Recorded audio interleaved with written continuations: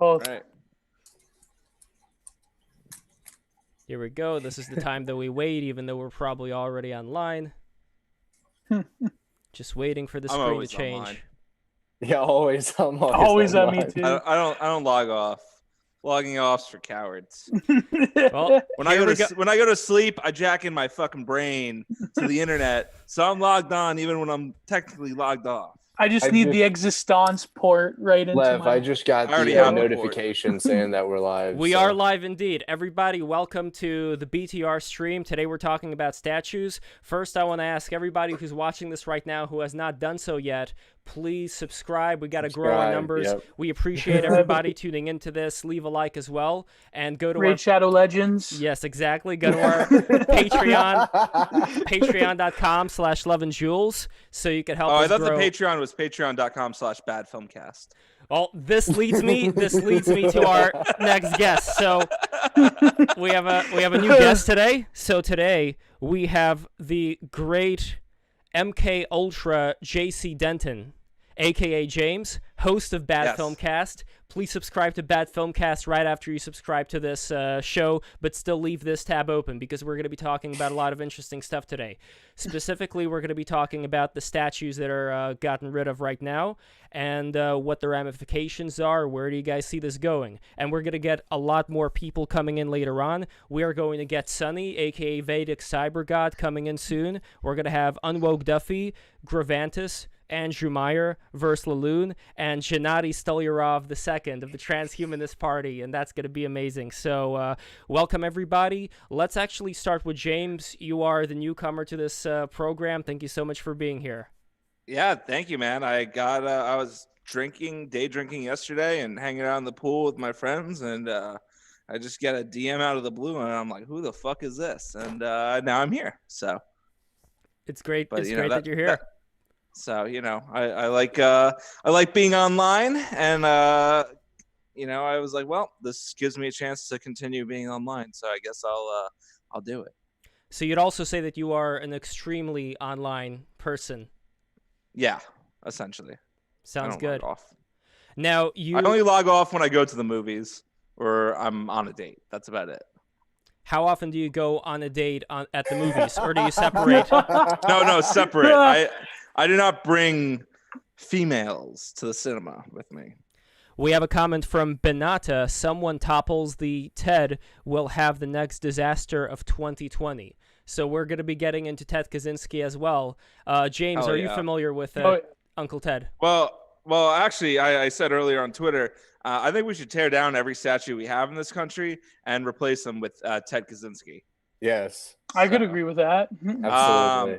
I was mentioning this to my friends yesterday, and one of them suggested also a statue of the guy who threw the shoe at Bush.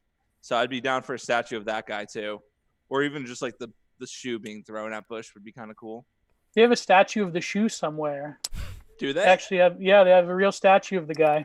Oh, that fucking rules. I also think we could use a statue of Chris Donner. I think that would be cool. Christopher Dorner, The Dark Knight. Yeah, exactly. But honestly, if we tear down all the statues, who cares? Statues are like kind of inherently like the most homosexual thing of all time. Not that there's anything wrong with that, but like, no one ever admits to it. Because like you're literally idolizing and sculpting, whatever statues are made out of, copper or marble or whatever, of another man and idolizing it. And if that's not the gayest thing of all time, I don't really know what is. Well, when I was reading Bronze Age Mindset, I remember one of the passages talked about this Greek statue called the Kurios, which I think it means like young man. And it was this very elegant-looking statue that made Bap kind of ejaculate without doing anything, not from a sexual urge, but just from appreciating the beauty of it. So Serpent Mound, what say you about the statues, and specifically, since I just mentioned Kurios, about the Kurios statue? And do you see a differentiation between the Kurios statues and the ones that are being torn down right now? Yeah, absolutely. So kind of what my whole like take on this, like, honestly, I'm not like an American Federalist by any means. Like, I mean, in my opinion, like, I don't advocate like tearing down statues or tearing down monuments, because like you said, like I don't really care that much. Like if you want to topple a statue of like Alexander Hamilton, like go ahead, I don't care.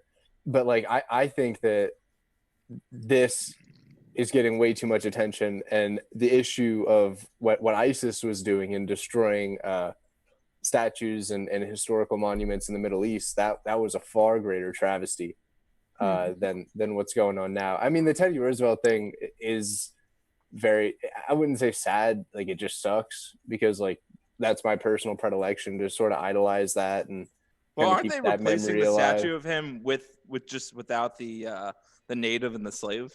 I don't know. I that- don't really care that much about it. I didn't look into it. I just saw That's they were what- getting rid of it. That's what I thought that they're doing, is that they're replacing it, my friend said. So, I mean, if that's the case, it makes sense. Or you could just throw the slave and the native on horses as well, because like the problem people are saying is that it's like, you know, Teddy Roosevelt is elevated above them. So it's like, you know, it's like he's like the God figure compared to it. It's all fucking dumb.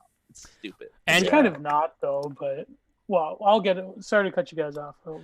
Well, I would love to get your take, Gio, but also we have Andrew Meyer joining us here. I just wanted to introduce everybody to Andrew. For those who don't know, Andrew is the Don't Tase Me Bro guy, the original in the flesh. Andrew, thank you so much for coming here. Do you agree with what the fellas are talking about regarding the statues? And would you elevate the Buddha statues that were destroyed by Al-Qaeda above the statues that are being gotten rid of now, as far as what is much more historically relevant? Well, there's nothing more historically relevant to America than George Washington, Abraham Lincoln, Teddy Roosevelt. That's why those guys are on Mount Rushmore. But I agree in a sense that, you know, people are going wild over it. It's not really the biggest issue in the country. But at the same time, what it really is a psyop.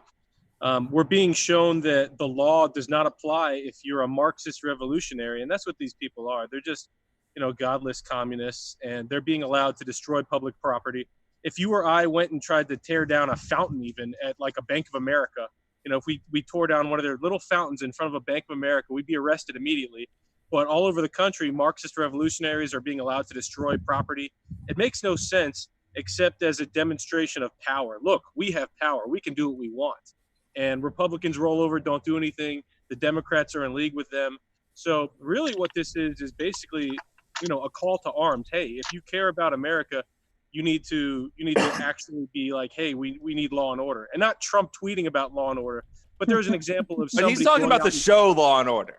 Yeah, there you go. I love how they gobbled Law and Order, even though Law and Order is like the most propagandistic, like progressive show you could ever imagine. I never ended up being Law and Order. It was before my time. No, that's not the real Law and Order, but like the SVU one that they're getting rid of now because it, you know, perceives cops in a good light or some stupid nonsense.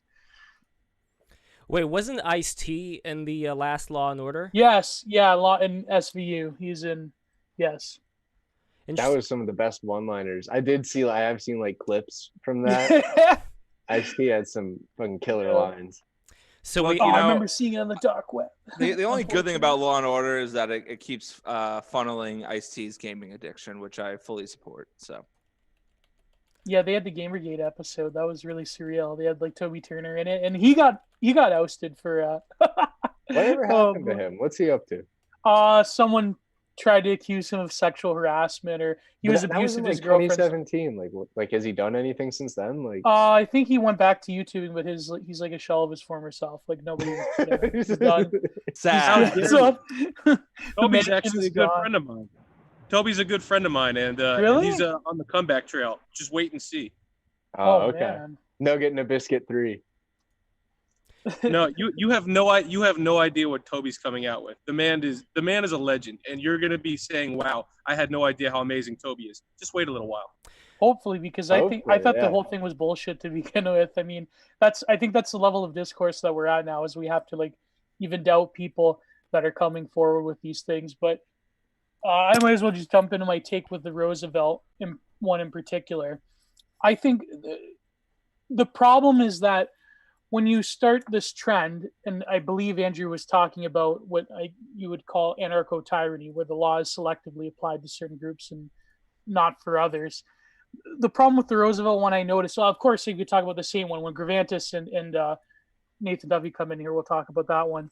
But with Teddy Roosevelt, I mean, this should be a very big disappointment to all right-wing Twitter weirdos right now, such as myself, because Teddy Roosevelt embodies the noble aristocratic spirit of the last final frontier that America used to be about. For example, that statue was to commemorate him creating the national parks and preserving the landscape. And the reason he did that, and of course I was taught this by an American professor who thought it was a bad idea because it's like, white privilege or whatever. But the reason he did a lot of those conservationist projects was to preserve the aristocratic ex-European class in America, to have a place of noble tutelage of the youth in particular, to learn how to live off of the landscape like the old European aristocrats used to do. And so to desecrate that statue, to me, I think is a really big loss, because he's not above the indigenous people. He is merely a preserver of the olden American ways, right? Yeah. So there's a really good book called Wilderness in the American Mind by Roderick Nash, I think his name was it? Yeah, Roderick Nash, and he talks about a lot about like sort of the American philosophy regarding wilderness, and you're totally right. Like the American view of wilderness, like really does stem from that sort of aristocratic, like very almost like high-minded philosophical ideas. Like it didn't start off as like, I don't know how you would say, like rednecky or bushcrafty. Like basically what he says is that in America, throughout history, the low class was the one that hated nature. I mean, if you go to the South, it's called white trash because there's white trash everywhere. That's literally why it's called that. It's I live in the South around white trash. It's a shithole. They don't care about nature. They care about nature more up where the Yankees live, 100 times more. Like in fishing, a good example. Oh, sorry, Gio, but like in fishing, a good example is like like the dissonance between bow fishing and regular fishing. Like bow fishing is like a rednecky thing that a lot of rednecks do, where you just sort of drive around in a boat at night with a spotlight and just shoot any fish that you can with a bow, and obviously you end up killing it, and a lot of times they don't use it for anything. But that's sort of that low class, like using it for just pleasure and sheer destruction, whereas like a higher class would be like what I do with classification, identification, like preservation, conservation, and observation, rather than just let's go kill something for no reason other than that it's fun. It's kind of like the plebs in the Colosseum wanting the animals to be destroyed with the whole bread and circuses that were going on at the time, rather than, doing something with those animals. Like, I don't know how bad things got in ancient Rome, but I could see that kind of degradation happening over time. I mean, I would be curious, though, the people who were coming over here, who were the ancestors of what people would refer today as rednecks. How different were they back then to what they are today, as far as living in the trailers and taking meth and all that stuff? Obviously, they didn't take meth back then. The Scotch Irish, as Bap says, is like the ethnic class of like wasps. So like the Scotch Irish always have these traditional, very low class vices of like alcoholism and drug abuse, and they've always been sort of that lower rung of, I guess you would say, like trailer trash. Like in ancient history, even the Picts and the Celts, for lack of a better term, have always sort of been that low class sort of, just hive of non-civilization. And even like, not saying that the Anglos are perfect, but in ancient history, that's like, the Picts and the conquests of Caledonia, they were perceived a lot that way. To be fair, they are Northumbrians. They're not descended from like Gaelic Scots or Picts. They're descended from Northumbrians, which are Anglos. Mm-hmm. To be fair, just to be ethnically fair to them, the Scotch Irish name is a misnomer. They're 100% Anglo. None of these people are Irish or Gaelic Scots, and people who are Lowland Scots are also Anglos. They're Northumbrians. So to be fair, I had no idea. Well, if we look back at, let's say, the Scythians, they took drugs. They these containers full of weed that they would burn and Did you like that tweet that I put out? I liked a lot of things that I've seen 100% recently. true. Yeah. Well, with that though, would you say that there is a differentiation between like a warrior caste using ethnogens and these kind of drugs for battle versus just for relaxation? One of the most important tenets of like Aryan tribal cultures before they adopted like Neolithic living was reverence to nature. So obviously, and especially even with these, like they were temples, they were mounds, they were sacred sites where they would go and they would do these things. It wasn't just like what you see now, or even what you saw 400 years ago when they were fucking coming over to the country and they're just like they're deforesting everything, throwing shit in rivers. They're like Indians. It's not American Indians. They're like Pajits. It's disgusting. They don't have any reverence for nature, and then they wonder why their living standards are so low. It's really gross. But Well, even I think yeah. No, Go on, I was Gio. going to say, I think the problem is that a lot of this sort of replicates throughout the third world. Having a lot of my family coming from Brazil, I mean, in the north where they're decimating the Amazon, in a lot of ways, they're almost forced to choose a life between being like basically a wage slave up in the north or to rot in some crime infested favela, right? So I think that's a big problem of global capital even moving forward, is that you can't really sustain these populations of millions of people if you're going to try to achieve some sort of Western, what do they call a Washington consensus vision of what a high standard of living is, because these economic pressures will inevitably decimate the primary resources of the landscape, right? So, sorry to cut you off. No, well, that's a good point that you're bringing up. I'm curious what you think of all this. I mean, this is slightly in a different direction than talking about the statues, which we are going to get back to, but I think it does still relate somewhat. Like a lot of these ancient civilizations, that's where you would see a lot of this idol worship, and we're going to have Gravantis on to talk a little bit about that and iconoclasm later on. But where would you stand in the current situation where we do have a lot of people in the third world, where a lot of trash is being created, unfortunately, where there's all this economic inequality, and yeah. Well, I mean, clearly we're gonna need to start doing a trash economy, where trash is money. Where trash is money. That's the only solution right now. We do that. We nuke India. We nuke China. We get rid of all pollution. The goal is by 2070. I agree with this guy. I don't know who the fuck this guy is, but his name is MK Ultra in his name. I'm a genius. Billionaire, yeah. Brilliant mind. I've never been wrong. Oh, People refer to me as the Elon Musk of my generation. James is also the host of Bad Filmcast. Another plug for Bad Filmcast. Go watch this right. after you watch the stream. Bad Filmcast. It's like if Cumtown talked about movies for like a quarter of the episode. That's pretty much what you're going to get into if you watch Bad Filmcast, or listen to it rather, because it's a podcast and you can't watch it. That's literally impossible. If you say you're watching it, you're a fucking liar, because it's all audio. That, or they got the access to the CIA cameras that are in your room. Don't get smart with me, Serpent. I swear to God. I will go through that fucking camera and I'll go through the CIA camera in your room. By the way, forthcoming Patreon on my end, hopefully soon. So, are you really? Nice? Congratulations! How does Prince end up coming out? By the way, good. Actually, I have to scan them. I'll release them probably sometime this week. Nice. So, yeah. So we have a comment from Mr. Hand. Shout out to Mr. Hands, by the way. Oh God. So Mr. Hand writes, "Where are all the statues going? What if wealthy people are just buying them up as collector's items?"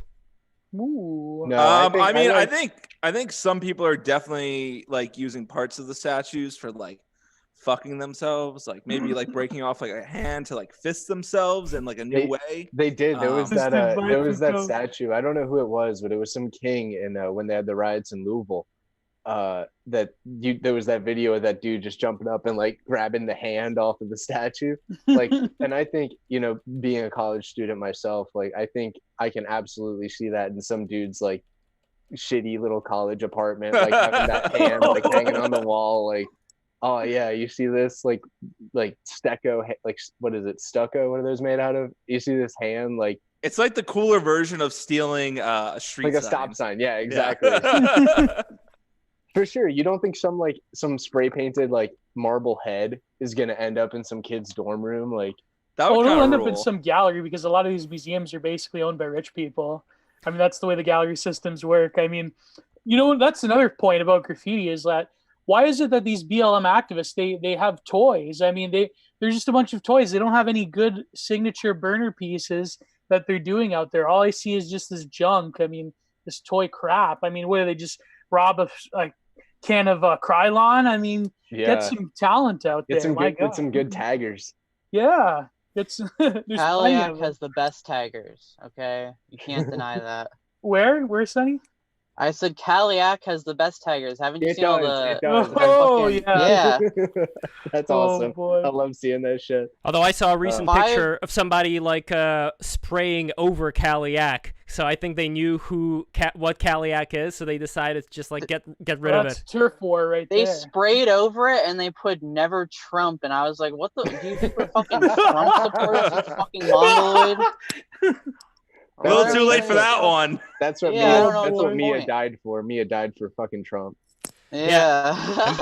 I mean, people probably already know this, but R.I.P. Mia's account. Sonny, R.I.P., man. R.I.P. is Mia coming back, or is this it? Is she gonna resurrect in another? Mia another Khalifa? form? She's coming on tonight? Yeah, man. Mia's gone forever, but if you check my bio, there's a new person that you should follow. Interesting. Okay, I'm gonna check your bio later on. How many times has everyone here got suspended? Never. None. I've never gotten suspended. Permanently what a bunch suspended? of losers. What a bunch Wait, of losers. permanently Yeah. suspended? Yeah, permanently. I've said I don't fucking believe the Holocaust happens and I'm not suspended yet, so I don't know. Fucking bullshit. I got my first main account suspended because I said to someone they were shitting on Fast and Furious, and I was drunk, and it was Super Bowl back in February, and I'm like, kill yourself, you base. fucking retard. I got suspended. It was the retard that did it. I got suspended. I made a new account immediately because I was drunk as hell, and then I got permanently suspended for ban evasion. Then my account never came back. Made a new account 2 weeks later, and then that somehow just got banned for suspension literally last month. I don't know what took them so long, but now I'm on my third account. Nice. Just That's come what- up with creative insults. That's all you have to I do. have- Yeah, That's what I apparently. do. Yeah, I I mean, noticed retard is that, my like- favorite word of all time, so I'm very partial to it. But I As much noticed- I like, me call- and my- I like calling people faggot, but I still can't do it. I just type it in like Futhark runes. well, see, Yeah. Download the Futhark rune keyboard. I'm allowed to call people retarded because I am retarded. So That's what Sonny, I know you've probably noticed this as well, but like the actual like very esoteric like right-wing accounts that actually post like if you know what you're talking about, that post the worst shit, like you'll never get banned. They care more about like libertarians that like post Q shit than they care about dudes Yeah. posting like SS flags. I'm surprised they he didn't don't get Trash care. World Citizen yet, eh? Well, is Or AJ Henry. He's that's been who up is forever. Trash World Citizen. Yeah. Yeah. Oh yeah. That's what he's at now. But yeah, it's, I admire the man for his dedication to black pill posting. he's a I mean, nice my guy. God, He's a how really can nice you guy. do it after a while? well when Like it if com- you talk to him, he's a nice guy. when it comes to somebody like Richard Spencer, he has appearances on all the major networks. So That's because he's a Fed. yes, Yeah. yes, he I is. also I Because he's a think fucking fed. I think Richard Spencer's a closet sissy. He is. Oh, bro. All of them are. definitely. Same with Fuentes. Same with Nick Fuentes too. Oh, Yeah, I mean, Nick absolutely. Fuentes definitely is. Nick Fuentes has so many fucking gay urges that he's fucking repressing hard. I mean, he blocked Audie, and he's been blocked, even though they used to be good friends, all because of Audie's bit with the cap femboy Ah. deep throating a dildo. Yeah. The Go whole to It had Godwinson, nothing to do go to with PBB fucking on YouTube. Nick. Wait, Go, so go to Godwinson's channel. They have a whole documentary on the Nick Fuentes Catboy incident. Lays out all the facts. Godwinson, People's Populist Press. Look them up. Yeah. the thing set you about straight. Fuentes, like even like the bodybuilding community, when back in this is like over a year ago, when Groypers and us were like actually like tight and we're pretty cool, but literally like if you know Nightly Glycine, like he reached out to Nick and was like, hey Nick, like if you're trying to project like a strong image, maybe you shouldn't like eat McDonald's every day, and you should start like lifting weights. Like you don't project, you don't have very good optics like, the way you look. And then he blocked like him and then every other bodybuilder, like trying to give him advice. Serpent, everyone go to YouTube, type in BAP Nick Fuentes. There is a clip from Nick Fuentes' stream where he like totally everything BAP says just goes right over his head, calls him a homosexual, calls all bodybuilding homosexual. I mean, who else does that sound like? Campbot, I'm looking at you. Speaking of which, he had a tweet about the statues. He said the same thing. He was like, just tear them all down. Who cares? Oh yeah. Well, he talked about the but statues. In all fairness, yeah. Not to say I'm a Campbot Janny. Okay, I'm a Janny for nobody. But in all fairness, he did say that they have tellurgic, demonic power to them, that there are things to be afraid of. But then it doesn't make sense, Campbot, because then wouldn't you want to avoid statues at all costs instead of tearing them down? I mean, look, Campbot's shitposting at least every like 3 tweets, so. Yeah, yeah. At minimum. There may be some the statues. Like, I don't think it needs more explanation. Like, is anyone doing anything? Are you gonna do something? No, then I don't give a fuck. You can make new statues. Who cares? I don't get why. I feel like people are getting they're getting hyped up by the news cycle again, and they're like, we gotta like. If you want to fucking go and do it, but if the Q boomers, chicken's fighting. If Q boomers aren't even doing it, chickens are then fighting? Yeah, I'm watching chickens in front of me fighting. That one of them just ripped one of the tail feathers off and was running around with it because it was trying to eat some of the food. But I hope that's not cockfighting there, Sonny. That's illegal, don't you? Turn on your webcam. I just wanna view for a second. No, it's not. I'm not a Fed. I'm a Fed. Throws badge out the window. I'm a Fed.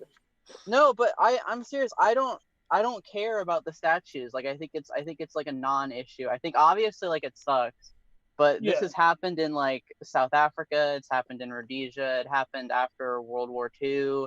It happened during Soviet times. Like I don't know. This is a cultural revolution. It happens literally everywhere. Where's all the fucking statues of Akhenaten? Like it happens everywhere. This is and if these people really gave a shit, then they should be trying to preserve the like textual legacy of these people instead of just like fucking cry. Like half of these people didn't even know who these people like the statues were. Obviously Roosevelt is different, but most of these people who are LARPing about Roosevelt, I know the people in here aren't like that because you guys were talking about his literature, but most of these people don't give a fuck. They never read anything. They don't care. But it's just news cycle. But isn't that then the whole point of the statues then? Because if you have so many totally illiterate people out there, at least you're going to have something that's present in people's views that somebody sometime in the future may look at it and say, hey, who's this person? I'm going to look them up. Because now it seems like a total historical reset. If it can't be remembered through oral history, it probably wasn't that important. That's my take. Look, we need to start putting up statues of more important, prominent Black figures in history, and we start with Tariq Nasheed. Yes, absolutely. I further this motion. Yes. That's what, if you just listen to the newest Babcast, he was talking about that. He was talking about Rastafarians and how they're the natural allies. I would say with the Chinese, what's unique and different about the Chi-Coms. Now, I took graduate courses with Canada's foremost expert, not to dox him, on China studies. He lived there during the Cultural Revolution. He said that it's crazy how they would put the statues of public figures away when they like quote unquote denounce them, and they were like totally anathema, they're capitalist shills. But then when a new regime comes, then the party like sort of redeems them. Yeah, and all their literature, all their books, all their statues go back, and now they're heroes to the party. Well, that's what happened with fuck his name, Xi Jinping. Like he literally was a pariah. Like he was I read something where he was like forced to like denounce his father like in public for like 10 hours or something.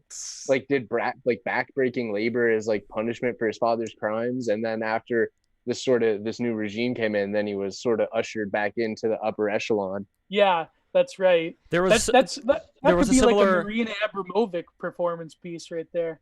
Well, there's this guy very famous in China, very famous Chinese poet, I King, who is the father of Ai Weiwei, and he was declared an enemy of the state for a pretty long time, like for years and years. They sent him out into the farmland, and they lived in like a hut or like a hole in the ground or something about the size of my recording studio over here. And this was Ai Weiwei's life from his birth onwards, so no wonder he has such a big fucking grudge against the government. But afterwards, they reinstated him back. Everybody started reading his poetry again. He became considered to be like a national hero. But yeah, like people do that all the time. Like they denounce people, then they bring people back into a fold. I guess maybe it's a way to control them as well, because like you owe your fame to being brought back in. Yeah. If I recall, Ai Weiwei, he's sort of still on the outs with the Chi-Coms, right? Oh, yeah. I know that Kai Guoqing, he sort of can still go back and forth because he was a student of the communists. But and he, of course, has dialogues with Bernard Groys, who is also a communist. So, yeah, it's like the Chinese art scene is actually growing right now. They've actually doing stuff that the Europeans have sort of abandoned. So it's interesting that you said that, Lev, because it kind of gave me an idea. Like I truly think maybe at some point, like we're seeing with Hamilton, like this historical race revisionism. Like, what if in 50 years they bring out the new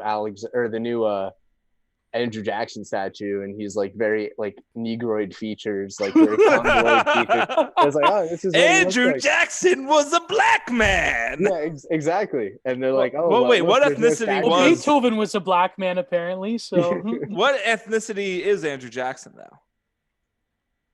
Because if he's Irish or Italian, then he's black. Yeah, it's true. Anglo-Saxon. Anglo-Jackson, yeah. The eternal Anglo. We have a comment from Bulat. The destruction of art symbols is not all important. It's an indicator that you either can't create new ones or that you're about to. And when we're talking about China, I mean, they're creating a lot of statues in China right now, right? They're creating statues in Mongolia. So people's morale there seems to be, despite whatever authoritarian things are going on, it still seems to be lifted. I mean, look, they created that big fucking cathedral, which I'll be honest, I am not a big fan of in Russia. I know the Gravantis is a fan of it. I think it's I am a fan of it. I think it's too tacky. I don't know, like the colors and that blue glass that they put on 5G towers outside. Yeah, the 5G. Well, I kind of like the 5G towers, but also they have this whole setup of the honoring of World War II, and for me it's totally smells of historical revisionism, because the way World War II went down with the Russians specifically, it wasn't like Alexander the Great situation where you had somebody in front guiding the troops, nor was it even like the Nazis did it. The way that the Russians did it was that you had these Russian generals who were sitting with caviar and with all the delicacies they could ever ask for in their own little section, and all the rest of the troops were sacrificing themselves. Like the first round went on the mines and they killed themselves, and the next round went, and the next round. So they were just throwing Russian flesh against everything, and it could have been done in a completely different way, I think, in a smarter way, and they would have still won. I just think that they were bloodthirsty tyrants. Well, I'd like some Russian flesh, if you know what I mean. The funny part about the Russian leadership in World War II as well is like, what, I don't remember the guy's name. I don't think it was Lukashenko, if I'm even getting that right. But the dude had like no teeth. Like he just had gold teeth, and his skull was all fractured from when they tried to. Yeah, from when they tried to like not gulag, but they tried to like get him to confess to crimes against the party, and they like literally like beat the fuck out of him and tortured him for days. And then he never gave in or gave a confession, so they just like gave him new gold teeth and were like, well, guess you're innocent. And then they had him lead certain parts of the Eastern Front.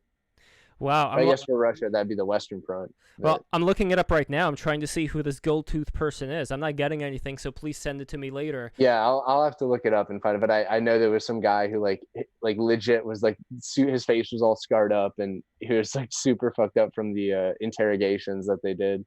And then they were like, oh, well. Yeah. Isn't this kind of revisionism probably more like pertinent to the fact that we should probably be more not skeptical, but just understand that like all history is revisionism to like an extreme degree, and that as the longer time goes on, it goes much more revisionism, and this is just going to keep happening, and we're only realizing this because we're like 20-something year olds who actually pay attention to things. But I mean, I think most people, even 80-year-olds would probably be able to tell you how much things have changed in like perception just of You and I are events. 20-year-olds, Sonny. The rest of these guys are fucking boomers. I'm a boomer. Are No, they- man, I'm 27 now. Yeah. Okay, you're a boomer. Shut the fuck up. Oh fuck! What the Isn't fuck? that like the Civil War though? I mean, don't people believe now that the Civil War was fought over just slavery? You know what I mean? Well, The yeah, Civil they War do. was fought over cat boys, Yeah. True. Maybe. femme cat boys. No, but seriously, like, what wasn't the Civil War fought for? Like various Civil- like economic reasons and. I feel like the Civil War was more fought over sovereignty issues. Like if the South actually won, they would have banned slavery within like 10 years. So it's yeah, like there even was like a substantial movement within the South that supported the Confederacy during the Civil War that like was a proponent of that. So it's but at the end of the day, it kind of was for slavery. That's the thing. That's why revisionism works, I guess. I don't think it was necessarily for slavery per se, but it was definitely fought over racial grounds. Like I know, I'm saying when you reduce it to like its core thing, so that like fucking 80 IQ people can understand it, right? It is over slavery. That's like what put it off, but it really wasn't. You know what I mean? That's like, Like it doesn't matter. They'll soon think that World War II was fought over the Holocaust, right? that's what people think. Yeah. That people do think that. They already people do think that. There was a documentary. No, not a documentary. There was like a World War II propaganda piece. I don't remember the title of it. Moldbug talked about it, which was about like Hitler is going to take over the entire world. There was not even any talk about the Jews in that document. It was propaganda piece. Even the Jews themselves. It was almost anathema in the 50s for them to even directly cite themselves in the Holocaust. They actually highlighted a lot of the other minorities that the Nazis, tried to exterminate. But then, of course, I believe, again, I don't want to get into the fucking Jew thing, but I believe the Finkel, he wrote the Holocaust Industry book. What's his name? Woody Allen. I think his name is Woody Allen. The researcher. Alan Dershowitz is his name, I think. Alan Dershowitz, Woody Allen. These are all names that Jeffrey Epstein, maybe. CGO. Ratzenberg. No, but anyways, yeah. Basically around the 70s was when the whole narrative. I remember Moldbug was even talking about this, but of course Howard Zinn. I think it was Howard Zinn, if I recall. Wait, was he the guy who wrote A People's History of the United States? Yes. Wait, actually, let me look it up. You guys keep talking. I'll look. Did you guys know during World War II, in the talks between, Churchill and Stalin and FDR and Stalin were really chummy, and they'd make jokes to make Churchill mad. And one of the things FDR said was, I wish I could give you 6 million Jews and put them in Saudi Arabia. And he told that to Stalin. That's on record. And he used that exact number, 6 million. Oh, wow. But the point being, even, our president wasn't, fighting a war to. Well, he was interning Japanese people at the same time that World War II was going on. Yeah. So Norman Finkelstein, that's who it was. Norman Finkelstein. By the way, Jewish sounding name. Lev, maybe you could. What's that? No, you're here now. Finally. Yes. Rich Poster. Follow him on Twitter. Terrible. So a little known fact about World War II is that both FDR and Stalin were Winston Churchill's bull. No. So little known fact, but it is true. Don't look it up, but it is true. I can confirm. Well, during that time, there were a lot of Stalinist agents that were taking over various organizations. They were calling the Innocence Clubs. This was in this book called. I believe it's called Red Terror, another Moldbug recommendation. No, not Red Terror. Okay, I'm going to find out what it's called, but it's a book that talked about how during the 30s and 40s, being a communist was super popular among intelligentsia, and not just a regular communist, but specifically a Stalinist, and how if you were not supporting of Stalinist Soviet Union, then you would have been looked down upon as a social pariah in all the big social circles in New York City and so on. And it is an interesting thing to think about that they would label all the other people who were like democratic socialists as social fascists. That's what they would call them. Oh, The Red Decade. Fascism was, The Red Decade. yeah. That's what the book is called. The Red Decade by Eugene Lyons. Oh, I need to look that up then. It's a great book. I've read a lot about communist infiltration, so I'll need to look that one up. I wonder if Moldbug has ever read Anthony C. Sutton. He probably has. But in the conspiracy movements since at least the 70s, Anthony C. Sutton has written a number of books. Like one of them is called Wall Street and the Bolshevik Revolutions, where he purports to have documents where basically the Bolsheviks were being funded by the Wall Street globalists. So I wonder, it sounds pretty similar Wait, to what are the Bolsheviks? Bolsheviks. Bolsheviks. Okay. Yeah. They were a lot of them were educated in the West and so forth. And they basically the Wall Street backers of both them and the Nazis. And we know for a fact that Wall Street was funding the Nazis. I mean, for example, Prescott Bush, the granddaddy of the Bushes, he was helping launder money for the Nazis through Brown Brothers Harriman. So it's all in the book Wall Street and the Nazis. Yeah, the Zionists were heavily supporting Nazi Germany too, which I don't know why people don't talk about that more. It's kind of like swept under the rug. But Stern Gang, Leahy was which What a is basically surprise! The Jews being self-loathing and hating each other. which is yeah, Surprise exactly. there.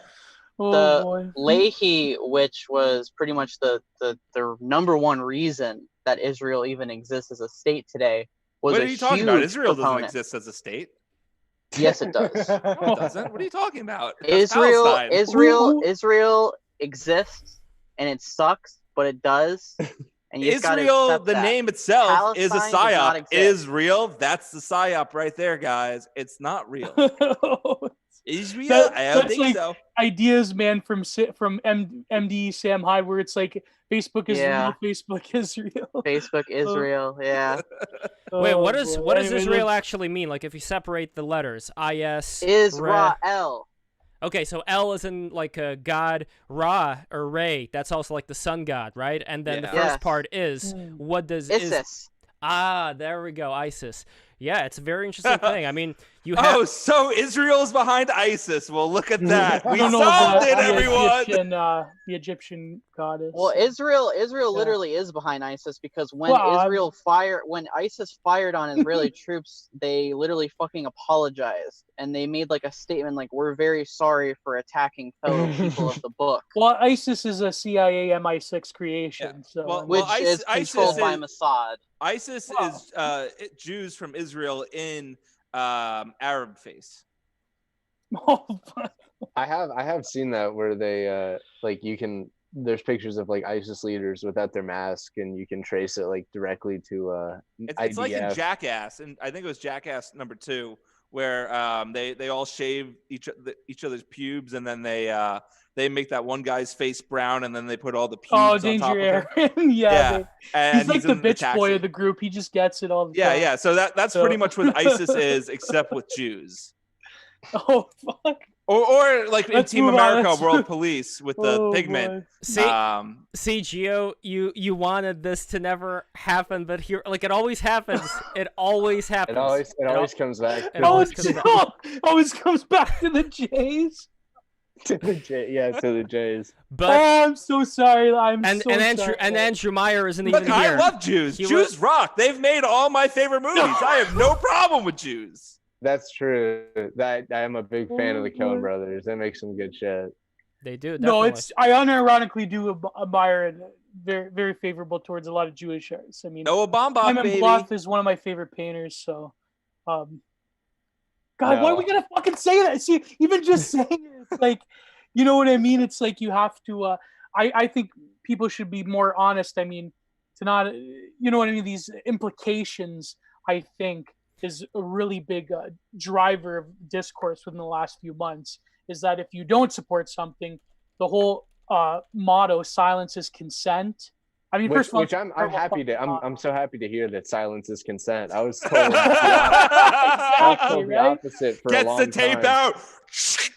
Yeah, that's what I was told for a really long time. Like you had to have explicit consent, and now apparently silence is consent. Positive consent. But see, they got rid of Law and Order SVU, so now normies don't know that you need affirmative consent because that show was the one that red pilled people on affirmative consent. So Now, an interesting thing that I did want to talk about relating to the Jews, since we talked about them before, I want to put a pin on this. I want to put a pin on this with one book that I'm reading right now, which I highly recommend for everyone to check out. It's called The Jewish Century by Yuri Slezina. I don't know how to pronounce his name correctly. But anyway, the book talks about not just the Jews, but also the Gypsies, and even like the Chinese in Southeast Asia. Zingara. Yeah, as being like... Venetians. Yeah, like being these groups that are in the periphery of society that like Market dominant minority. Exactly. Well, like the dominant society has certain things that it doesn't really want to do, so it kind of gives that to whoever it is in the periphery to do. And the two distinguish themselves in interesting ways. In cleanliness, for example, where one side thinks the other one stinks, and vice versa. So Jews... In reality, everyone stinks. Exactly. In reality, everyone stinks. I mean, some you people... can also read 1666 by Dr. Robert Seffer. It's another good book. That's about Sabbatai Zevi, I believe. Yeah, it is. Hey, Lev. This doesn't have anything to do with what we're talking about, but I want to know what your thoughts are on like the Ostrogothic Yiddish theory. Did you read any of that stuff? I was posting about it for like a week straight. Okay, I was not reading that yet, so I'm not too familiar about the Ostrogoths. I'll link it to you. It's really interesting. It's really interesting. What do you think, Sony? Did you listen to the newest Babcast where he was talking about why the Khazars adopted Judaism as sort of like a middle finger to both the Arabs, the Timurids, and the Byzantine Empire? Well, because they all said they couldn't do anything, and they were basically outsiders. They were complete outsiders. Like, the Christians were persecuting them from the Russian Rus. The Orthodox people, or not the Orthodox, like the Muslims were also persecuting them. They fought a fucking gigantic war with, I don't know, remember what the caliphate's name, but there was a caliphate south of the Caucasus Mountains that they got into a huge war with, and they would constantly get into, like, disagreements. So they just kind of picked it up because it already kind of worked with them. They didn't really expect much, and they had, like, a bunch of women that they could marry, which was sort of the plan, was to get them all to marry a bunch of women, Babylonian Jewish females, that they could integrate them into, because, you know, Talmud, it's matrilineal, to be descended, you know, as a Jew. And if you look at their Y DNA, it's all North Caucasus J or R. But if you look at their mtDNA, it's all, I think it's, I don't know if it's O. Is it O or C? Which is completely foreign to that area. Completely foreign. It's all Jewish. It's all like Iranian, Babylonian, that sort of area Jew. They're 100% Ashkenaz, like Jews in the matrilineal regard. But in the Y-DNA regard, not at all. None of them are at all. Like, they're all 100%. Very interesting. I'd be interested in looking in this further. But for me, what's interesting even more aren't the branches so much as the root, or if not the root, then let's say the thicker branches of the tree here. If we're talking about, like, you know, Atlantis, if we're talking about, like, any of these ancient civilizations, the Nephilim, things like that. Well, there's Atlantis, there's also Lemuria. I mean, there's all kinds of things that people talk about. Lemuria had no civilization. They were like Andamese islanders for the whole continent. I guarantee it. So where I've seen I'll eat my hat.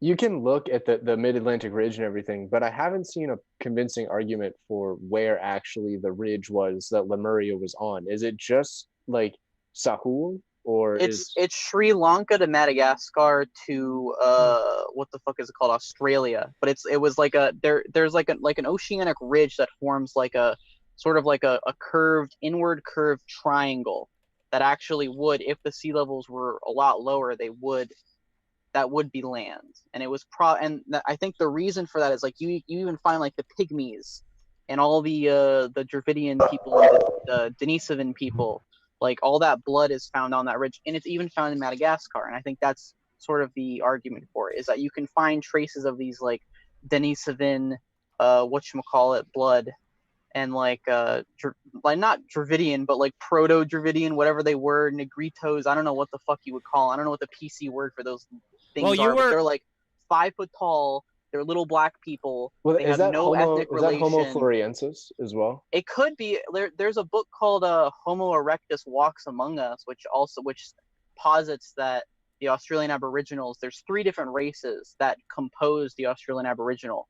and they proposed that one of them was just straight up Homo erectus, and one of them was Homo florensis, and the other ones are just fucking random shit, There was like Denisovan. There was a study recently that came out that said for sub-Saharan Africans that 30% of their DNA comes from what they called a ghost hominid. A ghost population, yeah. It's from a population. ghost.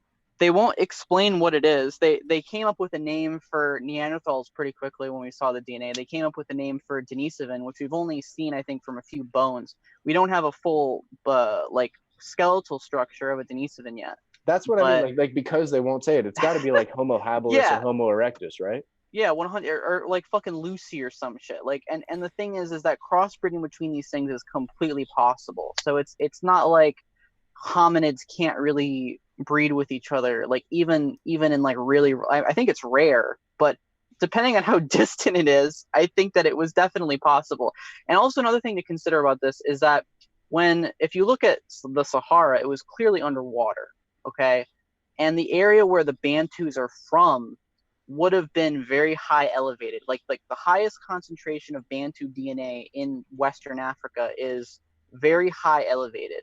So what would have happened is they would have been an island people, and then the land would have sunk and then rose because of, land rises, but the water also went up and down because of And that's the Dark Knight also rises. Isostatic depression.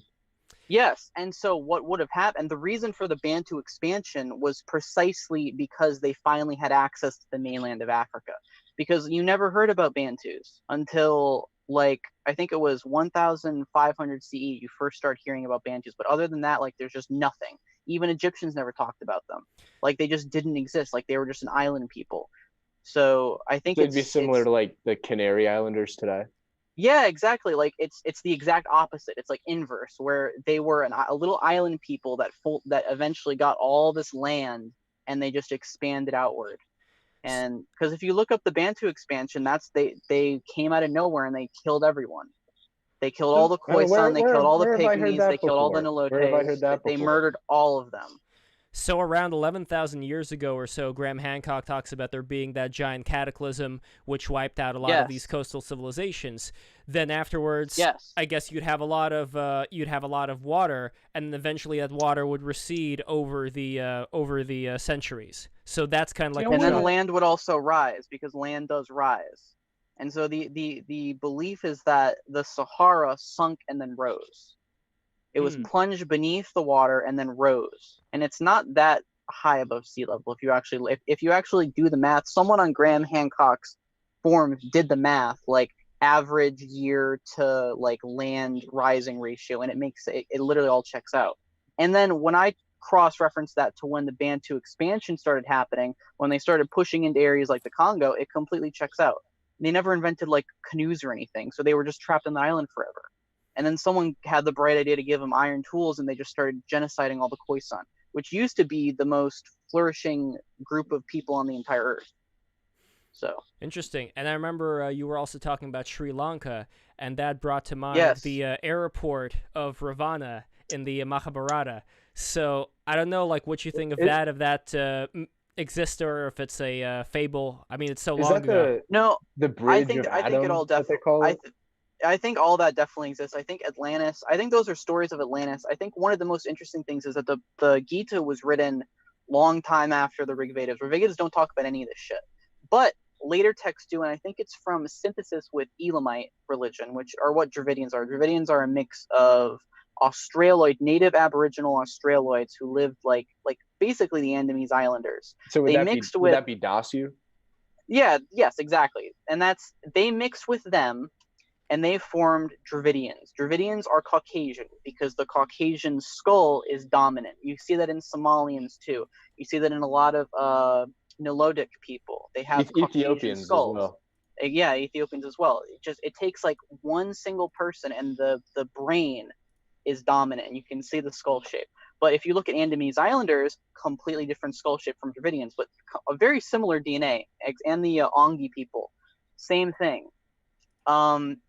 And the Elamites were an Atlantean people, and they descend from all the way back. Their oral traditions are a lot different. But when when Vedic Hinduism and whatever the Elamite religion was merged, a lot of these stories came in, and I think a lot of those stories about atomic wars and spaceships, stuff that can be interpreted like that, are probably more from the Elamite side, because none of that was mentioned ever in the Rig Veda. But I do think they're real, though. I just don't care about them in terms of like spirituality sense. But in terms of like a historical sense, yes.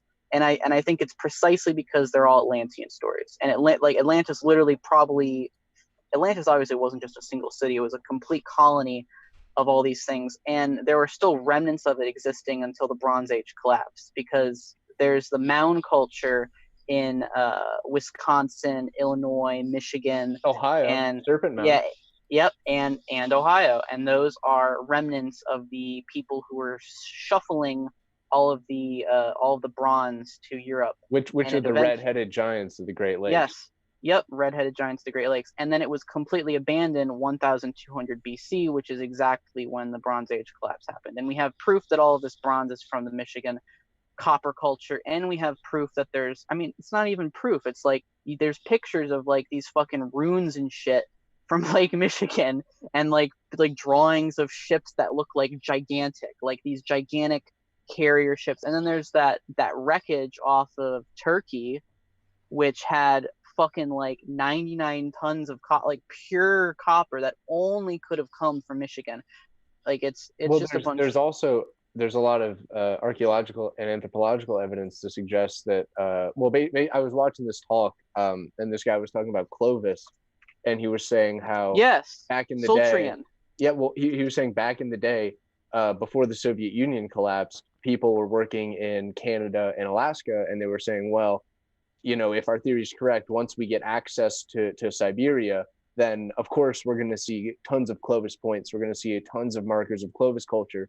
Because at the time they thought, okay, well, they must have come from, the Bering Land Bridge. And when the Soviet Union collapsed, they actually started working in Siberia. They found nothing that even looked like Clovis. And all the Clovis points that they found were almost identical to ones in Europe at the time. Yeah, I mean, have you seen my I keep posting this map. Literally anyone listening, just go on Google Images and look up R Y DNA haplogroup, and then make another tab. Look at the first image. It's pretty interesting because there's this gigantic thing of red on North America, right around where the Clovis culture is, right around where all the copper is from. And then make another tab and look up XMT-DNA. And what's just so crazy is that all of the Chesapeake Bay and Great Lakes has a very high, I think it's like 10-20% of native population of XMT-DNA. Now, how the fuck did those people get there? And where is it most common? The places where the Sea Peoples destroyed everything. It's most common in Turkey for mtDNA. So wait, I'm not getting look at the map. I'm not getting a result for XMT-DNA. What are the letters there? So it's X, then it's XMT-DNA map. I'll look it up. mtDNA.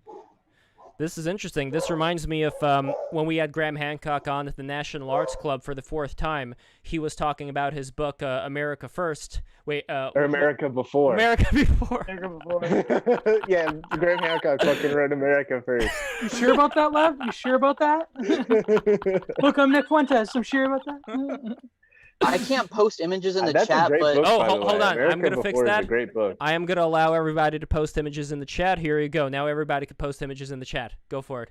Okay, I just Oh, saved Sonny, it. I wanted to ask you though. Yeah. Do you believe in the? Of course you don't. Do you believe in the out of Africa theory or the multiple origins theory?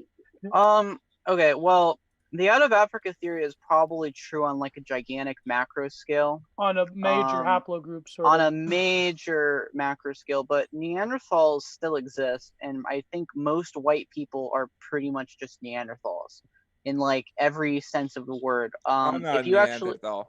you probably are. I can. No, I'm I'm looking not. at your phenotypes. I'm not. Your phenotypes. No. You're pretty. No, Well, I'm not. No, well, I'm not. anyway, let's like you were talk saying, they about found what.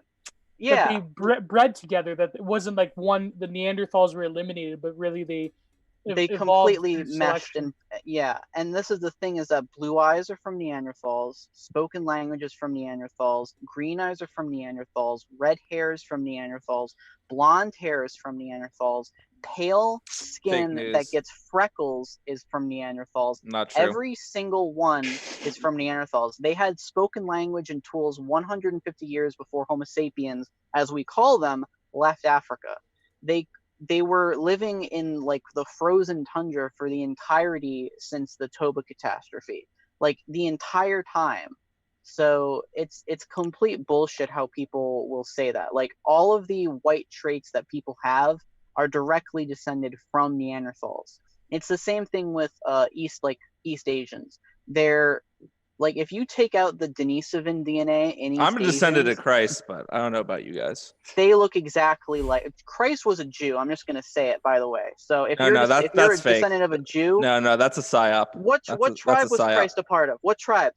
He was not. He was not a part of any tribe because he's not What a Jew. tribe was he a part of? Wait, let's ask Oh, Gravantis. boy. Gravantis, you're much more knowledgeable on this than other people here. So, what I'm the tribe... most knowledgeable person on everything that's being talked Wait, by the about. way, I just don't want to. James, I do want to ask you this. Is your background going to get us kicked off? Because I don't know what YouTube's rules are here. Oh my God! Look, you can see the glistening fucking. Oh no! It's a Krispy Kreme donut. That's it. That's what it is. Don't worry about it. You know, I almost put on something worse, but then I'm like, I don't know where this is going, and I don't want to get them banned. No, the YouTube Jannies were gonna come. Yeah. And they're I think the Krispy Kreme frosting is fine. So sorry in advance if I ruined it. No, we're still you on. totally just destroyed Gravantis.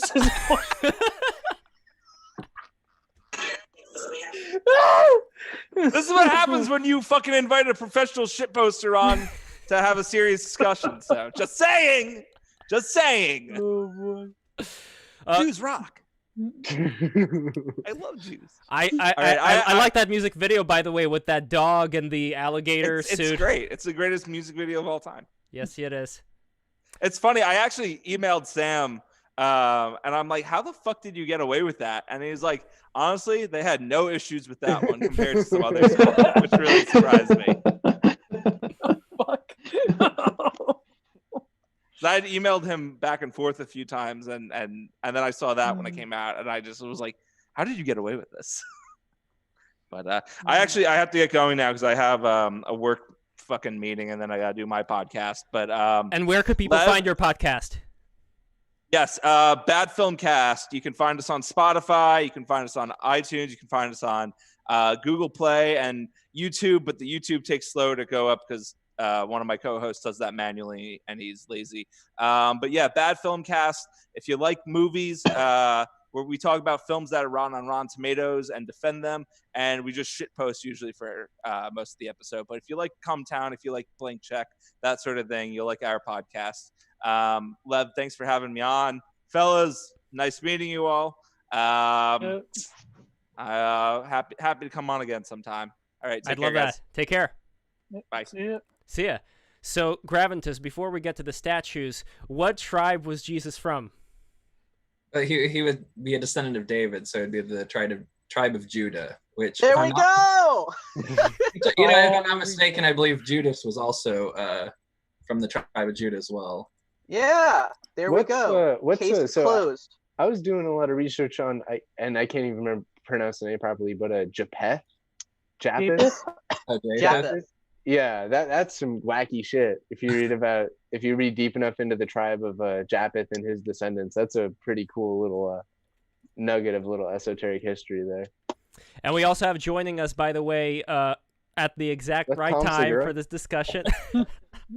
We have Unwoke Duffy, the illegit on Twitter. I'm gonna put your Twitter stuff in the name as well. But thank you so much for joining us. We were just talking about what tribe Jesus from, tribe of Judah, and from there I wanted to get into the discussion about the statues, what's going on right now. What are your two guys' thoughts on the current situation? Do you see it as a form of like a new wave of iconoclasm driven by a different kind of religion.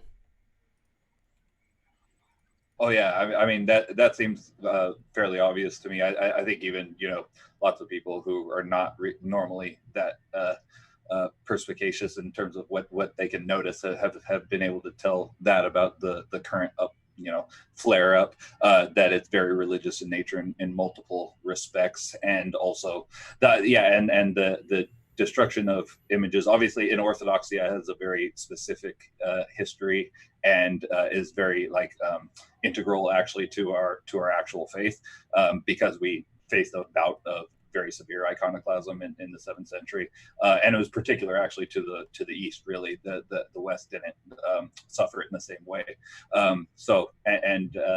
And because we have a history with it, and we know what it looks like. And obviously for us, it's a very iconoclasm has a specific theological meaning. It's a theological heresy essentially, because it's the destruction of images of Christ and the saints, and it's a statement that it was taken at the time to be a statement that Christ could not be depicted. So it was essentially a denial of the incarnation, and so we have that very specific history with iconoclasm. But this is obviously new, and it's not primarily attacking Christianity. It's primarily attacking essentially America, and which is has Anglo-Christian foundings, of course, it's a very similar spirit of iconoclasm, I would say, in very, very many respects. Although not all destroying of statues from our perspective is always wrong, of course, because when Christianity evangelized a pagan culture, statues were removed. So that's not something that never happens, something that is always bad from our perspective. But in this case, I think it's very clearly just a kind of nihilistic and destructive impulse that's driving it, for sure. I would say it's kind of like, I don't know if Sonny, you'd agree with me here.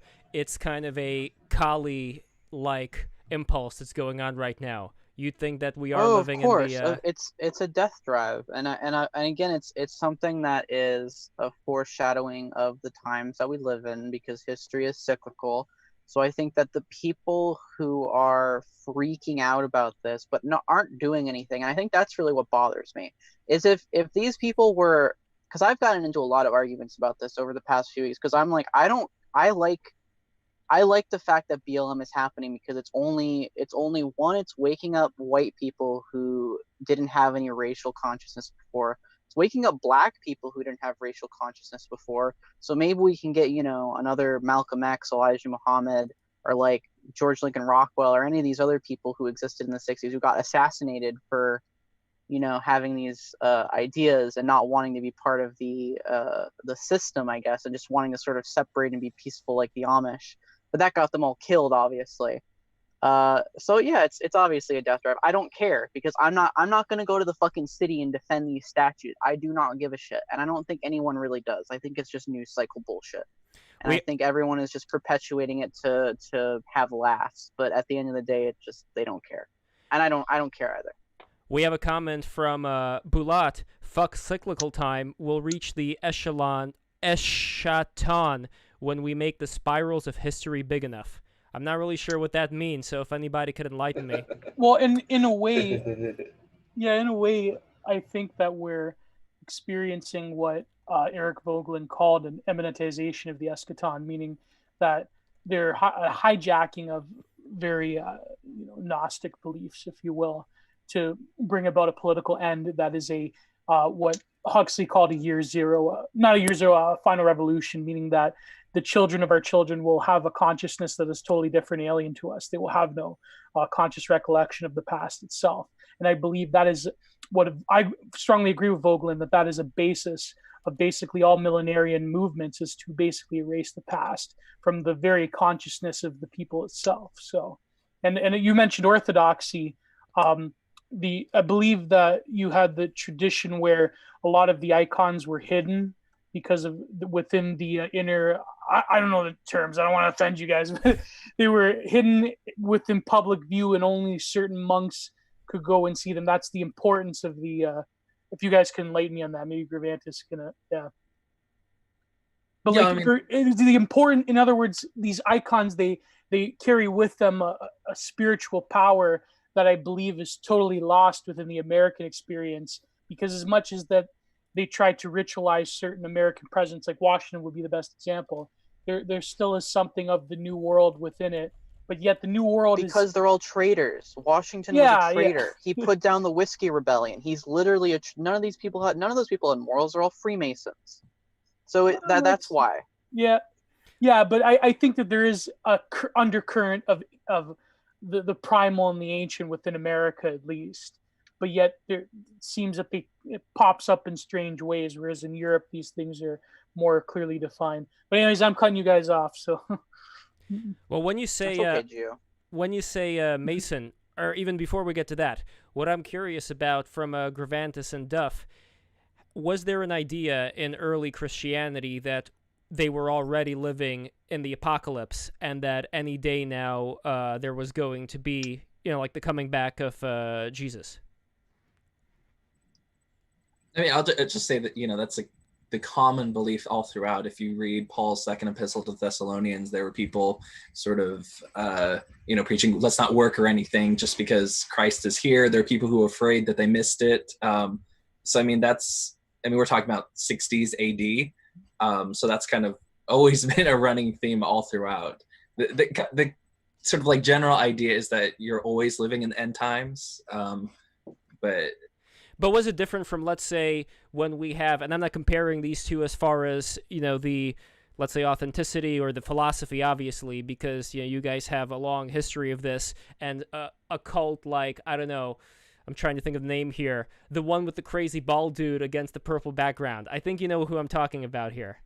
There's like several cults that they wore pajamas, purple pajamas, and they drank poison so that the aliens would pick them up. It was like their god. Heaven's Gate, exactly. Heaven's Gate. Yes, Heaven's Gate. So Heaven's Gate thought that, any time now the end times would come. Same thing with a lot of these other new age cults that spring up that say any time now the aliens are going to arrive or Jesus. And they were right. They were right every time. Every time they were right. Well, this is what I'm curious about as far as how many of the great thinkers of that time in Christianity were firmly in that belief, or was it more of a fringe thing that some people adopted, some people weren't exactly sure? Like, I don't know what St. Augustine thought about that, or any of the other greats. Well, kind of the main idea, in Orthodoxy, there's the end point, sort of when sort of everything comes back together, Christ's return. But the focus is always on the particular person themselves. If the end of the end of the eschaton is tomorrow, but I die in an hour, then that doesn't really affect me. The idea is the focus on one's own personal and preparation of that. Because, when you die, that's when you come face to face, regardless of if it's when Christ comes now or, 30 years from now when I'm already long gone. So it's the idea of not to get too obsessed with the sort of end time predictions, because no one knows when it's coming. That's I don't know, obviously I'm not a biblical scholar, but there's that quote of not the hour nor the day. Yeah In Revelation. Then Christ, where he says no one knows, the angels don't know, only God the Father in heaven knows. The idea it's going to come like a thief in the night. No one's going to have sort of chart out their prediction, their calendar. I saw an article or something where we've predicted the dates. 1980 is when Christ returns. These kind of weird. And they were right. He did. Yeah, in like 1980. Southern American Gothic sort of. Yeah, like it says in Psalms, I believe 130. My soul waiteth for the Lord more than the other man waiteth for the sun to rise in the morning, sort of deal. So I think that gets into the question, though, of a lot of these heretical, biblical fundamentalist sects that predict the end of the world. Why is it that it seems that it's a particularly North American phenomenon to have biblical literal? I mean, I know you could say genealogically because the Protestants that came over here, they were kicked out. That's the answer. Yeah, but it seems that America's a strange vector to a lot of these end time cults. No, honestly, that is the answer. That's really it. That's the answer. I couldn't even formulate anything more than it's just because they're all crazy Protestants. Yeah, you give the average person the ability to read the Bible and interpret it for themselves, they start saying dumb shit. There you go. Well, that happened at the very There you go. that happened in Munster, Germany, with the Anabaptists. I remember. Oh my Yeah, god, that's right. Munster, the fucking Anabaptists. I love that story so fucking much. That's I a try to great tell one. that to like everyone. And I'm like, this is the people that founded America. These are the people. Wait, no, wasn't it the Masons? Would you conflate They those? were all Masons. They were Masons. That's right. Yeah. Okay, so from what I'm getting, Masonry is basically, you know what, we're just gonna take all this knowledge and just run with it and just like do our own thing and see what happens, and we're gonna run into some problems here and there, but we're gonna work it out. I don't know, that's kind of like, I see it as turning away from an organization, from like a very long and strict organization that's been around for a long time, like the Orthodox Church. But it's kind of like, also, it seems though a little bit Promethean in a way, where it is kind of like stealing the fire of the gods, or in this case, stealing the fire of the clergy, and kind of like using it to put a monolith here and there and just channel some kind of energy. But at the same time, I mean, look, we had these organizations around who were helping out poor people in the city. Nowadays, we don't have that much of those organizations anymore. So I can't look at that and say, ooh, this is like evil satanic. You know, like they were helping folks out in their local community. What's wrong with that? With the Freemasons, I think that it's obvious, like, with like the Jesuits, where obviously they've done good and bad. But when I say Freemason, I'm not talking about people who just join their local Freemason club. And I don't even mean really the organization itself. Like, the Egyptians were Freemasons. Like, all of the ideas, like, Freemasonry is a continuation of the Atlantean legacy. Like, it's a logical continuation of the mysteries of the Atlantean school. And when I say Freemason, I'm not so much talking about your average Joe going to his Freemason club, whatever, or even Freemasons 100 years ago, but it's people who are initiated into the mystery schools of Atlantis. And when I say mystery schools, people use it as like a woo-woo, like, oh, scary, satanic. A lot of that's all bullshit. Like, it's people who think that like Saturn is like fucking hell or something. Like, they're just, I don't know, their brains are broken. But there is obviously a very left-hand path to a lot of what the Freemasons do. And you can see that from their like associations with many of the Templar organizations, which my great-great-grandfather was a part of, the Knights of Malta. And I don't know, it's very clearly a continuation of these things. So I think one of the things that people always get stuck up on about this is, oh, the Freemasons are just a club, they do all these good things. Well, yeah, the Jesuits do too, but they're still kind of like horrible. They're still an evil organization. And I think you can still do good and bad, especially when you don't really believe in morality, which a lot of these people don't. They don't believe in a eternal morality. They believe in like their own fucking version where they can kind of do whatever they want, and if they're externalization of the self, and they also believe in karma in like a very materialistic way. So I'm doing good things, I can go rape kids now. It's sort of the mentality. And it literally is. Like, if you read a lot of their documents from like the 1800s, they'll say shit like, oh, karma. Like, they don't say karma, but they talk about like punishment from God. Like, well, you might have done all this bad stuff. I'm not sure those things balance out really well, like doing a few good things here and there. But this is, I think, the problem with Freemasonry. I know. They literally believe it, though, because it's bonkers, but they literally believe it. Wow. But this is, I think, the problem with Freemasonry, and that, I mean, I know from the literature I've read, well, for example, you couldn't be a Freemason and be a Catholic for the longest time, right? But even within esoteric literature, perennialism, for example, there is a very hot debate whether Freemasonry was a perversion of a lot of these doctrines. I know that Charles Upton, for example, he has a very unfavorable view of not only Freemasonry, but the Theosophy societies when they were going in and they were basically pillaging all of these European mystery schools, and they were trying to match it together with Christianity. It just doesn't work. And I mean, of course, Charles Upton, he's a Sufi, so that's his bias.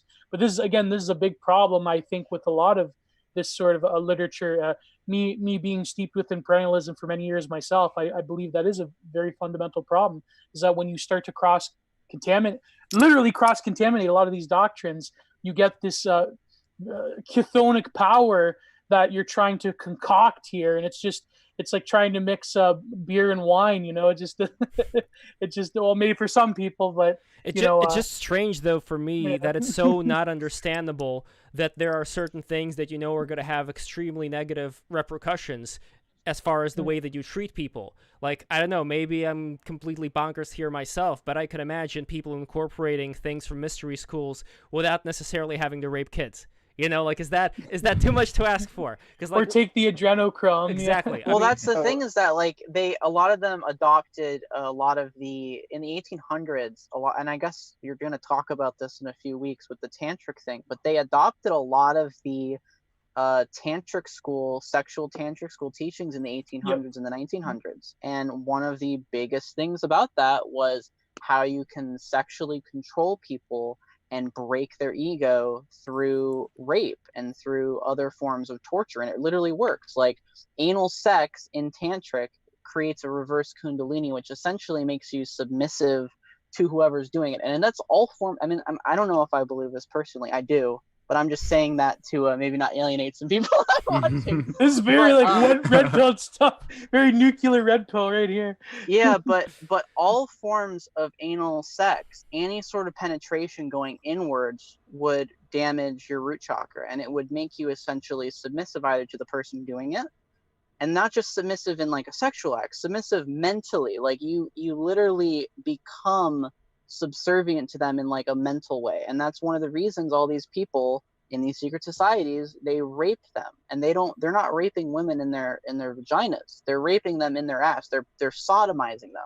And it's one of the reasons sodomy was banned in so many places. Like, people talk about Greeks and Romans the Greeks raping people. They did actually. They did not sodomize people. They practiced intercurrent sex, and they sodomized people as like a punishment, or as like a form of control. They sodomized slaves, but relationships between men were never sodomy, at least not like typically. Like, you know what I mean? Like it was always looked down citizens, on. male citizens, because you weren't considered like male. Like, and it was completely. Yeah, it was completely looked down upon. And that's the thing, is that it was always, the sodomy thing was always been. I think that's one of the pushes for it, is that it's so interesting how, LGBT stuff is pushed so much and anal stuff is pushed so much, but no one talks about any of the other ways that people used to do it with the same sex. It's very anal focused. And I think there's a reason for that. And I think it's because it creates a slave class of docile people who are just willing to do whatever you want. Well, here's an interesting thing that I found out from Giorgiani's talk with Jeffrey Mishlove when he was talking about Mithraism. So in the Mithraic Mystery School, according to Giorgiani, you had the grade of Nymphus connected to the planet Venus, and there was a ritual where the grade of Heliodromus was supposed to have anal intercourse with Nymphus to have Nymphus submit, but eventually Nymphus would become Heliodromus. And you have all other kind of allusions to what this mystery school was, according to Giorgiani, where you have the pirate flag with the bones at, I believe, like 30, was it 23 or 33 degrees? I don't remember. But the idea Probably behind 33. And of course you have skull and bones. The idea, according to Giorgiani, behind all this Mithraic stuff is that because our planet goes through the processions of the equinoxes, we have all these different eons to try and fight against fate and order, where the skull in the Skull and Bones, according to Giorgiani, was supposed to represent this never-ending order, but the bones was supposed to represent this chance of free will being able to go against the order and not just have everything be completely stationary and at peace. So I don't know if you ever heard this interpretation before, but it's a pretty interesting one, I think. So to get a little bit more back on topic, we talk about statues, and we can talk about the Masonic or sort of esoteric symbolism of a lot of the older statues within the United States. Like, I guess the Washington Monument is a good example of, why is there a giant obelisk in Washington, D.C.? And most people don't even know what an obelisk is, so it's sort of like above the normie perception. It's like, oh yeah, it's a big spike. They don't really understand what that is. But, that's, I don't know, trying to find some bridge to what we're talking about now versus the topic is, like, why is there you know, I can't think of any other examples off the top of my head, and I'm sure you guys can. Well, but not just the obelisk. I'll give you the best example. If you go on Google Images right now and you look up what was Las Vegas shooting. Just look at where it happened. Mhm. Just look up Las Vegas pyramid video or Right in like front image. of the It's pyramid and obelisk. yeah, and the yeah, Sphinx. right in front of the pyramid and obelisk. But yeah. actually, just to talk to the obelisk, there's also another monument over there, the Vietnam Memorial Monument, that was deliberately made to look like a vagina, as like a counter to like the phallocentric energy of the obelisk, which I think also speaks to like the age we're in now, that they deliberately created like a feminine, like gynocentric monument from like Vietnam to like mark a new era. It's everywhere in society. I mean, I don't mean to shill, but I do mean to shill. If you go to Rocco Reviews by my good friend Seneca Reeds, published, it's 2 parts now, 3rd part about to come out.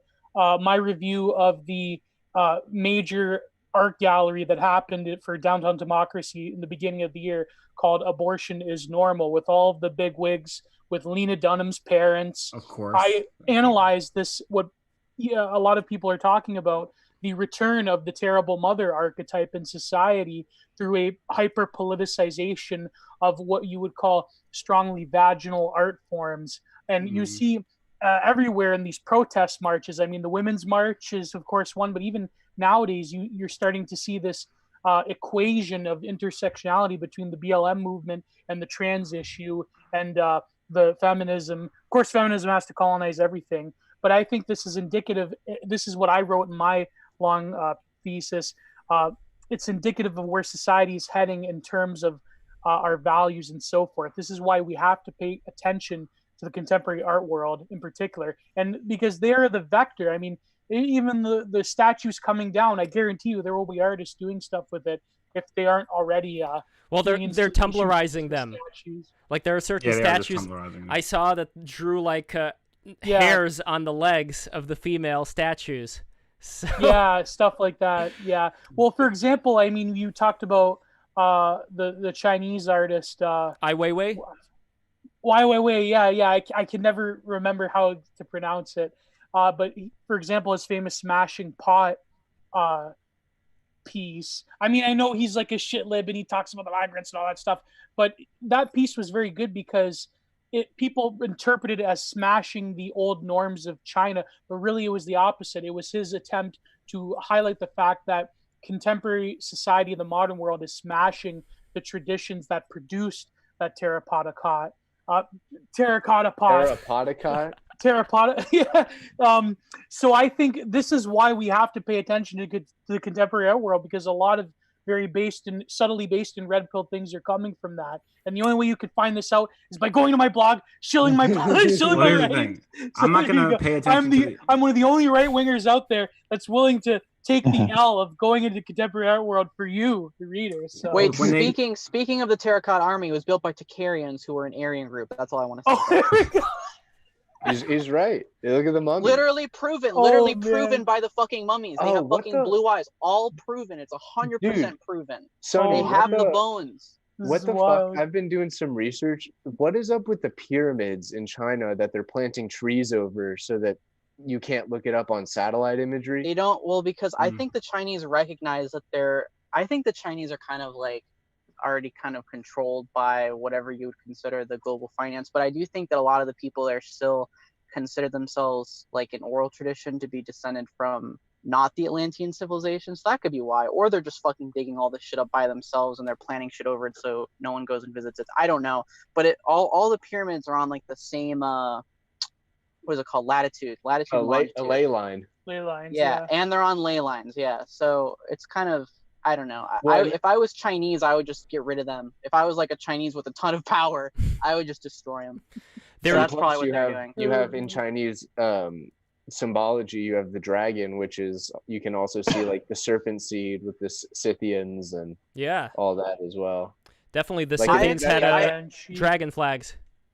Yeah, exactly. I did a thread on this like fucking last year when I had like 100 followers, where I went through like how China was founded by not Scythians so much, but like Indo-Aryan horse rider people. And it was, if you actually, it's a rabbit hole that you can go on, because it's not really hard to find all this information. You just have to connect the dots. If you go on Google and you look up oldest Chinese civilization, then you go to the oldest city that was there, and then you read about the oldest city. It was founded by these people from the north who looked way different than the people they were conquering, and they described them Chinese so. tradition of being BTFO'd by horse raiders. Yeah, exactly. On the steep. Well, that's return to tradition for sure. We have a Terrible Tao with us, who's a fan of Taoism, and one thing that I am considering is the possibility of Lao Tzu and Buddha being the same person.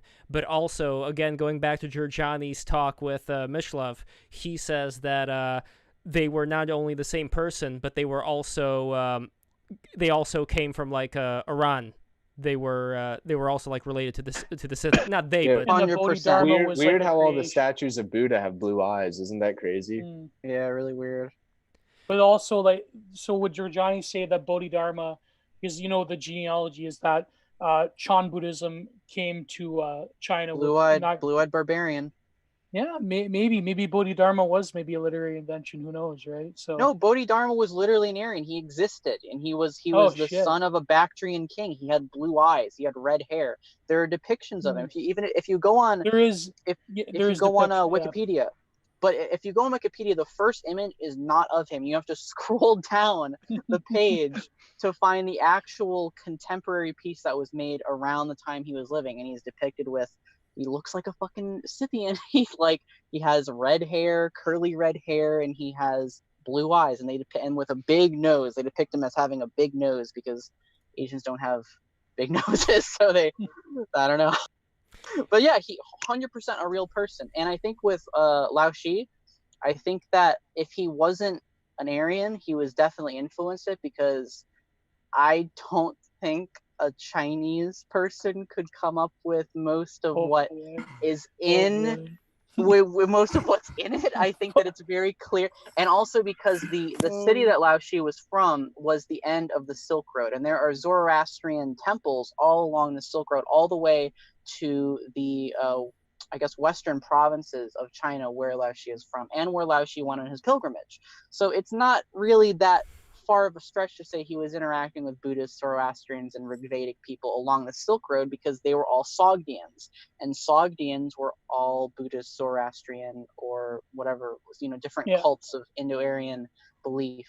And so it's really not that hard. I think that obviously a lot of Taoism is just ancient Chinese belief, but I think that specifically Tao Te Ching is not Chinese in origin ethnically. I think that it's obviously part of China's heritage, but I don't think that it's I think that Confucianism is more what the Chinese mind would conjure as a belief system. I don't think Taoism is something that really comes naturally to the Chinese people. Taoism was always on the outskirts of Chinese society to begin with, right? Yeah, exactly. And it came from the Silk Road. So we have a comment from Such a One, great meme maker, by the way. We was Daruma. For those who don't know, the Japanese Daruma doll that was based on Bodhidharma.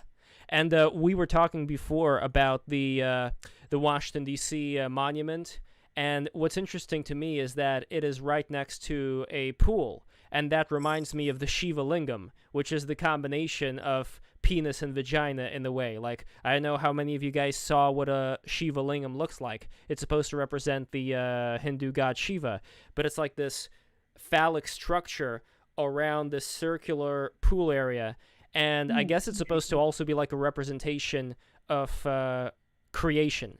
So with that, I don't see some of these more ancient things as being necessarily abhorrent to the state that we're in, but talking more about certain, like as above, as below type of stuff. I don't know if you would agree with that or not. Like, where would you draw the line between this is something that represents our perennial nature to this is something that's making a mockery of it? Interesting. Were you talking to me? I was talking to everyone, but I'm curious what you think. I think I don't know how to really answer that in terms of like making a mockery of. I think that a lot of this stuff is obviously like just normal human nature. I think that people sort of, I think it comes from a Judeo-Christian mindset, honestly.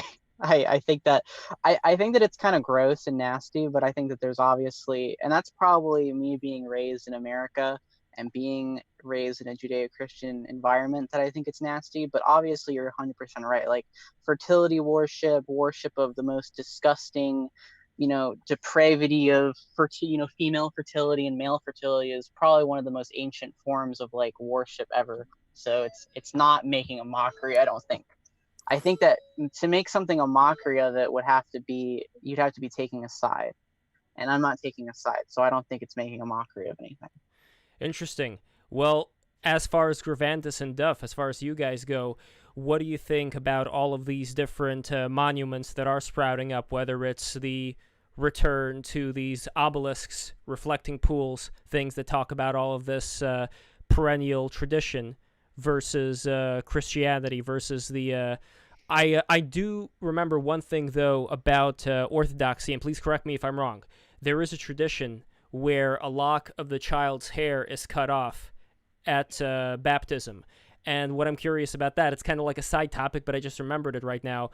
What is that supposed to symbolize, and is there any exchange going on there as far as something being taken away from the child at birth with the lock of hair? Yeah, well, I can answer that part of it. So that's basically within the baptismal rite in Orthodox Church. There's various phases. There's like anointing with oil. There's the actual baptism. There's the washing, and then the one of the last things that you do is the cutting of the locks of hair, and it's kind of done in the shape of a cross on your head, like some from each side in the name of the Holy Trinity.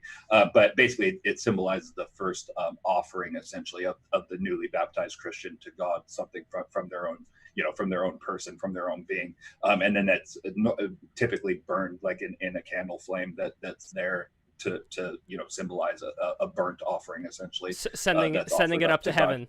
Yeah, exactly. And so from I mean, I was baptized as an adult in Orthodoxy, so they did the same thing to me.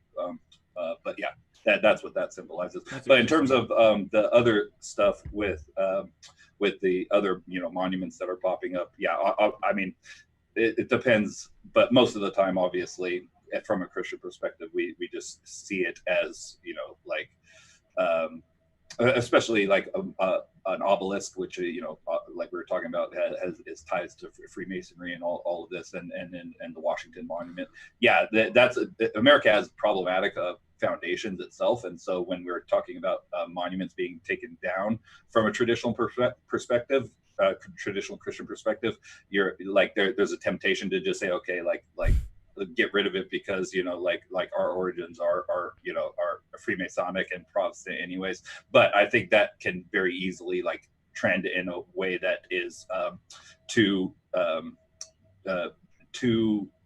basically where you're committing the folly of not covering your father's sins, kind of thing, like Noah, where he like, or Noah's son, where he basically covered him up when he was drunk to shield him from a kind of criticism. And that's kind of like what part of what Christians are supposed to do, is not especially with our ancestors and our fathers and people who've done, we don't go around like looking for the faults, and in this case, obviously, we don't have the same connection to someone who founded our country as we do to our fathers in the faith or to our actual fathers. But at the same time, we still do live in this country, and so like basically, I think that's going a little too far. Although, of course, at the same time, I'm fully willing to recognize that it's a problem and an issue, and that and critique it for all that it is. So that's kind of my view on all of that stuff. So you're more anti-cancel culture.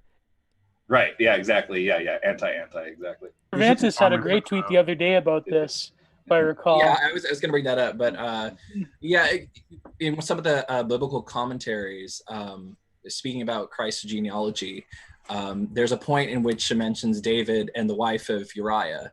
For those who don't know, King David had Uriah's husband essentially killed so he could have her. And that's mentioned in Christ's genealogy. And in the commentary by Saint Theophylact, he mentions that, that's specifically in Christ's genealogy, that we shouldn't be ashamed of our ancestors, that through our own virtue, we sort of elevate them. So, we don't attack those who came before us. We can acknowledge, their failings or whatnot, but we don't try to destroy their legacy or anything. Yeah, that's why. Well, the problem that the U.S. has, unironically, is that, this one's probably gonna give me more flack than most things, is like our country is like legitimately founded upon immigration on a large part, but we never ever curtail it, especially in modernity. It's really easy for modern immigrants to be like, oh, the country's founded on colonialism, blah blah blah, because they don't have any real ties to the nation. It's you're not going to see true proper Americans who've been here for several generations, or even Black people who've been here for several generations saying this.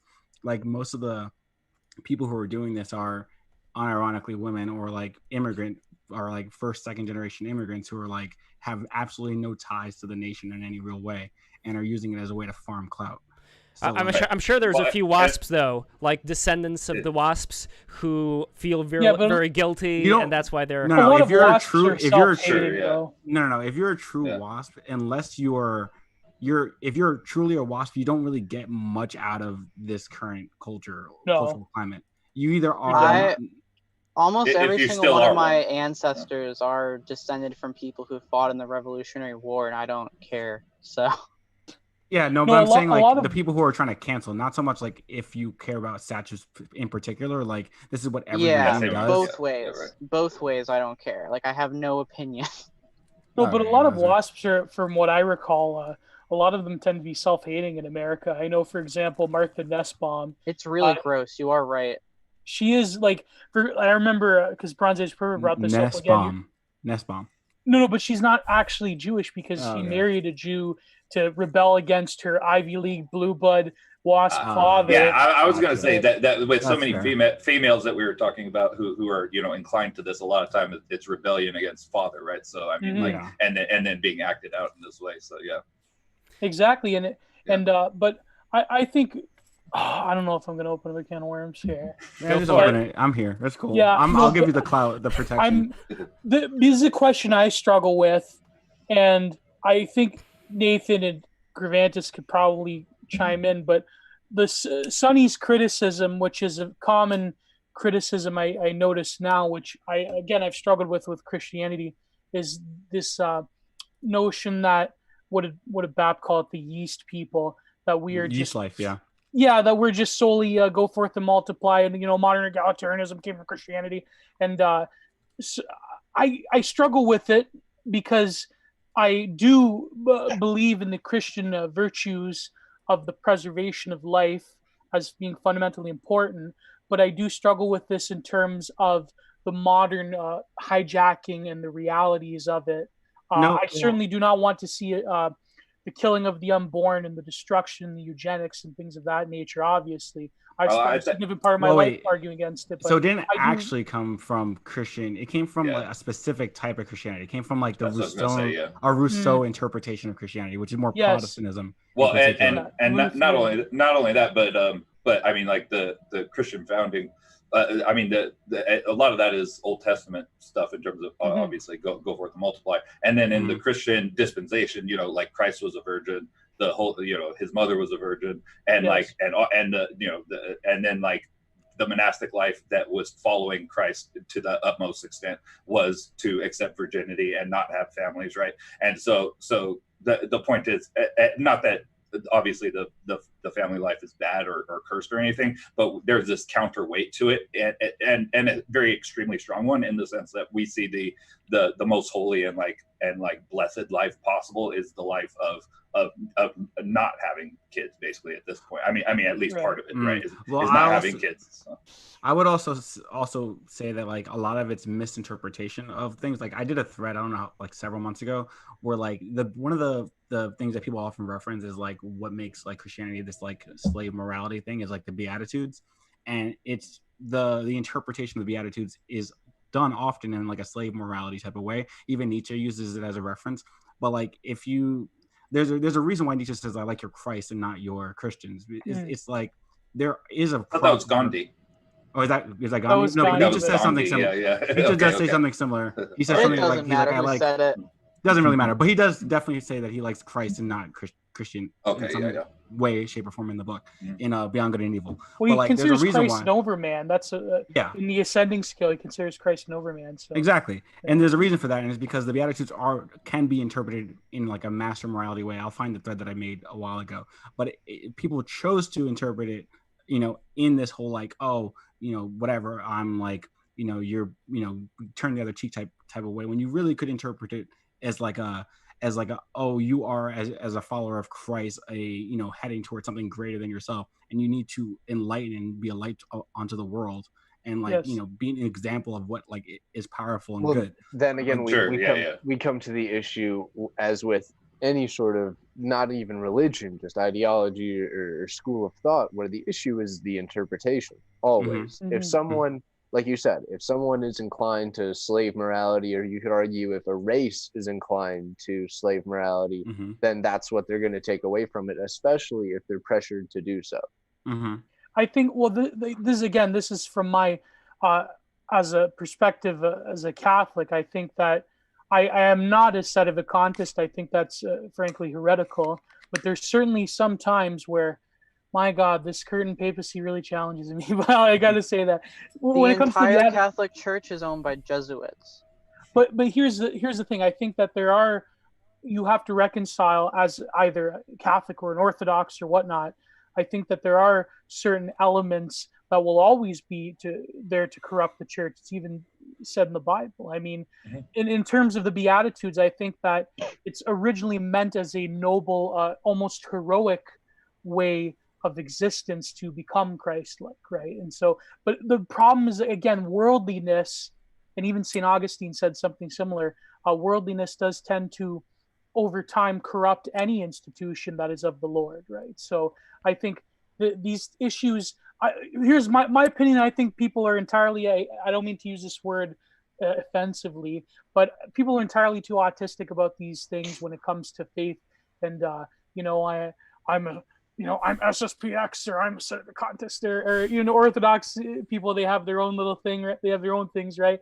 But I think that generally we have to come to terms as people of faith to reconcile with the worldliness and with modernity and so forth. And this is a constant struggle, and this is the beauty of it, is that, it's not me saying this is what Michael Jones said about, he goes, well, maybe the transgender children, maybe that's a way of, and of course he was using Hegelianism as a model, maybe it's a way to test our faith to such an extent that in this time, the most holiest of people can come about when there are, children being given HRT and things of that nature. I don't know exactly I hope I'm not misquoting him, but in other words, as people of the Lord, to test our faith in these trying times in particular, I think that is the thresher that you have to go through to become a spiritual person, to become the fullest Christian or whatnot, right? Well, whatever sect, as long as you're not a Protestant. But that's besides the point. Could there be, as long as you're not a Protestant, but yeah. Well, could there be an interpretation of that testing of the faith where, let's say, I was talking about this before with Gravantis about the medieval Russians, where you had someone like Alexander Nevsky, who is considered to be a hero, despite him being like a grunt man for the Khan and burning down villages who did not pay up the dough. Yet he is considered to be, a heroic figure. If not, I believe he's canonized in Russia. So when you have something like that, I believe that may be another test of faith. There we go. But that may be another test of faith when it comes to like, how do you look at somebody like that? Are you willing to forgo whatever it is your fathers and forefathers believed about a person like that when you're faced with the ugly truth of someone either like that or someone in terms of Russian World War II revisionism, like those generals that threw countless bodies against the Germans, because they didn't really care about Russian lives. Like, I think that there is a certain bravery to being able to stand up, even possibly to people who are within your faith and people who are honored and treasured for the sake of being able to discern and keep the faith and not have these contradictions occur in the future. Yeah, I mean, Isn't it all about forgiveness, though? Okay, the forgiveness is one thing, Sure. but it's not about forgiveness. It's about today. It's become kind of a cult following as far as looking back at these people as being, incredible saints. I'm not seeing any Russian people talking about how horrible these generals were, but you know what? We're going to forgive them. That's in the past. Instead, it's become a real cult. Well, not even That's Russia, how you but become a recently the saint. Don't you have to statue that fall to be a went down. saint? What? Don't you have to fall first to be a saint? Like, isn't that part of No, the whole saint? I mean, pretty much all, like most saints have, like not all, of course. Some are just raised Christian and pretty holy from their youth, but a lot of them have significant conversion experiences, or not necessarily conversion, but like you're saying, like falls into great temptation or whatever in sin, and which they repent from And later. doubt. Yeah, for sure. Yeah, if doubt. Yeah, so I think that's why all that kind of stuff. That's probably yeah, sure, why yeah. they get the pass. I'd imagine. I don't know. I'm not like Orthodox. I don't know. Well, I'd be a lot about saints in particular, but- interested in finding this out if this information is out there. Did Alexander Nevsky at any point in his life repent for burning down the villages that did not pay tribute money to the Mongols? Yeah, I don't know. I'm not that. I mean, I know the basic story of his life, but I haven't read like a historical biography or anything like that on him. So I'm not sure. But yeah, actually, most of what I know is from the Soviet filmmaker film about him. I forget the guy's name, but Weizenstein, I think his name is. Sounds like a Jewish name, but I don't think it is. I don't think he's actually Jewish, but but he's like a Russian Soviet filmmaker. No, Eisenstein. Oh, I think. Yeah, he's a great filmmaker. Yeah. He made Battleship Potemkin. Potemkin, and he also made he made Alexander Nevsky. Yeah, no, that was a genius movie. Yeah. But really, it was great. Yeah, I think Russia should have been taken over by the Germans instead of what ended up happening. To be honest with you, like in that movie, that was kind of 100% agree. That was like the inspiration for Red Pill. That was spicy. When Jules is around, love gets spicy. No, we're not talking about the World War II Germans. We're talking about like the Middle Ages Germans. That is the distinction. Right. But did you know that there was even historians who tried to grovel to the Hague? I remember Moldbug was talking about with Hermetics about there was historians that wanted to say that, oh, well, Kaiser Wilhelm and Imperial Germany, they were Nazis too. But hey, I was a part of the German party, right? So, but about revisionism in Russia, I mean, isn't recently, I forget the exact name of the saint that they tore down, the statue. I had a tweet about it, saint in San Francisco. But this is another issue we could talk about. Junipero Serra, yeah. Yeah, Junipero Serra, yeah. Yeah.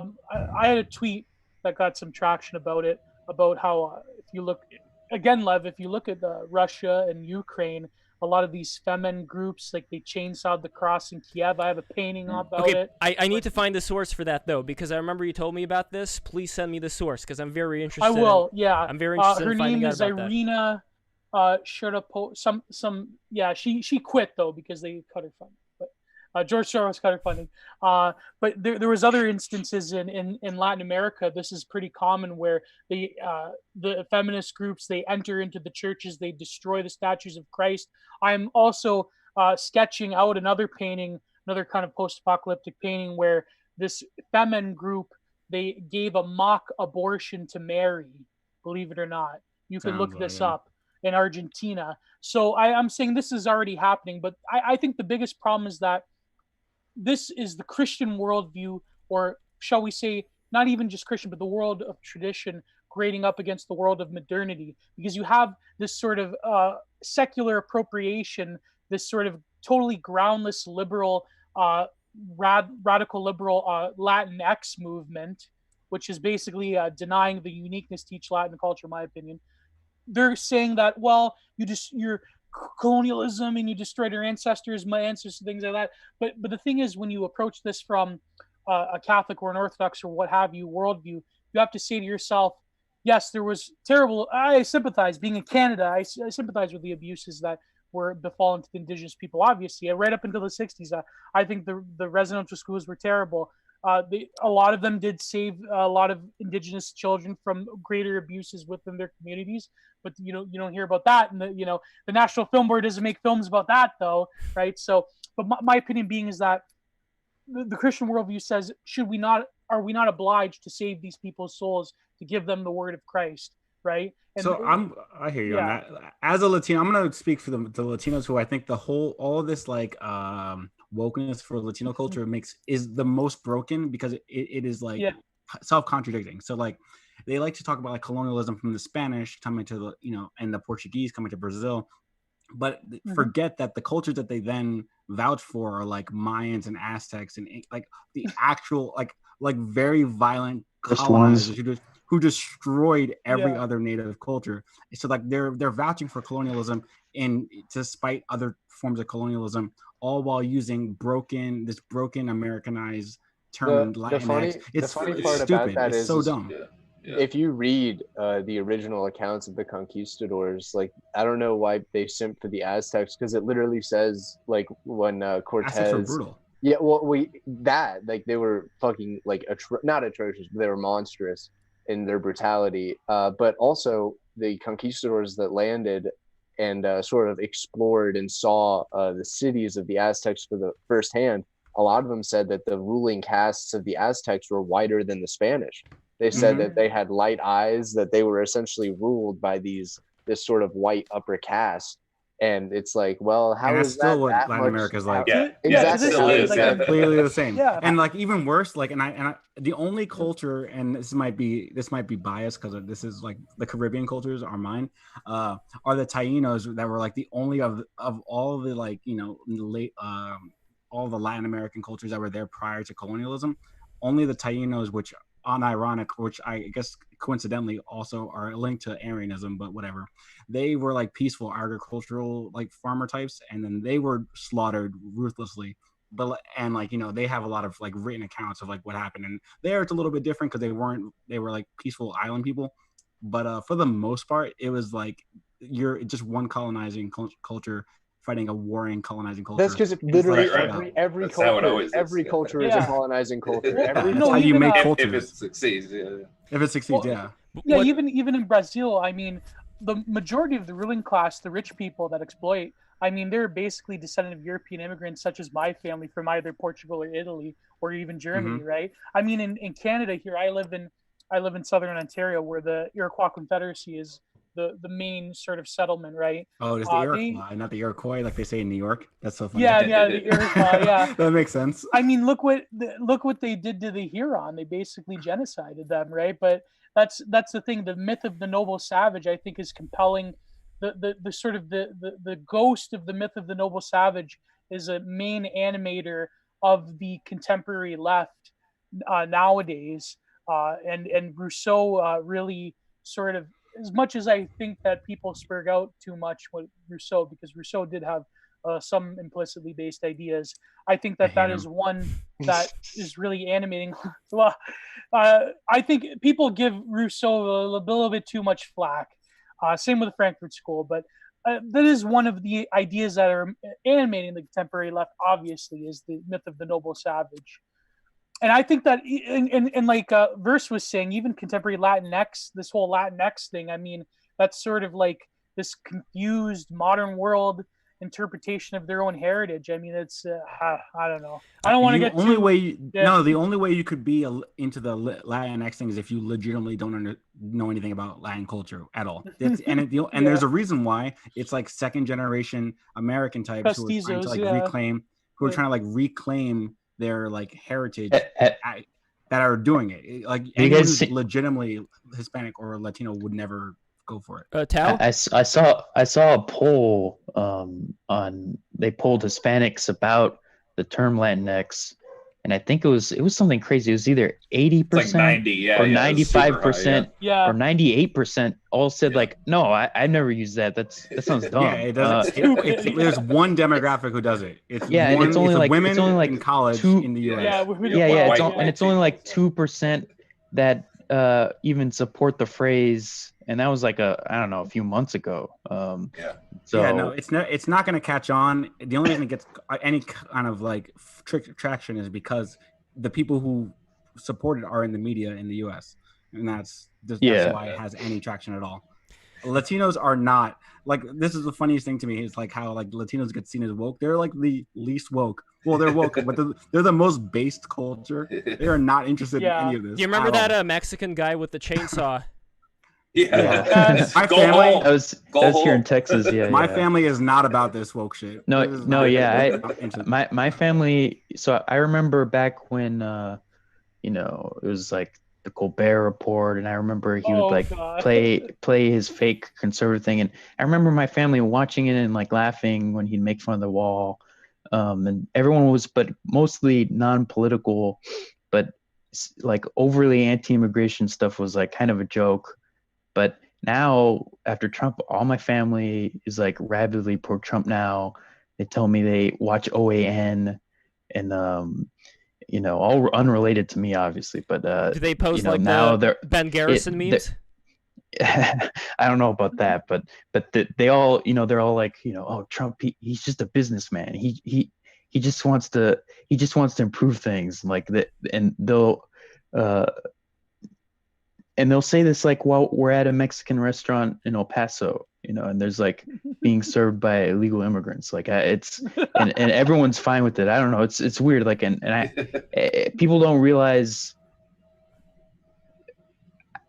the variance of opinion in Hispanics, I think, and the fact that the amount we just don't take things seriously, I think. Well, I also think that, like, I mean, a lot of the reputation, of them as like part of the like Rainbow Coalition or whatever is not really like driven by their own like beliefs, or it's like paternalistic white liberals who are like say, oh, we need these people as part of our coalition, and so then you just get the impression of them based on that they are this way, and if you look at the way they vote, it's much less monolithic even than the way that blacks vote, for example. So yeah, it's definitely true. Maybe there's something to the natural conservative thing. Who knows, right? There's a little bit for sure, especially with I think actual Latinos.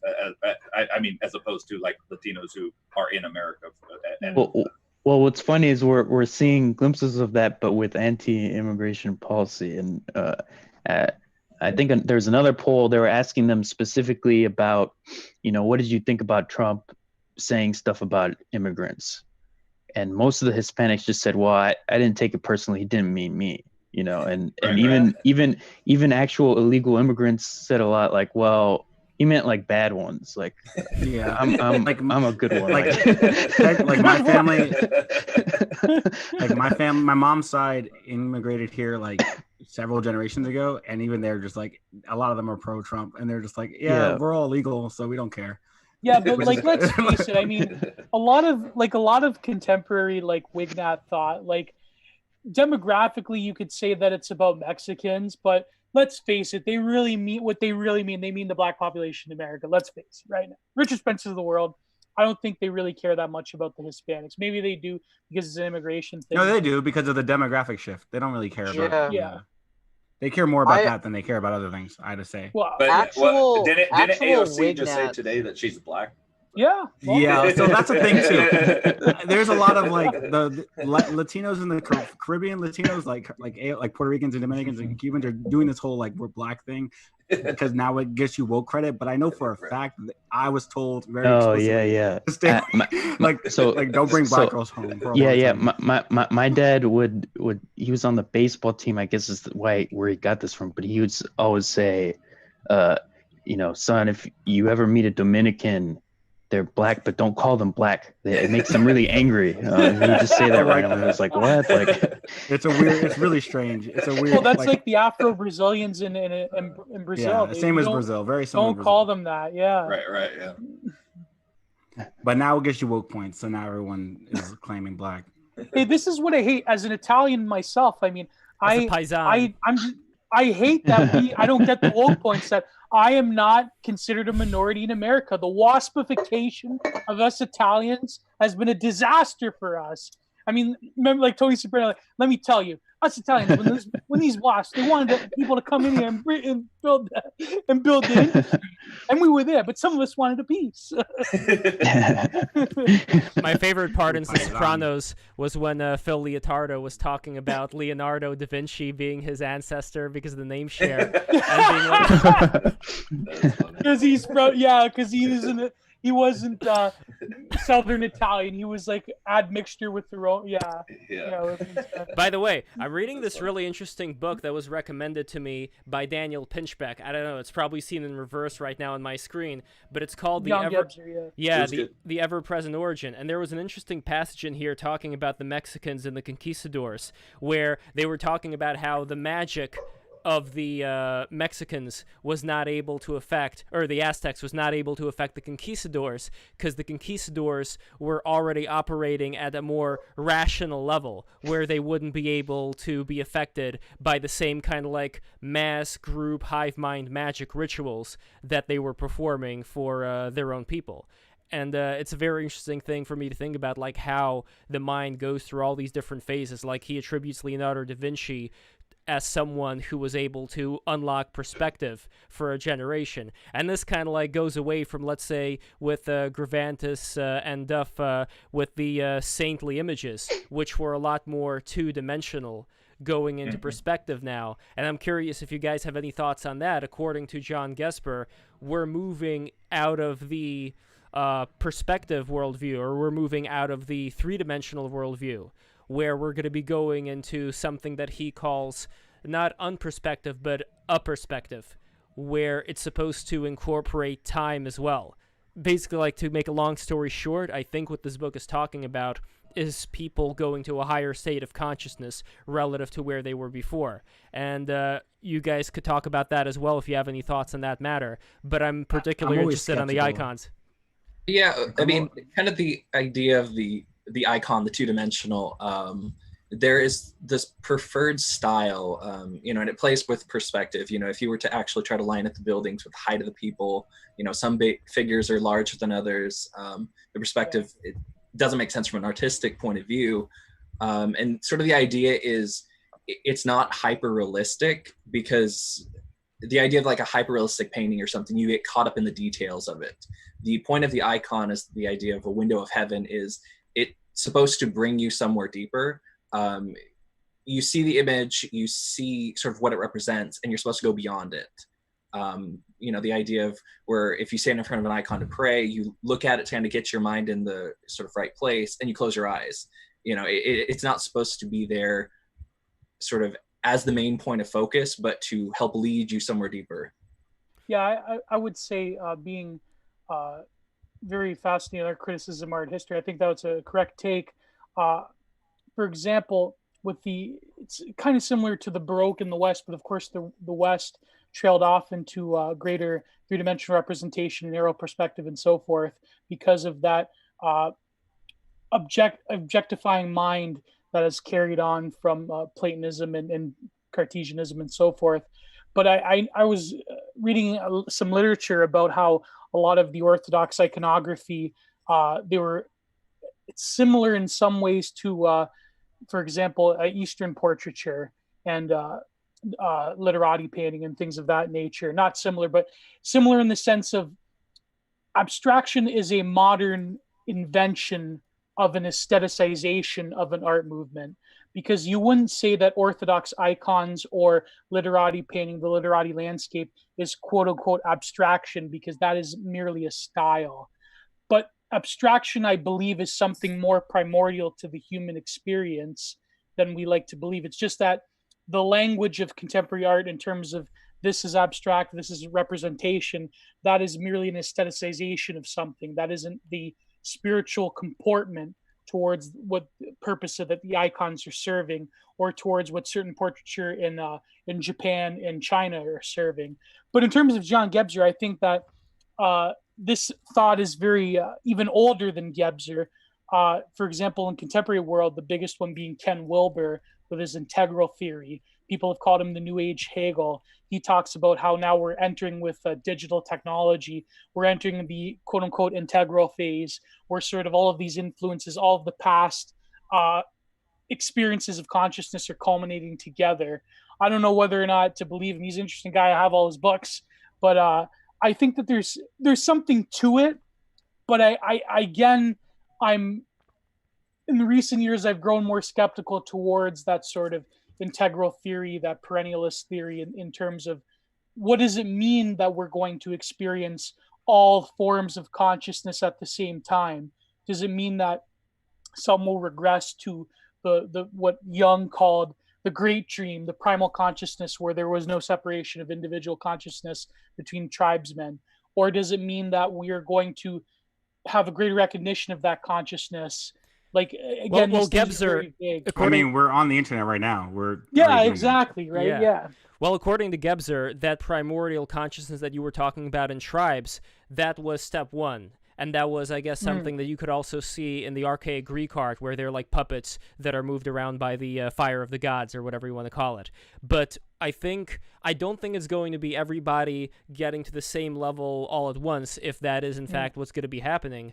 Because, you know, everybody's different, and everybody has a different path to take and different amount of time to get to a certain place. You know, like, we're not all this one monolithic thing, and I think that's great, because there's going to be a lot of variety of things to experience. But Such a One has a question. Did you guys already talk about memes as a kind of icon? So, would you consider memes to be icons?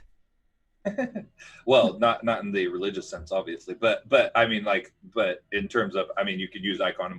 Icon is obviously just Greek for image, basically. So the actual word. So I mean, like, so yeah, you can use that. So memes definitely are, you know, fixed images for the most part. You know, combined with text, of course. So I'm not sure, like, what I think, you know, the relationship between the two is, because obviously icons, they a lot of times, you know, have something more going on in them than just a picture of a saint. Sometimes it's a, you know, a scene from a life. Sometimes it's you know, so they're conveying information, and when we put them in churches, especially, where we basically designed the church such that you kind of are telling the whole gospel in a certain way, on the imagistic level, the iconographic level, and so yeah, you're conveying, of course, information that goes beyond, you know, just the picture, the single picture that's there, and in that way memes function in, I guess, in a, you know, obviously non-religious, but similar way, that you know, it's conveying information in a single frame,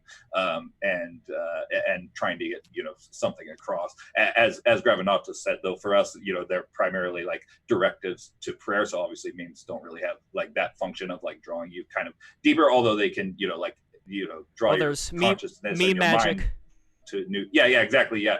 No, I guess they can like enlighten you, and sort of, like, I've seen memes that like really, like, you know, like actually can like just like make you think about something in a brand new way. So I mean, like, on a lower level, I think, yeah, for sure, there you can compare them to them on it, you know, in a certain way, for sure.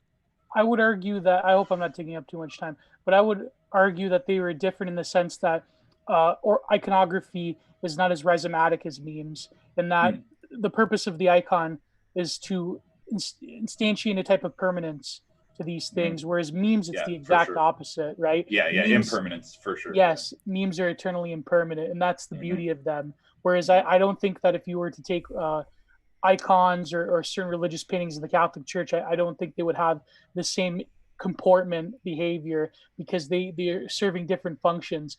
But memes could get to the spiritual, but in a very chaotic, Deleuzian sort of way. Right, exactly. Yeah, and not necessarily like the way that you can control, or that you really necessarily want to go down spiritually, you know, necessarily. But also going back to like the connection between like icons and consciousness. Like, one thing that occurred to me when Gravinatus was talking was that there, you know, that icons are a two-dimensional image that draws us into prayer, but also a very like significant part of Orthodox spirituality with regard to like the way that we pray is we actually like try to not have any images in our mind. It's very like a consistent like aspect to what the Holy Fathers talk about in the basically the highest state of prayer that you're trying to reach is kind of like thoughtless and wordless, and of course imageless. And so like he said, it's an initiation into prayer, but really like the you know the pure form of prayer we go like past images, and we're not really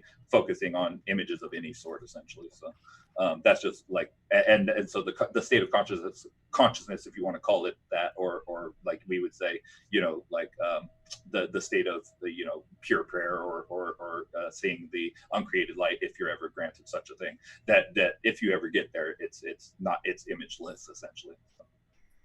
Yeah, and I just want to sort of bounce off that. Kind of the idea is, you want to get into that imageless prayer, and when you're standing in church liturgy or whatever, kind of your focus is supposed to be on God, but if you find your mind distracted or something, that's when you kind of turn to an icon to kind of bring you back. That idea that the sort of external physical senses could sort of bring you back into the more spiritual state that you're supposed to be in. So it's like that interplay between the two. Mm-hmm. Yeah, because we're still created beings who are limited, and to the extent that anyone reaches pure prayer and pure prayer in their life, it's going to be like fleeting most of the time. Like most of the saints who have, then they lose it, right? And then they yearn for it, and they want it back. And so, yeah, it's not something that you're going to, is in this life, this fallen life, where everything is kind of broken. That state will never be a permanent state, for sure. But that's kind of like the ultimate like point that you're trying to reach, though, for sure. I wanted to ask Sonny what he thought of memes, but unfortunately right now he has to go, and we're also having Gennady Stolyarov II coming in about maybe 15 minutes. But we missed the overlap. Yes, we missed the overlap. 2 ships in a night, but this is not the end. I would love for both of them to come back on another show. Yes, people are asking for Sonny to come back. Sonny's eating dinner right now, so he cannot come back at the moment. But we'll see what we're going to do. Verse, I didn't ask you necessarily yet about the statue thing. What is your opinion? I mean, even though we talked about it, what is your opinion on what is going on? And also, I want to ask the people who are watching this right now, please subscribe if you have not done so already. Hit the like button. Hit the like button. Download Raid Shadow Legends. Raid Shadow Legends, exactly. What's my take? My take would be that this is what all regimes do. They take down the statues of the previous regime. We're entering into a new era, I guess, of Americanism, and whether or not it lasts, because considering the basis of it, it's probably not going to last anyway. But they are behaving, in the traditional manner when a new power structure shows up. With that being said, it's stupid. It's based in slave morality. It's based in victimhood. It's based in really just spiritual vacancy. So ultimately, I think it's stupid that they're doing it, but it is what people do. So that's my take on the matter. What do you think of the Teddy Roosevelt statue in terms of having the 2 other people, like the Indian and the black dude under him? As opposed to, I think that was the thing about that. You don't care. Okay. Teddy Roosevelt's the most based of the presidents in U.S. history, so I'm actually kind of mad because he is the best president.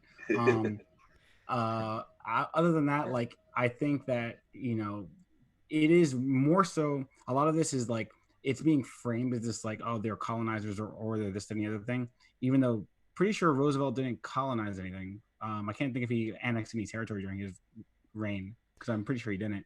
But even regardless, it's it's being framed as this like anti-colonialism, but what it really is like eschewing history and pretending it didn't happen and like putting their head in a hole. It's like, oh, nothing happened before 2008, and it's like, as far as these woke people are concerned, like Obama election was like the beginning of history.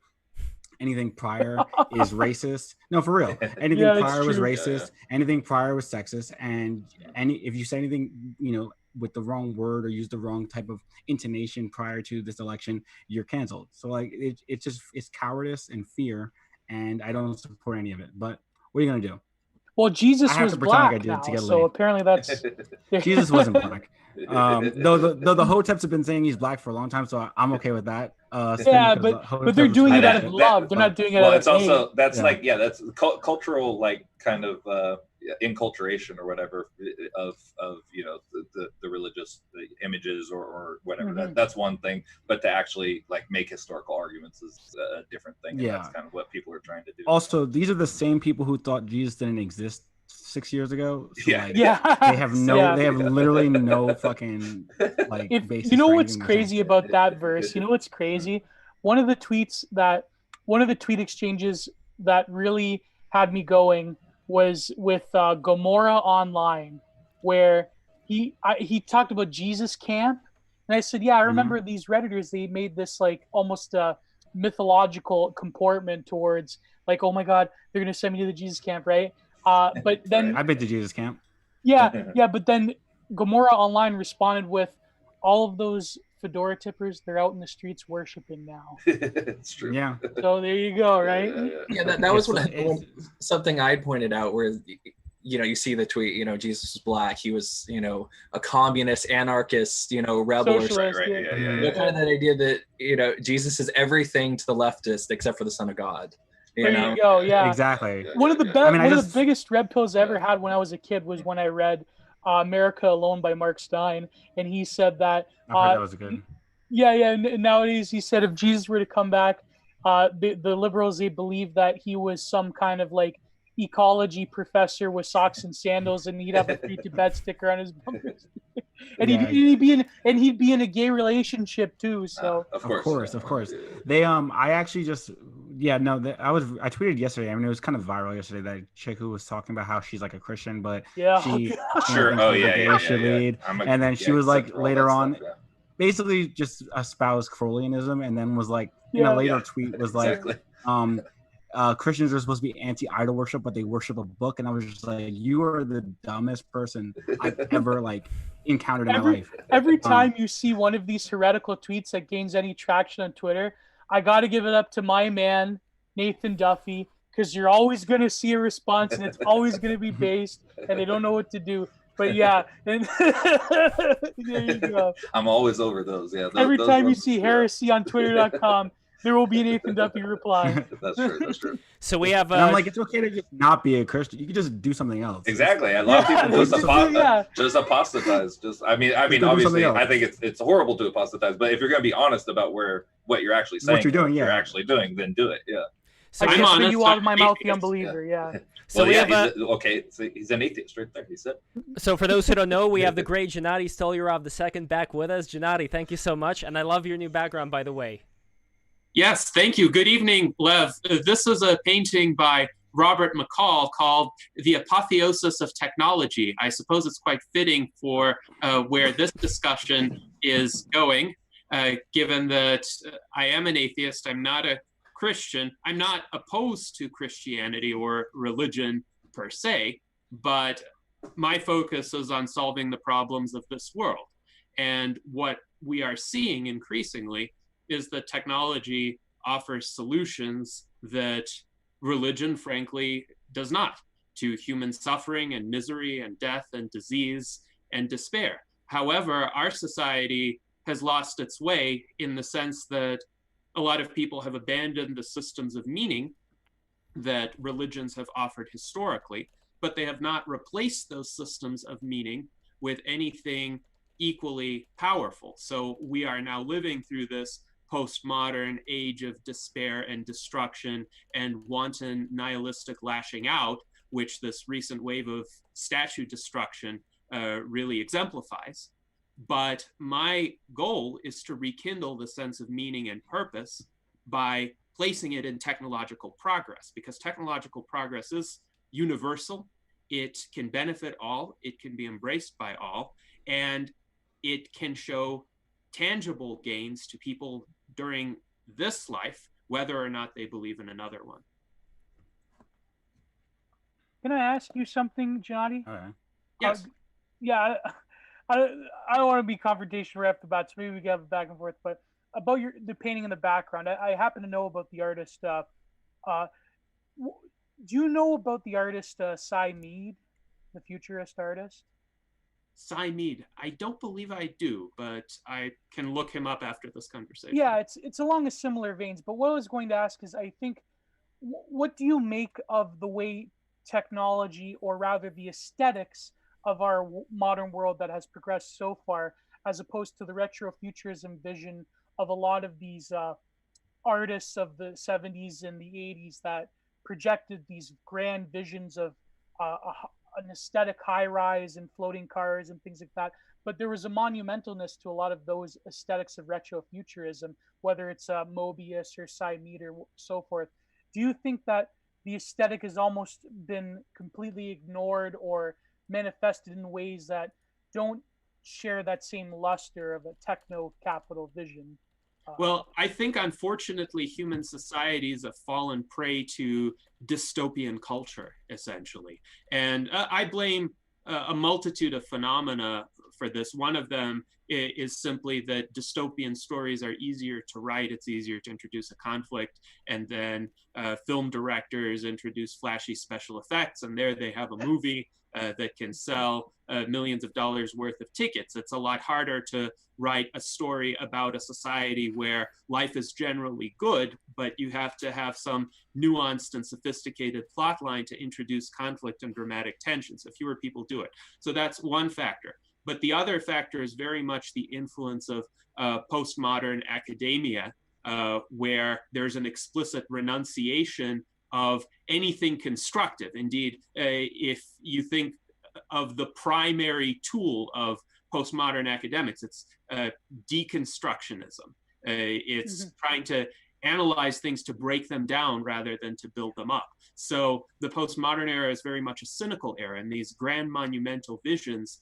they're a carryover from the age of enlightenment. It's Enlightenment modernism with futuristic technology. And that's very much the worldview that I hold. So I personally greatly admire the retrofuturist aesthetic. I'm trying to bring it back. I'm trying to post these artworks to my social circles to get people inspired, to rekindle that sense of meaning. Very interesting. I think we could see this in real time. For example, the biggest one that comes to mind would be Star Trek. That was the whole Roddenberry's vision of trying to introduce conflict where there was none. But nowadays, if you look at the newest Picard debauchery, I mean, that's like, it's a character, it's a nihilistic character drama. There's nothing left of that original Star Trek vision, right? So, wasn't he supposed to be a robot? Wasn't Picard, although I guess that's spoiling it. No, it doesn't matter. Okay. No one's watching it. It's going to be canceled yeah, soon. it's good. Yeah. I haven't seen the Picard film. I have seen the earlier J.J. Abrams reboot films, where it's essentially an entirely different universe. It's a parallel universe to the original Star Trek. And it does seem more personality driven. It shows the characters' inner struggles, sometimes not in a flattering light. And it's this flashy action drama rather than the philosophical, thought-provoking stories of the original Star Trek and Star Trek Next Generation and Deep Space Nine. All of those were great philosophical tales. They made you think. But something happened around the turn of the millennium that really turned people away from that kind of aesthetic and that kind of literary and narrative vision. And it's really tragic. I think we've lived through that transition, because when we were growing up, the older form of story, the more nuanced, sophisticated story, was still around. We could still draw upon it for inspiration. And that's why we're talking about it right now. But imagine the kids growing up today, and what are they growing up on? Yes, they have better technology. They have access to all sorts of media and games. But what is the vision that's being communicated to them? And are they going to remember these creations of an older culture, especially as we have a generation of activists right now who are aggressively trying to tear down that older culture? So I'm quite concerned. Oh, very interesting. I had a question. So you, to what extent do you think that it's possible that everything that you're talking about that's negative that we see around us in terms of culture and nihilism and like just like crazy like stuff happening, because from my perspective, I would think like that technology, at least the way that it has gone to a large extent, has contributed to that. coming about, and people being the way that they're driven, insane by social media and all of this. Obviously, you could say that technology has been like wrongly utilized and basically put towards the wrong goals, used for trivial things like controlling the population and also getting people addicted to stuff, which I think is true. But is it possible? Yeah, but which I think is true for sure.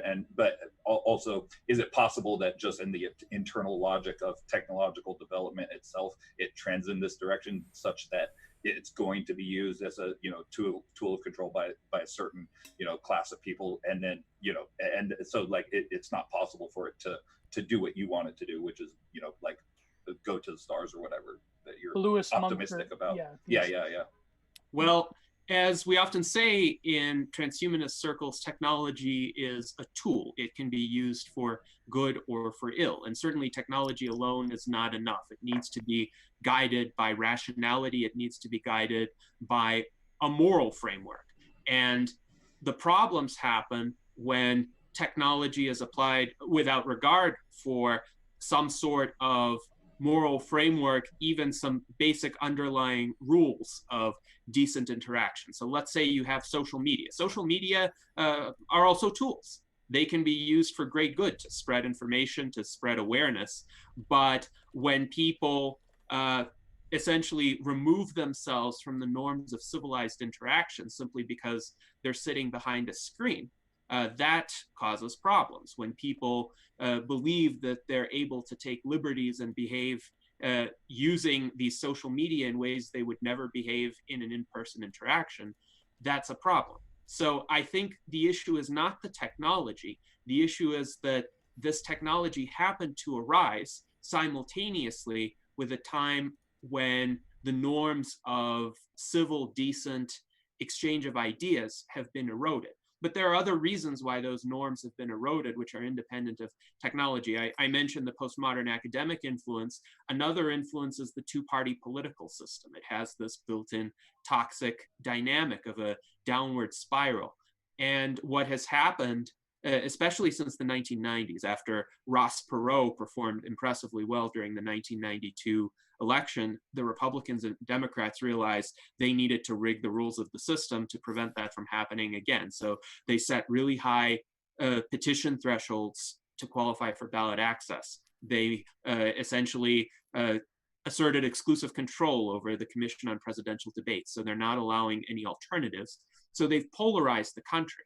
And they've polarized the country through propaganda as well, using various arms of the mainstream media as their mouthpieces. And so a lot of people, particularly people who are more impressionable, who are already kind of on the edge of emotional collapse and lashing out, they've internalized these injunctions from the very clever strategists of these two political parties. And so now they're at each other's throats and they're using social media to do it. But in earlier eras, we had more primitive technologies used to assert very similar control. Say in the 1930s and the 1940s, radio was used in that way by totalitarian regimes to spread propaganda. But radio doesn't have to be used in that way. There have been eras where radio was a tool of liberation, say in the late declining Soviet Union, where radio broadcasts from the rest of the world were used to convince the population that there is an alternative to the communist regime. So it's a matter of how we apply technology. And this is where philosophy is very important. But the solution isn't to reject technology or to go backward, because we've seen what that world looks like. The solution is to go forward with technology. I would so another thought that comes to mind, because it seems like you're saying technology is sort of a neutral tool which we can either use for good or bad. I mean, you explicitly said that. But what do you think of the like McLuhanite sort of like analysis of technological advancement and how it it operates sort of independently of even what you're intending to do with it in a way? So like the development, for example, of the book and mass literacy like had this change on consciousness and the way that human beings were, and then obviously the change of more recently radio and television had a similar like effect on mass consciousness. And a lot of it, obviously, there were people using those tools in certain ways, but also a lot of it was actually inherent in the medium itself. This is his argument, and I think it carries a lot of weight, right? That the actual process of sitting in front of screens and by itself essentially changes us in certain ways, and ways that we might not even intend or really be able to control. So I think that's part of what McLuhan talks about. I'm just wondering if you think that, because in that way, it's something that is not merely neutral. It can be inherently one way or another. Well, as economists like to say, incentives matter. So technology can shape the framework of incentives that we face. And depending on how the medium is structured, different interactions are or are not possible. Say if the medium is more centralized, like if you have a society where there are 3 or 4 big television stations and that's how everyone gets their news, versus a society where there are potentially millions of content creators and they can be doing live streams like this one. That changes the ecosystem within which people operate. That changes the opportunities that are available to people. But there's also free will. And this is an area where I agree with a lot of Christians. I think free will exists and we can make choices about how we navigate that landscape. And it's a matter of figuring out what is in our best interests as individuals, as well as in terms of the values we seek to propagate, the type of society we wish to live in. So we can navigate a decentralized information system more effectively than if we don't have the ability even to broadcast our views. Think about how difficult it would have been for us to have this conversation circa 1960. And you could say, well, there was less acrimony in the general culture circa 1960, at least less overt acrimony that we knew about. But on the other hand, if you perceived an injustice somewhere, either within the circles you interacted with or within the broader society, it would have been very difficult for you to make that known to any substantial number of people. Right now, there's a different difficulty in that we have to overcome the sea of information that everyone is swimming in. And we somehow have to make our own message salient enough to break through to large numbers of people. So that's a different problem. But I think the core issues that we face are quite similar. How do we get the message across? How do we not lose whatever it is that we're seeking to communicate that we believe to be important? So I don't think it's worse necessarily. And I think it could be better. There are certainly pathways for it to be better than it could have been before. However, it is a matter of human choice. And right now, what I'm seeing in contemporary American society suggests to me that a lot of people are making the wrong choice. But hopefully that's why we're here, to at least try to incrementally nudge the discussion in a better direction. So you don't believe, for example, that it is inherent within technology itself that trends towards centralization, but rather the social mechanisms, if you will, that are strapped to technology, for example, global capital. And this is like the Nick Land thing, where it's like it's an alien force that comes and it's a continuation upon itself.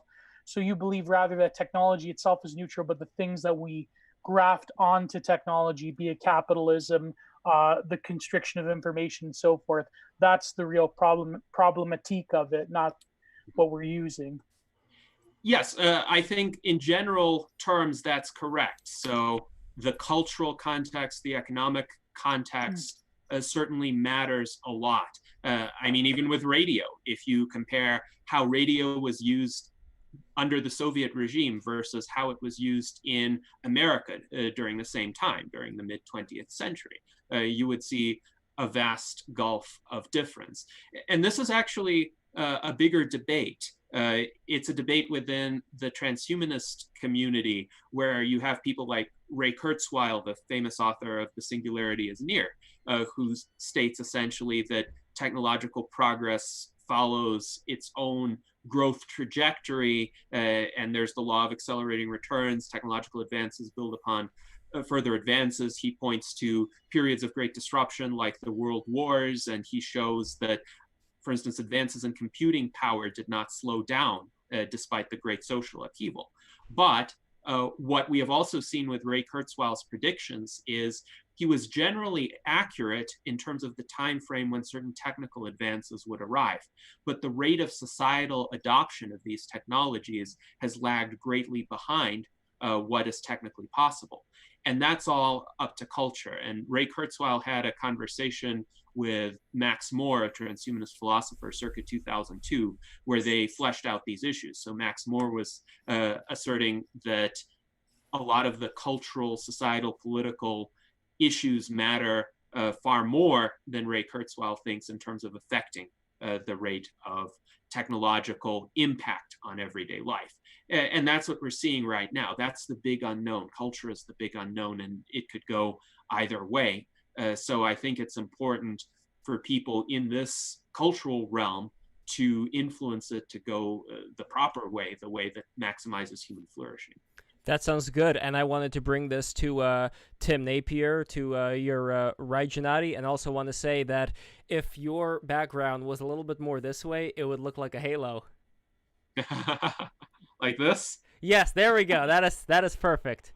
Like a real icon now. So Tim, thank you so much for joining us. I'm gonna change your name right now because it's Kim, but Tim, what do you make of what's going on right now with the statues, and where do you think the culture is headed? Well, for 2 seconds, I'm going to hop off the tail end of what that gentleman was just talking about. Yeah, no, I absolutely agree. The World Economic Forum believes the fourth industrial revolution, the fourth stage of human evolution, is here now. And most of that's going to be is not just a singularity, but the idea of your biohaptic feedback creating income for you, the same way the Yang theory would work. So they're going to take your human existence and tether it to the GDP of whatever country you live in. And yeah, you're right. We're talking about a cultural shift towards the correct or the absolutely immoral and insane. And we're raising kids now to reject traditionalism, because if they don't reject traditionalism, then they're an ist or a phobe, and they're old world, and they're phobic of change, even if that change is horrifying. And the idea is you slowly raise the temperature of the water on these frogs, and they're never going to hop out.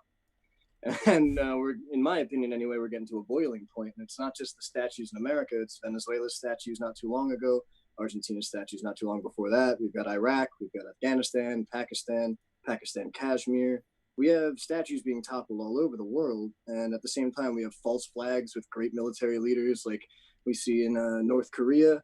And we see that his sister wasn't trying to prime to take over the regime. She was just trying to advance herself militarily, and whatever controlled aspect she would have the ability to levy her opinion over militarily. So as I see it, it's not so much a worry of whether or not our technology is going to surpass our morality, because that's already happened. It's whether or not we're going to be capable of manifesting our own will outside of utilizing the technological world as it's being manipulated deliberately to build us culturally into not just Marxism, but something that's worse than Marxism. Because it's not just the replacement of the past with a new idea. We're replacing the past with the complete abolition of the system, not just the Magna Carta, but the system of merit that doesn't involve race being a causal factor for one's capabilities, or race being the sole determining factor behind one's ability to achieve anything.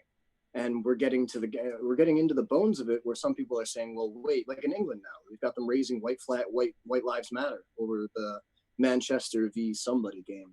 I mean, it was West Ham United, their game, everyone took a knee, both teams took a knee for Black Lives Matter. Then this is, mind you, the day after 3 white Brits were stabbed to death in a park. Well, I don't know, I think only one died actually. They were stabbed in a park after a Black Lives Matter protest by someone who is now being labeled a terrorist. If you know, after the police looked into his ideology, he was very much anti-West. And the day after this happens, rather, they raised a White Lives Matter rally banner, because they're saying, well, hold on, we don't kill police. We don't have police killing blacks all over the place in the UK. That doesn't happen. So why are these rallies tearing down our statues of people that tried to free slaves? Why are they defacing Winston Churchill? Churchill was against fascism. Oh, but Churchill wasn't a Marxist, was he?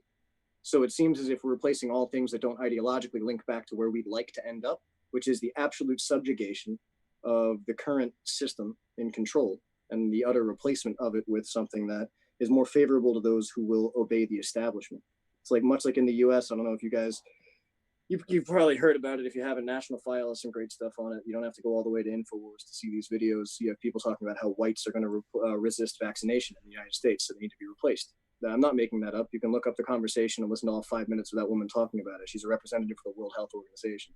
Whites in the United States will resist vaccination because we're conspiratorial, so we need to be replaced or we need to be dealt with. I'm not making that up, and I wish I was. I wish Agenda 21 was in my head. But unfortunately, we're rapidly approaching a point at which you're going to have to say, I don't care what you call me. I'm going to stand up for what I believe in. I'm not going to let you deface that statue of Christ. I'm not going to let you burn down this church. I'm not going to let you delete my history because you hate the color of my skin. We're going to need to get to that point, and soon. And I don't particularly care what the color of the Christian is next to me. I don't care what the color of the atheist is next to me, as long as they're saying the Constitution is something that needs to be protected and needs to be enforced for my children. Because we're rapidly approaching the point where my children will know a different America, and that is unacceptable. That's not going to happen unless it's over my body. So I don't get where the narrative can be taken deliberately out of context and misrepresented to scare people. And that's not considered anything hateful or anything horrible. But if I so much as raise my discomfort with the deliberate misinterpretation of statistics in order to inflate victimhood in a group that needs to be told to pull up its bootstraps and get its shit together, that doesn't line up for me. How can one be considered evil and the other be considered immoral, and both of them are the parts of a game? It's a fucking game. The collapse of nations has been a game for millennia, and this is nothing new. It's just new because now we have a soft-handed generation. Soft times breed soft people. People want to get fed Hot Pockets and video games. They don't want to have to go outside and stick up for what they believe in. They don't want to have to tell their boss, I'm not going to wear a mask. It doesn't make any sense. But state law said, tell the state to go fuck itself. Like, why are we waiting for the federal government to come and stop riots? When has it been the government's job to come in and save you? When has that ever been something we want in America? Get your fucking gun and protect your town. What have we become? Where we're asking for the state to come in and save us from each other. Well, this we was can't communicate. Well, this was the point that Sonny was bringing up, where if you were to take the statues away, everything would still be just as it is, because frankly speaking, Americans aren't doing their history studies as far as who these people were. Like, they see the statue, maybe they'll look it up, but I don't know how much Americans today care about, other than certain... like there are certain people who would go to Trump rallies and carry around, pro-Second Amendment signs, and that's great. But unless they're also acquainted with the things that happened before, like you are, then there seems to be a big disbalance where you just have people raging against the problem without being as studious as you are as far as how it came about. Like we've been given the perfect catalyst pot to have tribes go against tribes, but now our tribal identity is being assigned for us. We're not allowed to look across and say, yeah, I don't care what color my neighbor is. He mows his lawn and he doesn't like flash his genitals at my kids, and he's never up late at night shooting guns and blasting rocks. So it doesn't matter. It doesn't matter. Instead, we're saying, no, well, you don't have the right, the right color t-shirt on. I don't like your bumper sticker. So automatically I have to assume aspects of your ideology rather than have you dissect them for me. I think the biggest problem is nihilism, and then radical Islam and Marxism. And almost in that order, I would say Marxism kind of controls everything else, because these people aren't anarchists. They just don't like the Western system. They're not anarchists at all. They like governmental structure. They like Sharia law. They like the idea of a community being able to say, well, we're going to morally police ourselves, and we don't like your morality, so we're going to police you. That's a backward system I'm not excited to have occur, but it doesn't seem like enough people are going to be willing to say anything until it gets to them. And I don't know if you guys watched the news, but a couple of days ago, a dude in Macy's was just doing his job, and he had cultural enrichment find him unexpectedly and beat him into the ground. And that's going to keep happening, because instead of getting discouraged, they're saying, oh, you're fighting oppression. You're not fighting oppression. I've never owned a slave. You've never been a slave. You just want to hurt people because you're angry. I've been there. I was leading my life directly down a bad path, because I was taking out everything that shouldn't have happened to me on everybody I could reach. So I wanted revenge, because I wasn't ready to realize it's entirely in my hands. What I do next is entirely in my hands. If you don't teach people personal responsibility, you know what they're going to do? Whatever the fuck they want. I think it's important to make some distinctions here, though. Now, I'm completely opposed to the destruction of statues, and I do think Black Lives Matter is a pretext for that. I'm opposed to racism of every stripe. I don't think race is a legitimate concept, period, or that the color of a person's skin should matter. And I do oppose police brutality, but the protests have gone far beyond that. They've gotten into destruction of property, they've gotten into threatening innocent people's lives, and they've gotten into destroying monuments that have absolutely nothing to do with racism or slavery or whatnot. I mean, at the point at which Abraham Lincoln and Ulysses Grant and World War I soldiers, World War II soldiers are being targeted, that's just abominable ignorance and barbarism, and it should not be tolerated by any civilized society. But this is not the problem of technology. As a transhumanist, I will say that I am horrified by what I'm seeing in terms of this destruction. Transhumanism, of course, goes beyond technology. It's a worldview of seeking to improve the human condition and overcome our historic limitations. And our vulnerability to scarcity and disease and death are among our biggest limitations, but also the fact that our buildings, our monuments, our works of art are not permanent either is a problem. So a transhumanist ideally should want to preserve everything, every monument, every work of art from every culture. It doesn't matter if we agree with it or disagree with it. It's part of history, and it would benefit us to study it, just as, say, murals by Assyrian tyrants from the 8th century BC have something to teach us, even though they were brutal tyrants.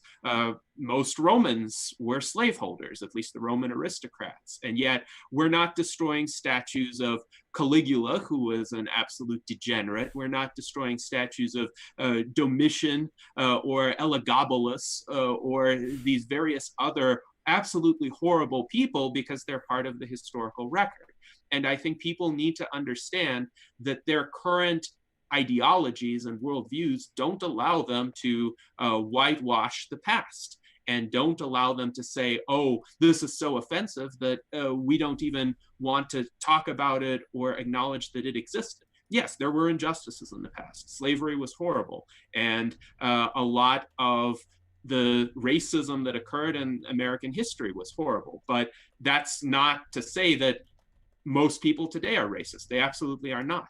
And the people who pursue that ideology, they're not pro-technology. They don't want to transform the world in any beneficial way. They are, I think, just lashing out. They're taking out their anger because they don't know how to be constructive. And that is a problem. But I think the solution is to reject this polarization that's happening in our society. I worry about the reaction on the other side as well, because yes, there's ample provocation to do that, but what if that encourages the extremists on the right, so to speak? What if that leads to martial law? What if that leads to a crackdown on our civil liberties from the other end? I'd rather see de-escalation, and I'd rather see the individual criminals captured and perhaps have their wages garnished so that those wages pay for the restoration of everything that was destroyed. And then everyone else tries as hard as possible to return to orderly and civilized life. Well, I hear what you're saying, and I appreciate the logic to it, but especially if you're going to discuss ideology, you have to come to terms with the fact that there are multiple groups at play right now who legitimately, they seek the ashes so they can use them to rebuild. And as far as transhumanism, it's surely a viable belief system. And transhumanist Olympics was something I wish had happened. I was interested in watching that. Why not push the body to what it can do? I would like to see that. But at the same time, I disagree with the concept that the demolition man theory is going to blow up in your face here, because at the same time that you can have a perfect technological utopia, you will encounter a brute who wants to smash your screens, and you won't be able to do anything because you're going to say, wait, listen to reason, and he's going to hurt you. And you're going to say, wait, stop, that's unpleasant, and he's going to enjoy hurting you, and he won't stop. And at the same time that you can always have a bigger stick and a better, sweeter carrot, there needs to come a time in which you say, well, not everything is for everyone. And if we're going to have a culture that thinks that intellect and merit are significant and should be counted as the most valuable contributions one can make, and then you should be judged based upon those two, how much you're willing to share, how much you're willing to attempt what you're doing in sincerity. If that's going to be the system we use, we cannot invite everyone here, because there are some people who unfortunately will not be able to participate in a sole meritocracy. Now, we could blame this on cultural conditions, geopolitical conditions, but the average IQ, you say that race doesn't exist. The average IQ in Western Africa is 65. That's not the average IQ of every human being on the planet. That's just one specific area. And you can say maybe it's because the IQ tests don't measure whatever abilities they have. Sure, but I don't think that person would be a good candidate for rocket science. I don't think that these people would be good candidates for some of the positions that we have kids who already understand fundamentally the way the world works in that way. Why not allow the people in other areas to develop their own areas? It's like the idea with the H-1B concept. That's fine. Give people opportunity, but don't cherry pick the best people from all over the world, shove them into STEM in one country where the kids in that country are going to school to do STEM. And then the other area, they go, yeah, there's no geniuses over in Malawi anymore. It's like, yeah, well, you cherry picked all of them, threw them into Yale. Of course, there's no fucking geniuses there. Every kid that ever performed well, you snatched them up. Are you familiar with the Flynn effect? The observation that IQ has, in objective terms, of course, they keep renormalizing it to 100, but it has increased dramatically over the course of the 20th century due to essentially advances in scientific and industrial civilization. So if you're looking at more pre-modern societies and you're saying the average IQ there is lower, that has nothing to do with genetics. It has to do with the social and economic structures they're embedded in, because in those pre-modern societies, the mindset tends to be more concrete bound. People don't think so much in terms of abstract concepts or universal truths. They think in terms of very practical day-to-day things, like how do I hunt this particular type of creature, or where do I go to get water? And they're really knowledgeable. They're really proficient in that because that's what their day-to-day survival requires. But in a more technologically advanced society, general reasoning skills become more important. But I'll say this, I am interacting quite regularly with a lot of thinkers and business people and professionals in sub-Saharan Africa right now. And I can say firsthand, they're having their age of enlightenment right now. They have people who are more philosophically minded than most people in the Western world. They have people who are genuinely interested in progress and advancement and harnessing these values of a merit-based society that you were talking about, because they see the benefits. They see obviously the gulf in standards of living between their countries and the Western world, and they want to catch up. So I have deep admiration for people like that. And I think it's important to give people like that a chance to reach those same levels of advancement wherever they may be found. Yeah, I certainly agree. I just think the big fear here is globalism, when you have aspects like Bill Gates going in and sterilizing people for their own benefit in places like Africa and India. Now, whether it's inadvertent or not, it happens. And you need to not have people eugenically decide what a country should look like from the outside because they think they're smarter than the locals. Maybe they like their traditional hunting method. Maybe they don't want a metropolis. Does anyone bother to ask? More often than not, no, because they have rich minerals and rich resources that are valuable to the other places that see them.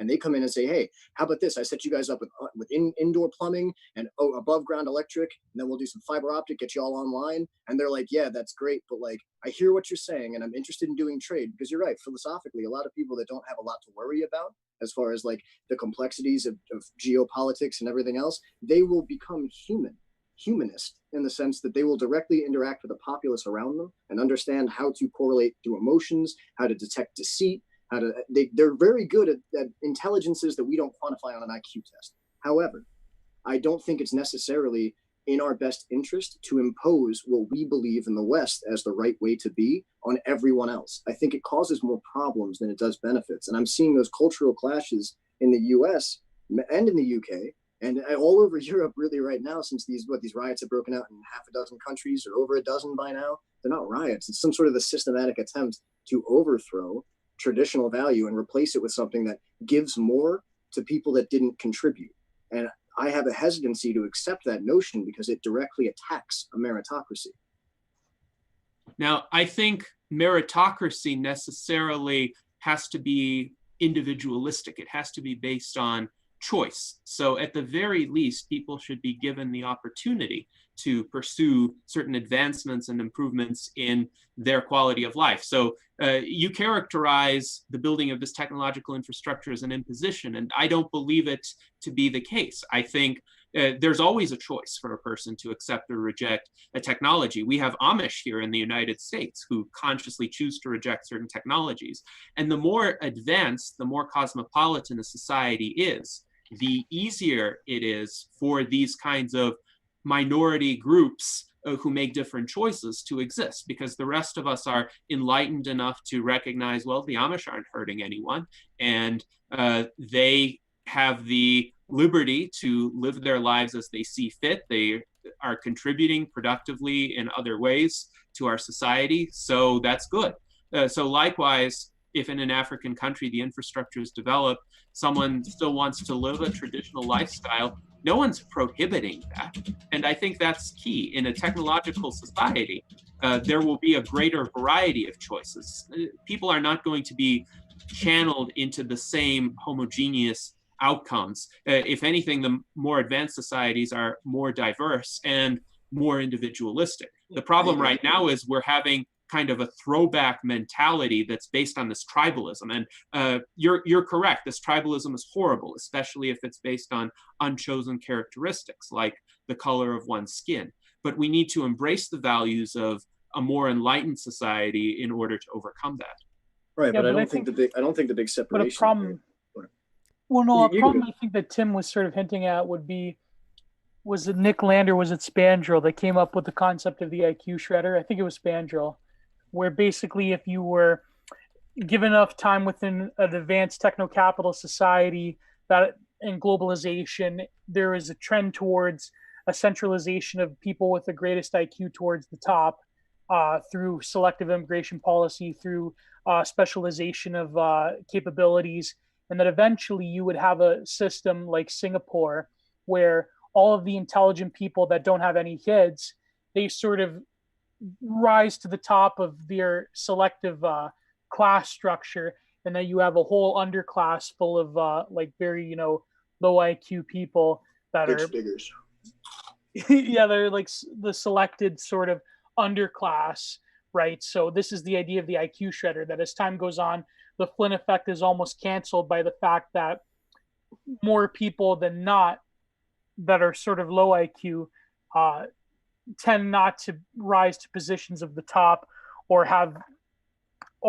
even smarter people don't have as many kids and so forth, or they're sort of become part of the rootless, autonomous, globalized class.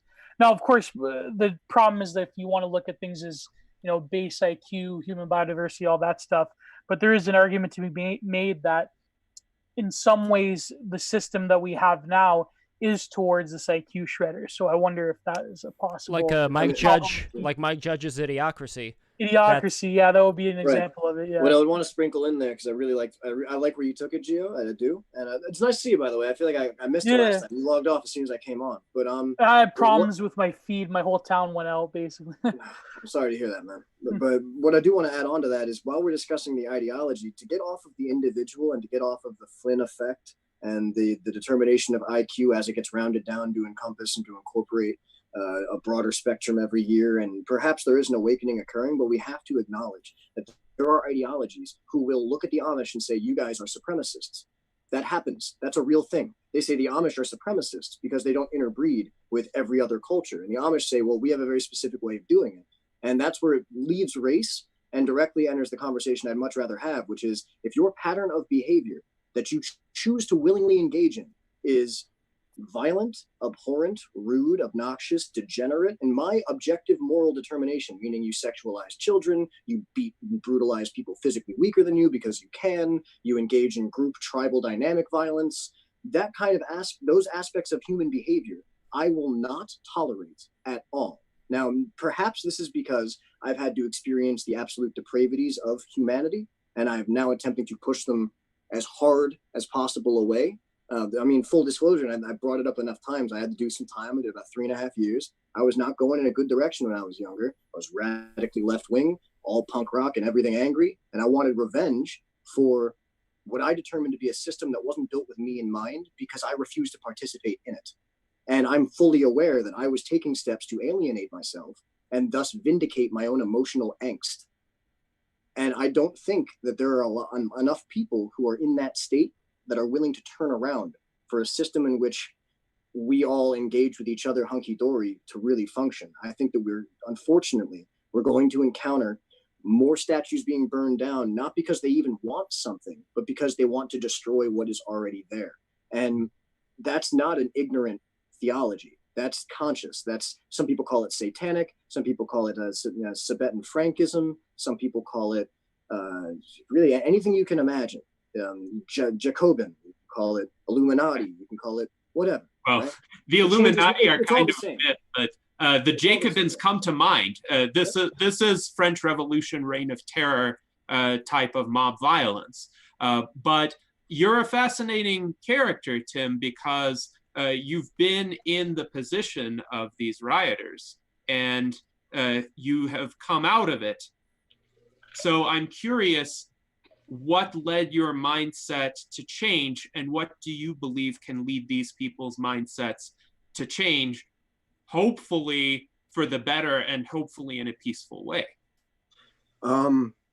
I had to break to rebuild myself. I was 119 pounds coming off an opioid addiction. I had lost my job, lost my car, lost everything that I'd had, woken up in jail pretty much, and then did 3.5 years as an ultra minority in an incredibly hostile environment. I don't recommend that as an experience. I had to learn how to do 6 push-ups in a row again. I had to teach myself that because my body wouldn't do it.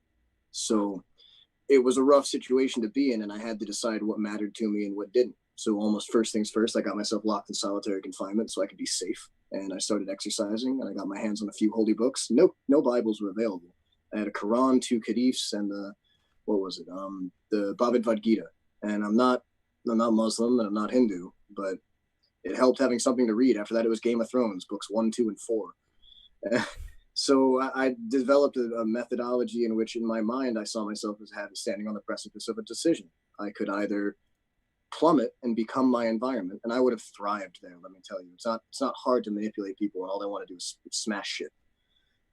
I could have dove into that and gotten some sort of rank in a security threat group, and gotten all tatted up and been Mr. 5-star. But the other option was become someone that when I left prison, I would never have to look in the mirror and hate what I saw again, because that's why I ended up in prison. And it wasn't my fault. You don't ask for things to happen to you when you're a kid. You don't ask for your parents to not love each other. You don't ask for these things. They just happen. And unfortunately, a lot of the kids outside now rioting, they have no good reason to be upset. They've been told and conditioned to believe they have every reason in the world to be upset, because when they went to a liberal university, they were convinced that the system they lived in was designed against them, and it's a lie. If they were to instead do what I did, which is have nothing and try. I had an LLC. I opened, operated, and sold an LLC within 6 months of being released from prison. That is not because I'm a genius. That is not because I am privileged. I walked out with nothing. I had a shaky relationship with the only family member who would speak to me. It's because I wanted it, and I didn't want what I'd already had. And personal responsibility scares the shit out of these rioters. Personal responsibility scares the crap out of a lot of people, but especially these rioters, because the reality is, even my demeanor now has to be a deliberate choice. It has to be. And I'm attempting to choose my words carefully. And vulgarity slips out. I'm a sailor. I can't help it. I mean, I'm sure I could if it was my grandmother, but we're a bunch of guys. I'm just going to talk. Look, you have to control yourself. And the emotional release is like heroin. It feels good to scream and punch a wall. If you've never lost your temper at something and hurt something, broken something, you're missing out on a facet of the human existence that is caveman and primal. Swinging a baseball bat is primal. It's primal to go and smash whatever you're mad at. It's some loosely, barely human aspect of your lizard brain. And at the same time that I'm sure as a self-avowed transhumanist, you are attempting to move past the need to act on those alien impulses and instead get your satisfaction, your dopamine, your serotonin from another stimuli. And taking that too far is obviously just as dangerous as getting it from a chemical. But if you can develop a healthy balance between getting your juice from the real world and getting your juice from satisfying interactions with other people, you'll often find that the most satisfying engagement you can have is one in which you don't harm the other person, but both of you learn a little bit about each other and yourselves. And these rioters are being conditioned to believe that they have enemies, that they have sincere enemies amongst them. And the enemies are invisible, but they have certain characteristics, such as they have kids and a white picket fence. The enemies drive nice cars. The enemies love their families. The enemies love their country. The enemies don't want brutal change. The enemies don't want chaos. If those are your enemies, then you are, against your will, identifying with anarchy. You want the Nero strangled priests. You want the dark. And you see a lot of these Antifa guys use them bottom 3 pitchforks down into the left-hand path, the whole concept of it's not lost on me. Esotericism is really easy to follow. The occult just means they're not trying to say it out loud. And if they hate Christ, what do they have to love? It's a gross inversion, but if you hate Harry Potter, but you love Voldemort, but you say Harry Potter isn't even a whole book and the whole thing's bullshit, maybe you're just dumb. Maybe you're just angry and you want to find a villain to pray to. Now, I wonder if you were to talk to such people, how would they respond to you, given that you've been where they are? I haven't. Now, I'm self-made as well. I had a bit of a different path. I'm an immigrant. I came to this country with nearly nothing, and my parents came to this country with nearly nothing, and we worked our ways up, respectively. So I completely identify with what you said about personal responsibility, taking one's own fate into one's hands. And the fact is, I've been told quite a few times recently that I have, quote, white privilege, even though I'm more of a minority in this country than the people who have been telling me this. And the only reason why they've been telling me this is because of the color of my skin and because I can, quote, pass for being in the majority, even though my name is quite unusual by American standards. And the moment I open my mouth, people realize that I'm not a typical member of the majority. So the people who accuse me of being privileged don't know what they're talking about. They don't know what it's like to earn the position in life that I have.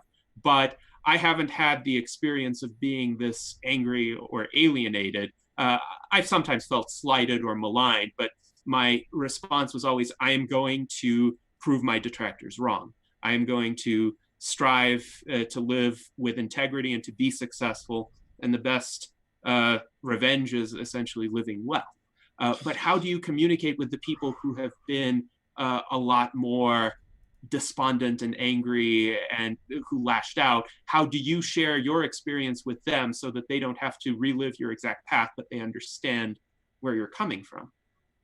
Unfortunately, most of the interactions I have with the radical left is I've been doxxed a dozen times. It doesn't help that I use my name and my face everywhere because fuck them, I'll shoot them if they come on my property. I'm not scared of that shit. But what bothers me is they send me like pictures of my dead parents, and they'll send me my old addresses. They'll send me the address of where my father's ashes were placed, saying they'll defecate on them. Things like that begin to bother me because we're not dealing with people that want conversation. You're not dealing with people that want to reach out and engage with you. They just want to break stuff. They just want to freak out. Oh, bye, Gio. No problem at all. Then. See you later. See you, Gio. Yeah, I gotta go, guys. Sorry, it's getting kind of late where I am. So. And by the way, I also want to address the elephant in the room, which is many people are calling for the dog asshole poster to speak, and we have definitely legit here. So definitely legit. You've been here for quite a while, and I hope your microphone works. And just let us know what you think about all this. Yeah, I mean, I don't know. Sorry. Oh, sorry, not me. Okay, sorry. No, legit. Legit is in the name. Sorry. No, you'll go right afterwards. But definitely legit. I don't have to. Definitely legit. Yeah. Yeah. So this works, right? Yes. I've never used Zoom, so this is a brand new experience for me. Hey. I was listening to this Voldemort thing, and that made me really laugh. But all that aside, there's a lot of talk about something like the IQ shredder and all of these things, which seem to be approached from a very, as if they're almost unnatural. These are all very natural processes, and you not even just on a sort of social, economic scale, they're also very natural in a purely biological sense. Populations control themselves this way. And the idea of, let's say, the highest IQ rising to the top and not breeding, and then this being seen as, I guess the premise of the movie Idiocracy, right? Where, the higher IQ people do not breed, and then their offspring end up being just utter idiots. That's not really how it works. It looks that way because then at some point we have social castes that are placed atop of this biological ladder. And so there is a bit of a discrepancy between the top and the bottom, and there is no more fresh blood moving up. If you look at the European nobility of the, let's say, first century BC, first century AD, and then you look at the, 19th century AD, you're looking at two very, very different groups of people. Even though they can trace their lineage that far, they are no longer, they stagnated, is what I'm saying. So in the same sense, all of these revolts and all these people destroying and overturning everything, this also is a natural process. Spiritually, biologically, what have you, it's all normal. It's supposed to happen. And to lament over the destruction of a statue, sure, you may have a certain attachment to this, a certain historical or whatever part of your heritage or culture, but vae victis, if you can't defend it, it's gone. And I think Tim did mention something like this of, come out and defend it, but nobody is, so, well, they don't deserve it then. Well, the way I see it, if I were to go out and defend it, I'd be charged with murder. You understand that those are my statues too, if they're public property. So if I were to actually go out there, that crowd would try to kill me, or I'd have to kill that crowd. I don't want to live in that. That's not civilized. So if you're saying that you want people in this country who believe if I can take it from you, I can have it, I think your ideology is the problem. Yes, I think degeneration into violence is exactly what we need to avoid. There needs to be some sort of peaceful way to protect these statues and de-escalate the situation. I'm even thinking of just positioning rows of police with shields around each statue and keeping them there with instructions to stand their ground. They won't fire tear gas at the protesters. They'll have their shields, they'll have their armor, and they will not move. They might have armored vehicles, which will not move and will not let the protesters through. Point of order, if they're trying to destroy public property, they're not protesters anymore, because the First Amendment's very specific about the definition of a protest, and a peaceful protest does not involve destroying things. It involves civil disobedience, which means you can still be arrested for disobeying civilly. However, the whole thing will be a big joke and the media can laugh about it. That's where the term civil disobedience was invented, so they could get nice, cute stories about cultural Marxism. It's NLP, neuro-linguistic programming. Calling them protests, that's the enemy's narrative. Don't repeat what the TV tells you ever. They're not protesting. That's I was trying absolutely to be semantic. as generous as possible in my characterization, but I think we can agree that the delineation is whether any sort of act of violence against persons or property is being committed. If someone is just standing there in the street with a poster shouting something, that's fine, and that is their civil right to do that. But if someone takes it out on a person, a business, a building, a statue, whatever, that becomes a violation of other people's rights. And that's the kind of violation of law that does need to be prosecuted. Ideally, technology should be used to diffuse and de-escalate these kinds of situations. As a transhumanist, I like to think of innovative ways to resolve these dilemmas, hopefully peacefully. So I was even suggesting to some of my friends, what if there could be essentially like small spheres dropped from the air that inflate upon deployment on the ground? And let's say you're in a crowded public space, these spheres inflate in between the protesters, and they kind of both crowd them out and separate them from one another. And then the police can come in and selectively pop these spheres and arrest anyone who engaged in violence one at a time and determine whether they were individually responsible for any of the 2 thumbs way up, dude. That would be fucking amazing. I want to live in the universe that you have in your head when you plan this stuff. I want to live in that universe. No, Gennady, with all due respect, that's a completely retarded idea. In real world, it would never work, but I want to live in the universe the transhumanist has, where everyone's on a higher level, and they wouldn't decide to just brutalize each other, and inflatable ball houses would stop riots. Like, that sounds fucking awesome. I would never. That's the world we want to create. I would never have thought of that. Like, that's some good stuff. That would not occur to me. You could stick me in a room for a while and ask me to write stuff down. It would take me a while to come up with that. But I like that. If that could work, that would be a great way to settle it. Why not? Just moon bounces. But unfortunately, like the way that I see it, when you've got, I mean, you have blue check mark approved professors for physics, and you have Popular Mechanics telling people how to rip down, like the magazine Popular Mechanics, telling people how to rip down public statues. These are the same people that, I'm not going to get into the 9/11 connection to Popular Mechanics, but the concept here is you've got people that shouldn't be saying the things they're saying because they're encouraging people to commit crimes. And as I see it anyway, that's a really bad idea. That's bad. All right. They're going to say that the president's wait. violence by saying. Oh, damn it! I wanted to get Duff's opinion, but he's gone right now. I just want to say goodbye, Duff. Thank you so much for joining us. Indeed. I would just say if you've got the president getting in trouble for saying if someone loots, you can shoot him. Like looting starts, shooting starts. That's a fact. I don't know if you guys know about the rooftop Koreans, but the looting starts, the shooting starts. It's the way it works. So if that's going to be called like potentially dangerous, potentially violent, but telling people how to destroy public property efficiently with chemicals, corrosive material, and rope, encouraging that from an academic position where kids are paying money, their parents rather, are paying $500,000 to send them to be indoctrinated to hate their own country. To me, that seems like more of an issue than people in the street throwing bottles, because human beings have always thrown things at each other. Human beings have always been willing to be violent. And to some degree, I think that you can sedate the population with pornography, you can sedate them with THC, you can sedate them with all the reality TV show programming you like, you can tell them whatever you want to tell them, and they'll probably comply. But there's always going to be the rogue element, the mad beast concept. And it's a cute idea to think about, but if you think about how many serial killers we had in Marseille, France, if you want to use that term, before they banned the sword, I think this was the 1500s, they had to ban carrying a sword in all of France. People were killing each other left and right. So then they invented savate. Then they were killing each other with sticks and knives. Then they had to say, okay, how do we actually address this problem? Because the sword isn't the problem. Well, I mean, wouldn't that extend to gun bans? We don't learn very well. It's not the object, it's the mentalities that are developing in the street. And if you see a society like this one where we're being fomented to hate each other for other people's benefit, like I don't see those people in Missouri, and I don't think they enjoyed what they ended up doing to their own neighborhoods. I don't know if you guys have seen the videos of the woman going to the grocery store being like, my people did this to me. I can't feed my kids. Look at this. She's walking around. Every shelf is ripped bare.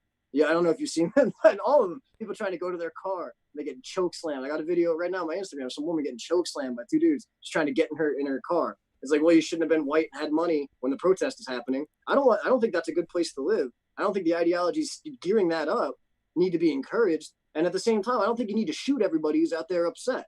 So, when people were like, "Oh, well, why isn't Trump doing something?" Well, why are you asking the federal government to come in and take care of you? What are you, a child? Are you a socialist? Like, no, you can take care of it yourself. And I do think the big problem. That's really ridiculous. If you think you could take care of it yourself in any of these liberal cities, they will arrest you. What are you talking about? Saying, right? Yeah, that's the line I was about to spit out here, right? The problem is if you were to actually then say, well, my city, like cultural civil defense, you have state actors who are willing to say, police stand down, any citizen that resists get arrested. In Virginia, they had people going up on top of their own roofs with rifles. They got arrested.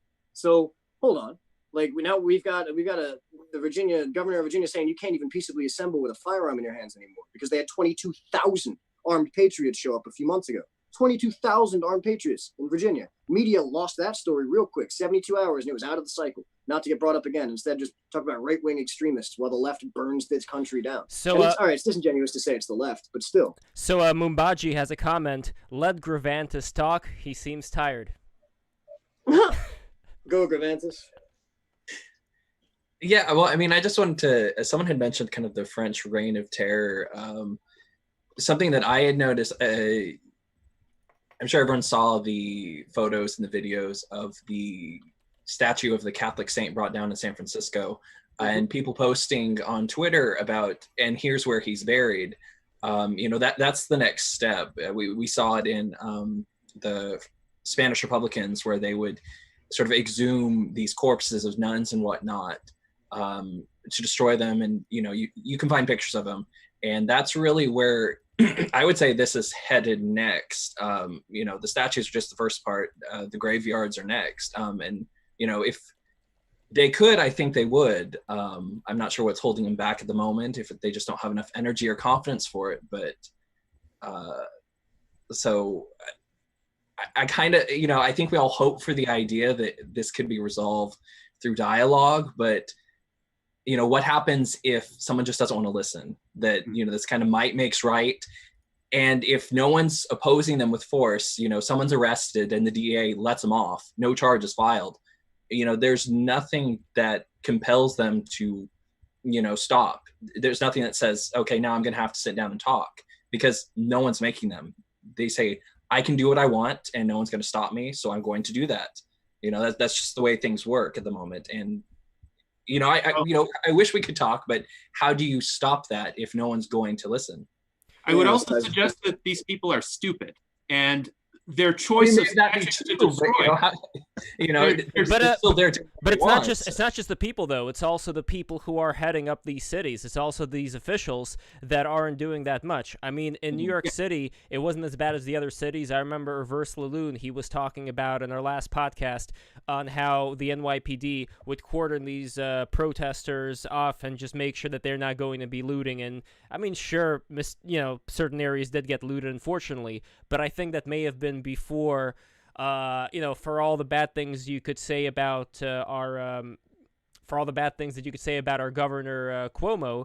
I think he did kind of pull through here and made New York City get its shit together, as far as at least the police being able to have a certain level of safety for the people who were living in the city. I can't say the same thing for California. I can't say the same thing for Washington State, for Seattle.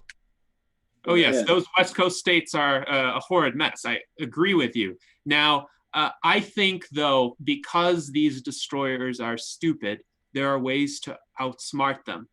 One other solution, and this is perhaps more proximately achievable than my idea of the inflatable spheres, is to preemptively remove the statues to a safe location. Like, let's say we have decks on top of skyscrapers and we airlift the statues to those decks. The mob isn't going to storm the skyscrapers and get up there, and we protect the skyscrapers. So we have police standing outside, we have police standing in the hallways. They won't get in. There's no way they're going to. Yeah, 3 quick points. 1, King Kong. 2, William Penn statue is already on top of the building, so he's safe. And 3, they put a big cuck shed around Churchill's statue to stop it from happening again. So the idea is when that shed comes down, when you put the statue back, what's going to stop them from deciding, hey, well, nobody shot me last time and I stabbed 4 cops from UK in the face. So what do you say this time? We go back and do whatever we want to do. And the problem is not, for me, the riots are a good thing because now people are watching,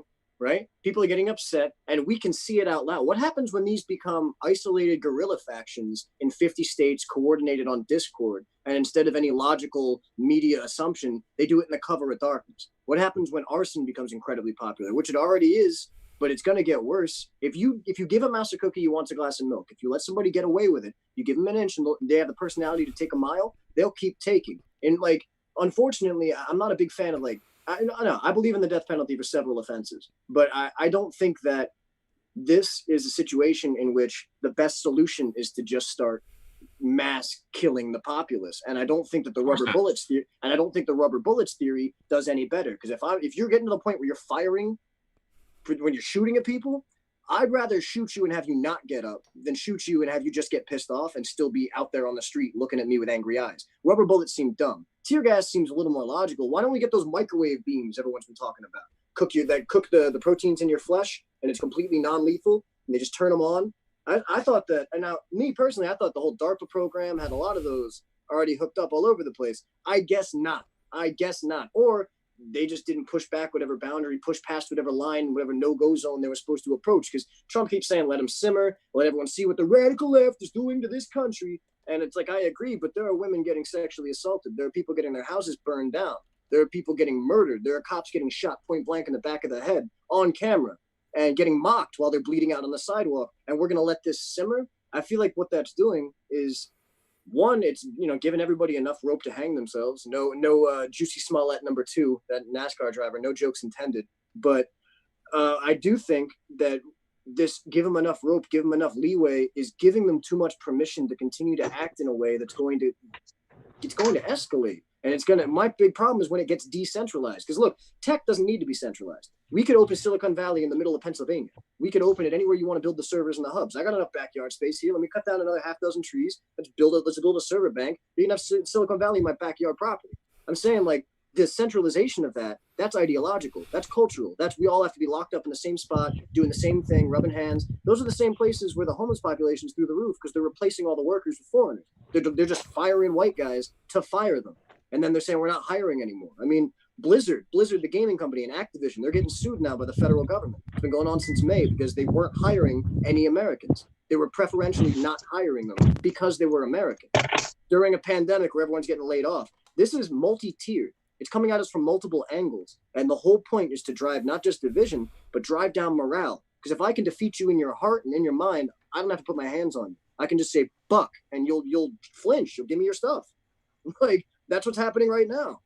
We're getting That's what the Carpe dunked him, bro. Free Carpe dunked him. The whole reason I came back on here is just to say, look what they did to Carpe dunked him. Everybody should be firing all of the arrows in their quiver at President Trump right now and say, if you don't stand up for Carpe Donktum, fuck you. Okay? Carpe Donktum made the most popular stuff for President Trump anybody's ever made. And what's Trump done about it? What's Trump done about him getting suspended? Look how they massacred my boy. This is Marlon Brando. So, I think recent events have illustrated that governments are actually a lot less physically powerful than we've commonly been taught to believe. A lot of the power of governments rests on the perception of legitimacy on the part of the public, or at least the perception that it would be futile to challenge the government. And in periods of chaos and upheaval, that perception becomes eroded significantly. But we've even seen it in a slightly less turbulent time. 2016, Hillary Clinton, the most powerful person on earth, perhaps, who was a shoo-in for the Democratic nomination, who manipulated her way to get the Democratic Party's endorsement, whom everybody in the ruling class, everybody in the media, all of the pollsters believed absolutely was going to win. And most educated people were led to believe, myself included, that Hillary Clinton was absolutely going to win. There's no way that the American public would elect Donald Trump. She lost because all the polls were wrong. All of this construct of her power was essentially a giant illusion concocted by sycophants who existed in an echo chamber. But Donald Trump himself is a paper tiger. He keeps talking about, we're going to deploy the military to dominate the streets, restore order. But Donald Trump just says the first thing that comes to his mind. In reality, he's all bluster and no action. And so a lot of people have figured this out. A lot of people have figured out Donald Trump isn't really a fascist. He's not really a tyrant. He's just a bumbling buffoon who will sometimes have a bit of conscience. Sometimes he'll say something outrageous, but he's not really following through on either the good parts or the bad parts of what he's saying. So on the one hand, there are these cynical political consultants on both sides, the Republicans and the Democrats, who are sowing division, who are amping up the level of toxicity in our society. On the other hand, nobody really has control over the levers that move the world. The world is a lot messier. It's a lot more chaotic than that. But events can spiral out of control. And what I worry about is the mob essentially escalating to ever greater levels of destruction because of a dynamic that takes hold that nobody planned, that nobody controlled. The people who originally protested George Floyd's death probably didn't want the statues toppled. Probably they didn't want the storefronts looted. There were just people who were outraged about police brutality. Tim, you're disagreeing. Well, I've got to say, you have to look at the founders of Black Lives Matter. There were 4 Black lesbians. They're openly trained Marxists. They say this openly. They say, we are Marxist. We are heavily trained. We are ideologically trained. Those are their words. I just watched this not too long ago. I mean, people say, I support the movement. I don't support the political movement. Or I support the political movement. I don't support the company. Well, you have to understand it's corporatized. So if you're saying Black Lives Matter, that's like saying, I'm a Pepsi supporter, but not the company. Shut the fuck up, dude. It was invented on a lie. It was invented on a lie in the Trayvon Martin case. That woman was never Trayvon's girlfriend. That letter was fake and she made it up. She didn't want to perjure herself. So the whole thing's predicated on a Marxist lie that wants you to damage race relations in this country. It's not meant to improve race relations for anyone. In 2019, 19 white guys were shot unarmed by police, 9 black guys. In 4 of those cases, the police officer had just been attacked before they were shot. There's no systemic police brutality murdering black people in this. That's a fucking lie. Statistically, it's just a lie. It's used to say, hey, I blame white people for my problems. And it's getting to the point where I'm tired of listening to people who have legitimate struggle get drowned out by the voices of those who just want to complain. And it's like, okay, well, you're an immigrant, right? When you came to this country and you had to earn your way in, right? Yes. Does illegal immigration make you upset? The fact that people can just take a spot, hop over the fence, and get benefit, and now they don't have to wait in any line, they don't have to apply for anything? Now, I can understand why they're doing it, because the legal immigration system is so convoluted and arbitrary at times. And I've been through the labyrinthine system. I got through it. But there were some completely inane barriers. For instance, they insist on taking one's fingerprints using a particular fingerprint scanning software that will necessarily misread the fingerprints of a certain percentage of the population. And I happen to have that kind of fingerprint. So they ran me through the scanner and it gave a poor quality result. And then a month later, they told me, well, you have to come back, get your fingerprints retaken because it was a poor quality result. And I asked them, look, couldn't you just do this the old-fashioned way with ink and paper? And they told me, sorry, the law requires us to use these machines. We know about the problem. We know that you're always going to have this problem for your entire life. So we're going to take your fingerprints the second time using the scanner. It's going to fail. And then the FBI will do a background check on you. And of course, the background check didn't yield any objectionable information, so they let me have my citizenship. But this was an inane process. It wasted my time. It made me change my plans during that summer.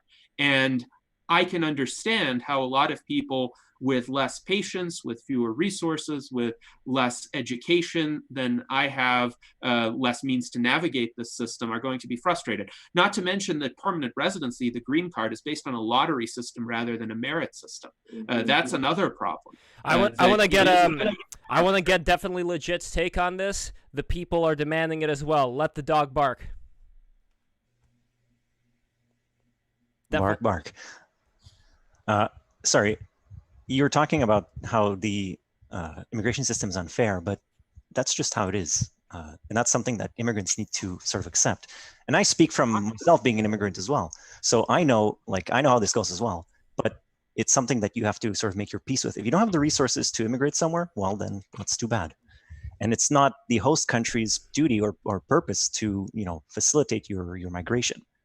Absolutely isn't. It's not about the resources. I had the resources, I had the education, I had the willingness to work.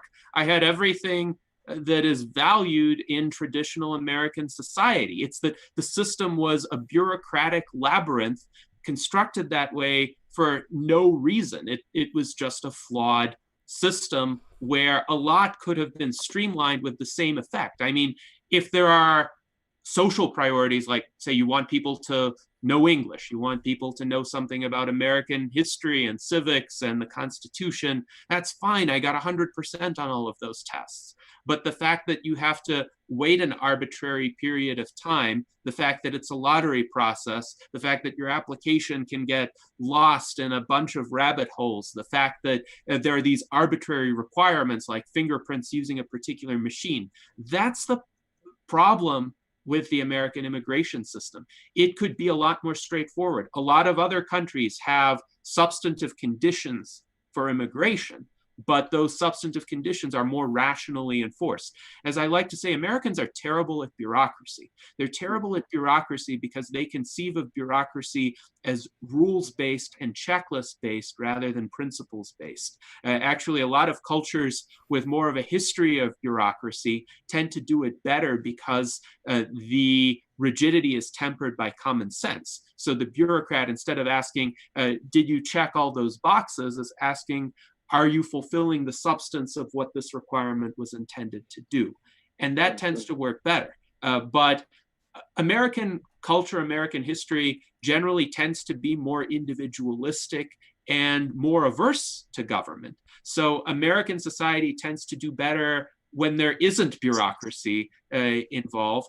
But there are other societies that can do bureaucracy, like a more rational immigration system with greater effect. But keep in mind, the American dream, this entire concept of people rising up to create their own destiny, it came about during a time of essentially open immigration to the United States. During much of the 19th century, there wasn't this draconian immigration system. There was Ellis Island, so people would come in, they might get some very basic tests, they might be sent away if they had an infectious disease, but generally they'd be allowed to go into the country and try to make their fortunes. And some of them faced horrible discrimination, like the Irish, the Italian immigrants, the Eastern European immigrants, but ultimately those are the people who are now held up to be exemplars of the pursuit of the American dream. And I would say a lot of the immigrants of the current generation are like that too. A lot of the Asian immigrants, for instance, who excel in the sciences, who excel in mathematics, who have built companies. A lot of the Mexican and Latin American immigrants who have built so many businesses and who are often willing to work much harder than Gennady, what do you think of brain drain? Well, brain drain, I think, is a phenomenon that occurs when the country from which the brains are being drained is a dismal mess, and reasonable people don't want to stay there for their own well-being. I mean, the former Soviet Union is a prime example of that. There was a huge brain drain in the 1980s, the 1990s. It kind of slowed down in the 2000s because the immigration restrictions became a lot tighter. But it's entirely understandable. And as an individualist, I don't have a problem with it. I don't believe I have an obligation to the Republic of Belarus. Why in the world? If I had stayed there, I visited periodically up until 2003, and I saw these groups of teenagers in black leather jackets just completely despondent, cursing and throwing beer bottles onto the sidewalk, and the bottles would break, glass would spill everywhere. And I was thinking, wow, if I had remained, could I have ended up being one of those people? Or could I have been a dissident perhaps and ended up in prison because I probably would have rubbed the Lukashenko regime the wrong way? So I don't have any obligation to that country. That country failed me. I decided to make my future elsewhere. I have a very interesting image right now in my head of you as a Gopnik squatting down. Gopnik? Yes, that's a very good image. And I just want to say, everybody, the 37 people who are watching this, please subscribe right now. I know not all of you have subscribed yet, so please subscribe right now. But like, subscribe, hit the bell, exactly. hit the bell, hit the bell, hit the bell. We have a comment from Rage Pig. I love that name. A more rational immigration system wouldn't allow immigrants, LOL. So my answer to that, I'm curious what the rest of the panel thinks, is, okay, everybody saying, all right, you got me left. Thank you, Rage Pig. So my way of addressing this is I would want people to come here who would enculturate themselves into our culture. Now, you could ask the question of what exactly is the culture and what isn't. I would say the culture that's been in America for a pretty long time so far and talks about a lot of things that go back to very ancient times, like going back to all the great philosophers, yada, yada, yada. You know, like, we're all standing on the shoulders of giants here. So when it comes to people who don't want to enculturate themselves in that kind of society but want to do their own thing, that's fine. But I don't really see the point of bringing people in who would not want to be part of this civilization and add to the civilization, as opposed to separating from it and just doing their own thing while still taking part in the fruits of the civilization. Well, keep in mind, it takes a lot of effort to come to the United States. Even from a geographical perspective, the fact that you have to traverse an ocean is a big barrier to entry. And so yes, the plane goes the people who tend to come in to the United States are among the most motivated, the most productive, the most intelligent representatives of their populations. Even, let's say, if you contrast the populations of Islamic immigrants to the United States versus to Europe. In Europe, sometimes they'll take waves of refugees from a war-torn Islamic country out of humanitarian considerations, but not all of them want to integrate into that European society. Generally speaking, American Muslim immigrants are kind of the upper crust of those societies, and they are quite a bit more peaceful, more tolerant, more willing to integrate. And that's because it's harder to emigrate to the United States. It's just a lot easier to cross over the border from a Middle Eastern country into Europe than it is to get a plane ticket to the United States. Most people in war-torn Muslim countries cannot afford a plane ticket. So I think it's important to consider the United States has been uniquely fortunate throughout history in terms of the kinds of immigrants that it has gotten. So I have been quite upset at Donald Trump for his anti-immigrant rhetoric. I think he had the wrong targets. Now, there are reasons for a large portion of the American population to be upset. Job losses have occurred due to changes in, let's say, corporate priorities that aren't related to immigration. Some of that is the result of automation, but automation can be a benefit if people have superior alternatives. The problem was that a system of societal and corporate norms was created in the United States over the past several decades, which essentially severed any concept of employer or employee loyalty.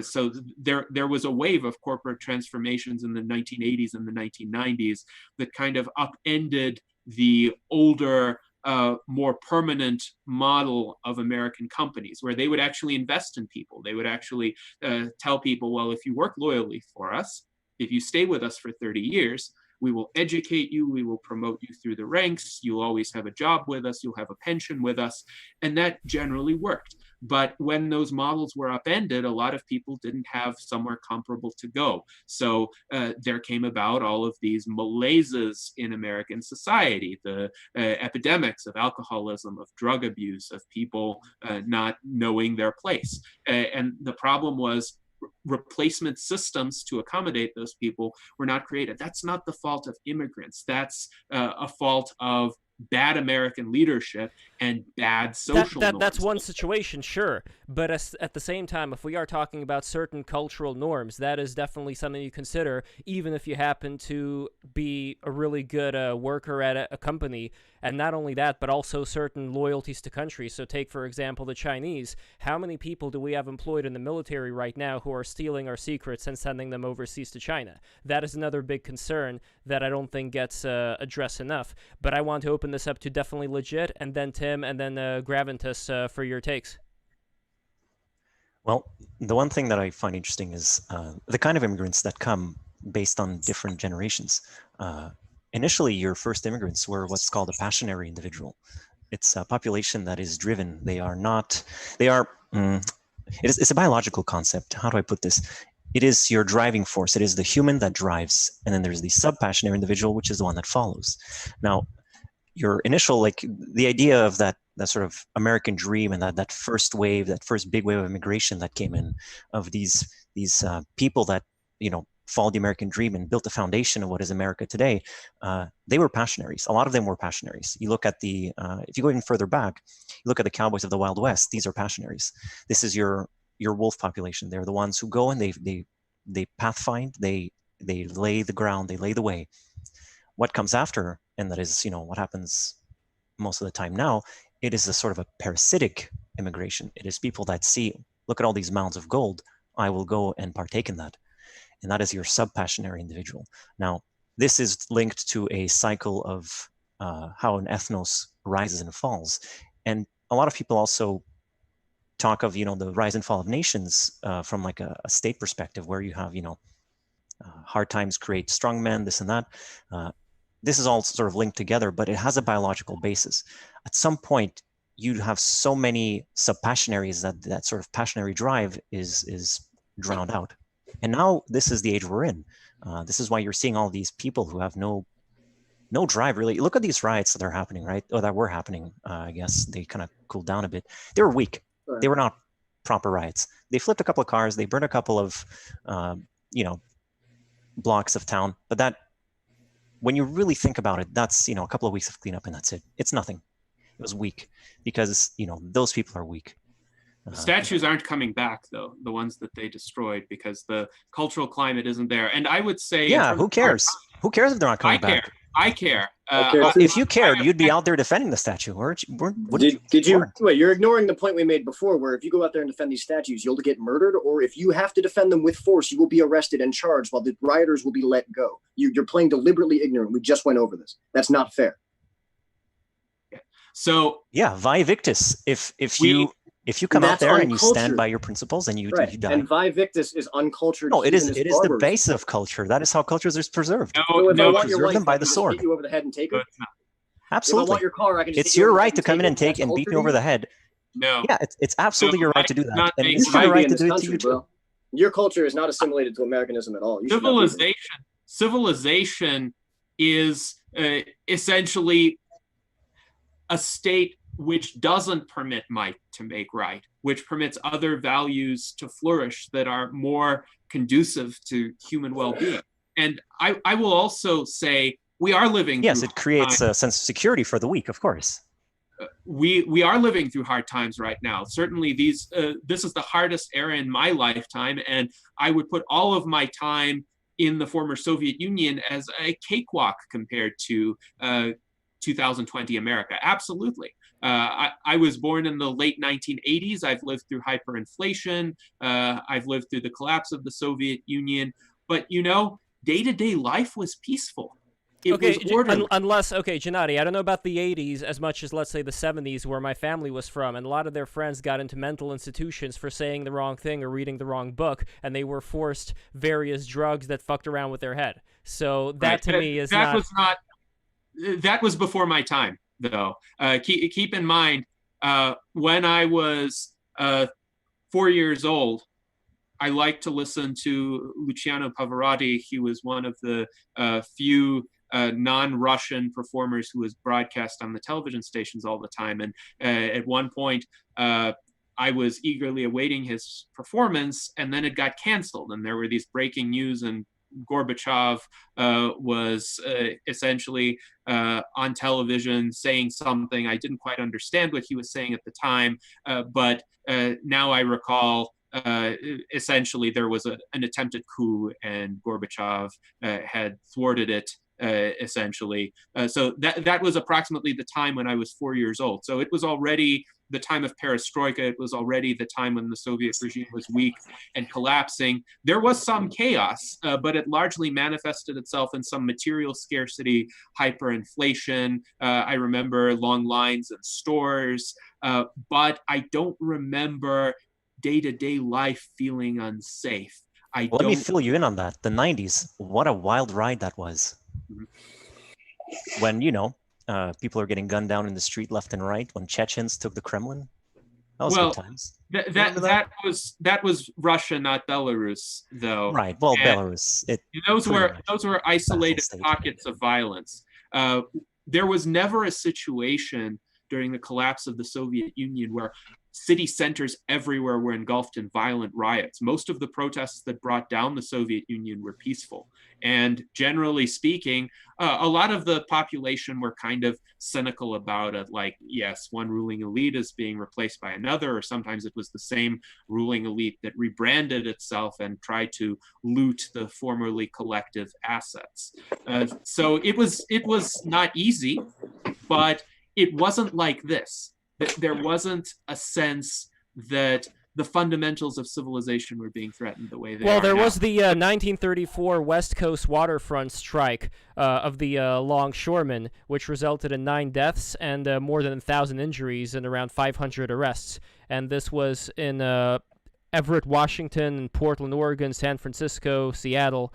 So America has encountered these things before, I think at a much greater scale. Not only that, but back during the 30s, 40s, 50s, like I was talking at the beginning of this podcast, so many of the hip people were fucking Stalinists. Not just communists, but they were Stalinists, and they had associations with Stalinist agents. So looking at what happened, let's say in the 60s, it was pretty similar too. Like a lot of the professors got money from the Soviet Union, yada, yada, yada. The point here is that we've experienced a lot of these tumultuous happenings to compare it to what's happening now, I'd say now is a lot less so than what was happening in the 60s, 70s, as well as earlier in the 20th century.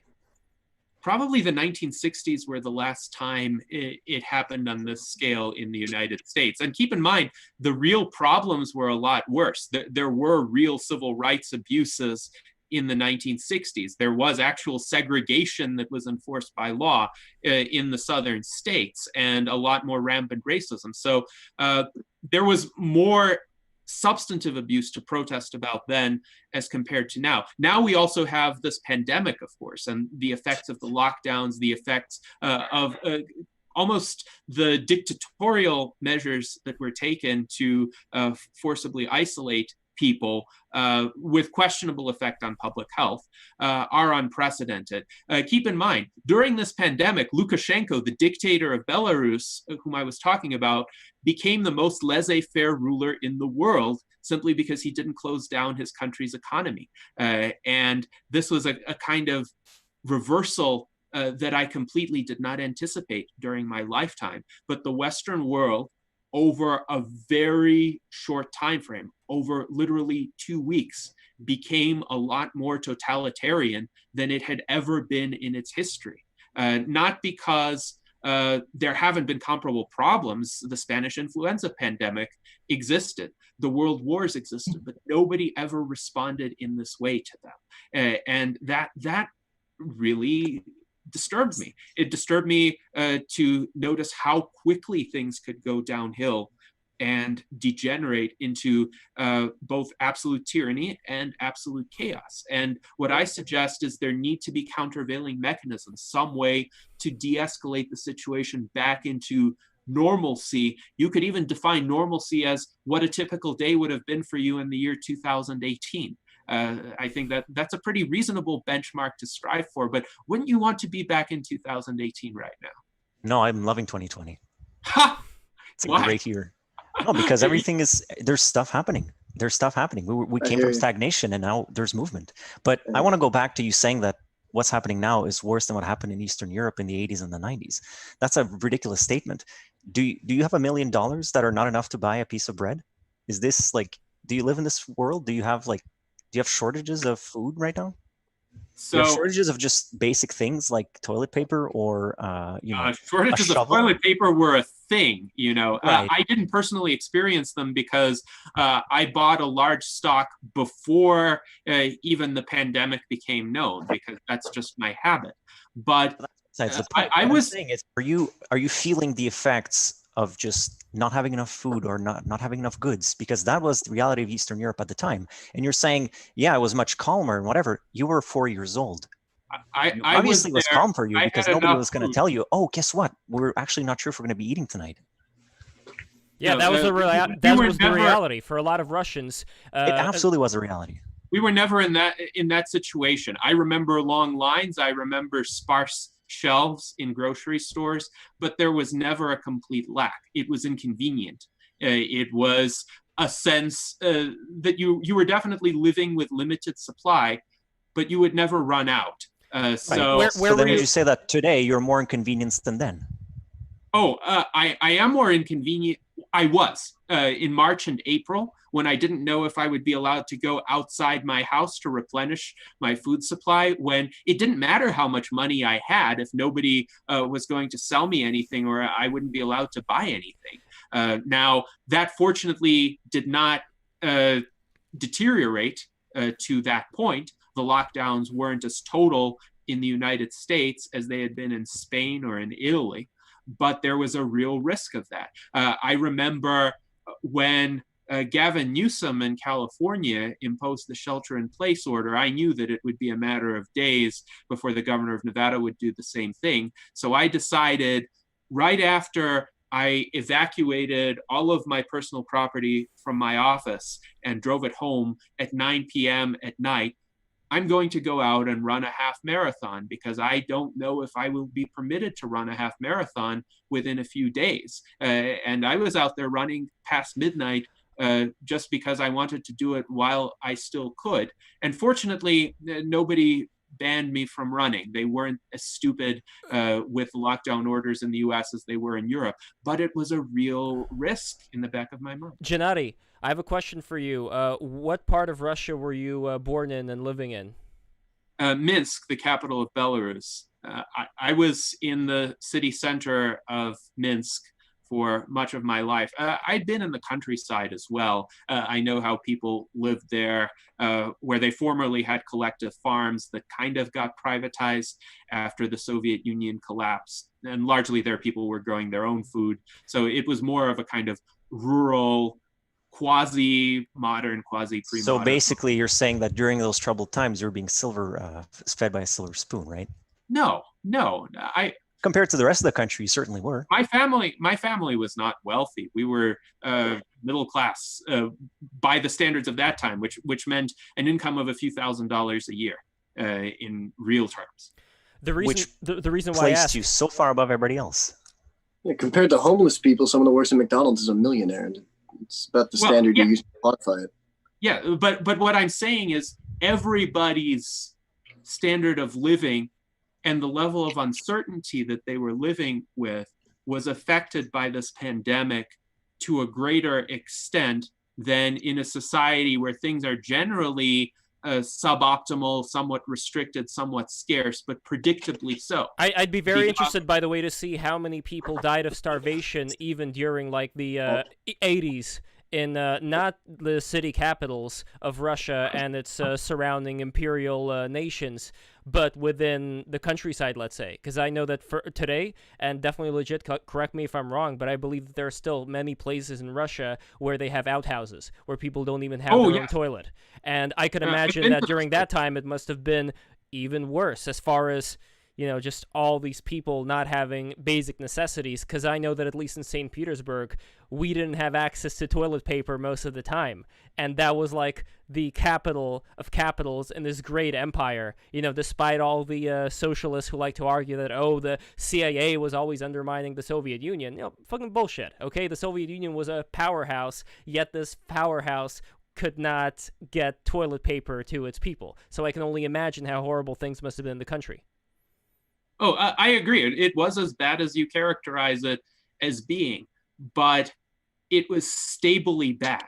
This was a situation with COVID-19 where everything we had been used to, our standard of living, our opportunities, our ability to move around, dropped off a cliff precipitously with almost no warning. And that in some ways is a more distressing situation to live under because you can't plan.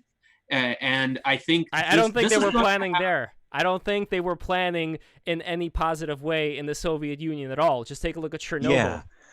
The collapse came very quickly and it came quite brutally, and like it had long-lasting effects. The quarantine had very little effect on your life. Yeah, sure, you have to sit at home for a bit. Yeah, okay, well, how is that, you know, much different from what people usually do? Sure, you can't like hang out with your friends for a couple of months, but it certainly didn't put you at actual risk or harm. Well, and if you look at those riots, right, they also are very tame compared to the things that went down in the 90s. How many people have died during those riots? 100? 200? I would venture to say no more than that. But I would also say the quarantines created the riots in large part because we've had the police brutality problem in this country before, and it's a horrible problem. People have been protesting it, but the protests were qualitatively different before in the 2010s. Oh, by the way, real quick, at least 25 people have died during the protests of the ones that were going on as of June 22. Yeah, but hold on. They depopulated the police department in Chicago. They tried to defund it, and people went on strike, and over 100 people died this weekend. So what numbers are you going from? Because if you're going to say that in effect, because of these riots, because of these social uprising against police and the resistance to have police engage in communities, we lost 100 people, including a 3-year-old, this weekend in Chicago. So it's more than 25 people. These are not isolated incidents. It's one culture feeling the effect of it across the board. The firearm sales between January and March, 80 million firearms were sold in this country between January and March. If you don't think people are scared, if you don't think they're feeling the effect in their personal life, you're not paying attention. We lost 100 people, including kids, this weekend. And then you go right across to Minneapolis. We lost 70 more people, including a couple more kids. So this country is not calm. The media just doesn't care about black on black crime, so you won't hear about it. Like that's the reality of the situation. If it's not a cop being able to shoot somebody at a Wendy's for stealing a taser and shooting at him in the face, like from less than 20 yards, then like that's the story you hear about. But that's called murder. For some Right. stupid You reason. say 100 people got killed. Is that really a fact? Are you sure it wasn't just 100 people got shot? Oh, you're right. It was 100 people got shot. Right. So suddenly it makes it less dramatic. And you bring up all those dead kids. Yeah, kids die everywhere all the time. Like, Right. how's that supposed to sway us? No, but definitely Well, legit. normally If police presence is lessened, then obviously there's going to be a lot more of these incidents. I mean, that's pretty understandable, right? No, that's for sure. But so he's if saying there weren't protests saying that every police officer was out trying to kill every black person they saw, cops would not be calling out of work in higher record numbers than ever before, and there wouldn't be as many people getting shot because people wouldn't think it was cool to run around with guns in their hands in public because they'd be afraid of getting arrested. More police in the area doesn't lead to more, like less police in the area or more police in the area. You see the crime rate go up when there's less cops because people aren't afraid of repercussions for their actions. So when you have a social pressure, unanimously across the board, being driven by cultural Marxism, attempting to degenerate and remove any stability whatsoever from the populace, you have them rejecting their own saviors in their own environments at the same time that these liberal cities are restricting people from owning any firearms at all. So the criminals can buy one. You can go down the street and buy one for $300. But if you're a law-abiding citizen, you will not be able to defend yourself. And the problem then when police refuse to investigate in these communities, refuse to police in these communities at all, look at Seattle. Seattle itself, there's more cases of sexual assault and indecent treatment coming out of the CHOP than Seattle has seen in years. And we went up, 500% within 3 days? And then the police can't even get to the calls. They're not being allowed in. Somebody was just bleeding out the other day and they won't let them through the gate because they're like, no, we don't want cops here. So the medics just stayed out. And now they're saying that's police brutality. No, you don't get to hold guns and shoot at people. And when the cops say, we want to come in because we don't trust you not to shoot our medics and steal their morphine, complain that that's police brutality. People are playing the system against itself because they want free shit. If you give a mouse a cookie, he wants a glass of milk. Stop giving them free shit.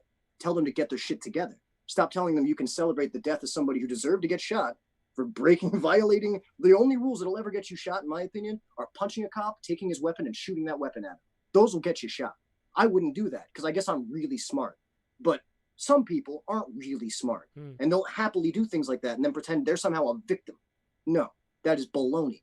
That is absolute baloney. And the people who want to believe that want to perpetuate a lie because the lie is emotionally satisfying. I'm oppressed. Help me. I'm such a victim. No, you're not. You're just a pussy who won't stand up for himself or put the sweat and work in to get better out of your own life. So you have to find some external circumstance to blame for your own misery. Name me another group of people on the planet that was enslaved and still calls itself its slave name 300 years later. If you call yourself that, if you use that mentality, which is unique to African Americans, you don't have to ever take responsibility for your actions because you see yourself as less than from the rip. They didn't think of that themselves. The Black identity didn't wear that like a hat. It was given it. It was said, wear this, be this. This is cool for you. These are the Chinese slave labor shoes that'll make you look cool. This is the Chinese slave labor phone that'll make you look cool. This is the music with the binaural beats designed by Sony that if you apply, you'll be cool. These are the idols you should look up to. And they're not fathers. They're not role models. They're going to give you people to look up to that are only going to damage your community. And people turn around and say it's systemic racism and they blame people like me. I'm sorry, is it white guys that are running all the hip hop companies, all the music companies, the movie companies, the TV who does show run the companies, hip the hop video companies? games? I'm sorry? Who does run the hip hop companies? I'm kind of curious. The hip hop and music companies? Who runs them? It's gone back in hands. Right now, it's mostly run by Sony. Sony run, Michael Jackson, before he died, had sued Sony and was going to get 50% of their discography. It was a big ordeal. It was worth $218 million. So it used to be owned mostly by... No, because you said it's not white guys who run those companies. Not. What kind of guys run those companies? Well, okay, is Sony a Caucasian company? I just said Sony. No, Sony's a company.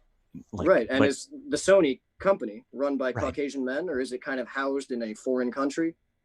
And most of the people that run it then are not Caucasian men. So what kind of men are they? I believe they're of Asian descent. Sony is located in South Korea, is it not? No, Japan. Oh, it's in Japan? Well, Sony's a Japanese company, isn't it? You're right. You're entirely correct. I think they But I don't think Sony or its executives are engineering racial tensions or anything like that. I think they're out to make a profit, and they respond to signals within the general culture as to what they anticipate will be popular. So these large corporations, just like governments, they're never the movers and shakers of public opinion or culture. They're the followers. Just like politicians, they have all of these consultants that try to keep a finger on the pulse of public opinion and take all of these polls so that the politicians can shift with the winds of public opinion, which we've very much been seeing in the United States today. But they're not the leaders. They're not the people who influence or shape opinions. That's a much more nebulous phenomenon. And I would once again want to emphasize the economic aspect. The fact is, so I'm fortunate in that I haven't lost my livelihood during the lockdowns. Indeed, for me, it's been easier than for most people. But there are some people who were prohibited by law from making a living. If they were working in restaurants, if they were working in casinos, if they were working as hairdressers. And it was, for me, a sign of a huge double standard when people were essentially encouraged to go out and protest in large crowds. But if they tried to cut someone's hair, or if they tried to hold a smaller gathering like a concert, for instance, they would be fined or they would be put in prison. I do tree removal. I do tree removal, and I was my work was deemed unnecessary. I wasn't a necessary. So I was told that I couldn't even operate my own stuff on my own lawn. The cops showed up to my own property. Wow. To be like, hey, what are you doing? When I couldn't go to work, I was doing yard work. They were like, right. Oh, is this commercial? And they showed up to ask me if it was commercial. So at the same time that people say like, it's kind of not a big deal. When I'm turning on the television and they're destroying statues with impunity, and I can't legally go to work, I see a huge issue. Because if that was Virginia, when the armed patriots stormed Virginia's Capitol, if they decided to burn something down, if they fired a single shot when there were 20,000 armed Americans civilly being disobedient, open carrying in public on the Capitol grounds, just like in Michigan, not a single shot fired. They were domestic terrorists. Do you remember what the media called them? They said that was domestic terrorism. Taking these statues down, that's just a peaceful expression of protest. No, I'm sorry, that's an agenda. So I see that the same bullshit that is utilizing NGOs to weaken societies by dumping immigrants on them they're not asking for. The same people that are, the same mentality that pushes towards globalism at every single turn. And at the same time that you're right, some of these corporations just want the money. Some of them are completely aware of the social impact they have. We have to acknowledge that. Tim, do you remember the Stone Toss comic? I don't know if this was the one you were referencing before, but it's the one with the dudes making out for a hamburger ad, and then the other guy says, "This is for selling hamburgers." I'm not saying it exactly correctly, so pardon me about that. But you know what I'm talking about. That's exactly the thing. The concept is there are certain ideologies being pushed specifically in Western countries. Because in Japan, they don't have gangster rap that talks about burn it down, shoot the cops. So if Sony's a Japanese company and they understand the cultural impact of that music, why aren't they encouraging their own youth to behave that way? Because they know what it does to your society. Because it doesn't take a genius to figure that out. If I give you no role models and I fill you up with negative stimuli, you're going to behave negatively. And then you look at the tentacle porn and shit they do have going on over there. It's not like they're happy-dappy all the time. For the most part, a lot of our countries, especially the ones that used to be powerful and patriarchal, are falling apart. And at the same time, there's a whole bunch of people that are incredibly happy about that removal because they support a system that is the inverse of it. And globalism, be that what it may, if you want to say it's going to be aliens coming, so we got to dissolve our borders. If you want to say it's going to be another disease, we got to dissolve our borders. If you're going to say we all got to come together in the singularity and plug our brains into one consciousness, so we got to dissolve our borders. I'm going to sit back again and say, why do I have to dissolve my nation state? My country shouldn't be for everyone. It should just be for my countrymen. And I can understand the need to be wholesome and compassionate towards your fellow human being. But when you're importing mass numbers of people who not only don't care about your country or what it stands for, but are more than happy to use the created synthetic outrage of a murder in another country, like in the UK, to start Black Lives Matter protests to deface Winston Churchill's statue, that has nothing to do with blacks. It has nothing to do with whites. It has to do with ideas and destroying ideas publicly. And a lot of us take a knee. Like the take a knee argument, man. Taking a knee is hugely significant in English culture. To kneel down to someone, to kneel down to fealty, that's a monarch we're talking about. So we're watching a culture where the Rotherham rape gang report still hasn't been released. They were targeted because they were white. Nobody's doubting that. But White Lives Matter flag sets off an outrage. We can have Black Lives Matter protests where cops get stabbed in the face because of something that happened in another country. And everyone's going to pretend this is actually a protest. This is actually about race relations. This is ideological warfare. It's happened before. And I agree. Sure, might makes it, right? So I guess the next thing I should go out and defend my country. So I should just take up arms because I'd be right in doing pretty it. much. No, I'm trying to be a civil. Like if I did Just like your ancestor did like 300 years ago. Yeah, if I did that, I don't live 300 years ago. I live now in a society. One breath you're defending cops, and in the other breath you're saying that they're not letting you cut down your trees. Right, because both of those things are true. Cops are necessary, and they didn't let me cut down my trees. Why is this hard for you to understand? Why does everything have to be an ultimatum? Yes, I think it's quite imprudent to engage in any form of violent resistance at this time. One, because it will fail.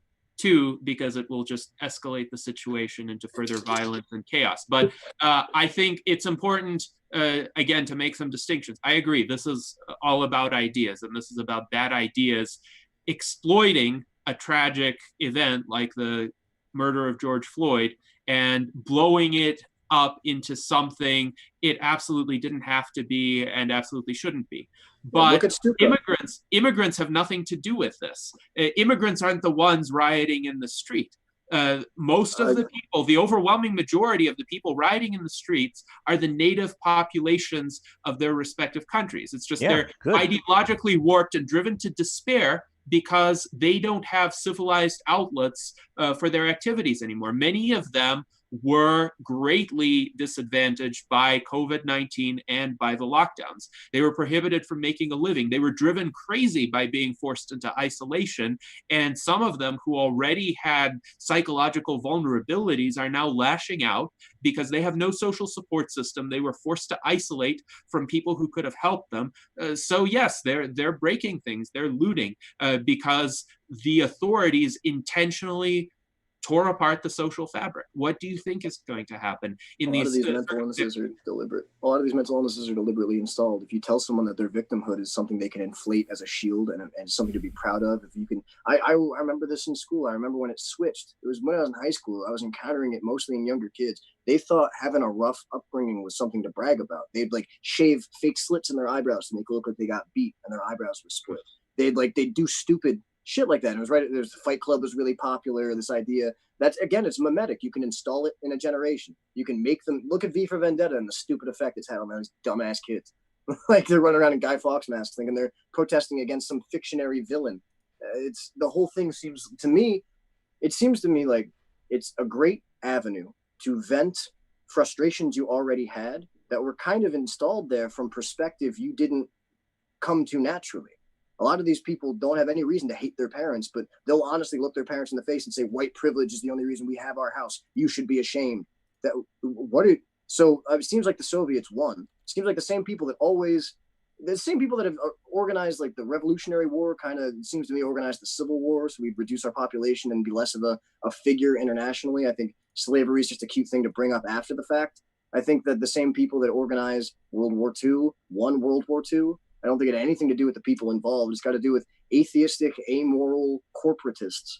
Like Stalinist is a cute term, but the idea. Like, I'm very curious what these people are. The atheistic corporatists and the Stalinists and the postmoderns are completely different factions. And I will say, I can anticipate what the Soviets would have done in response to these riots. They would have sent tanks in to crush the rioters. They absolutely would have. And the Soviets' attitude toward public art, toward protecting national culture, it was very heavy-handed.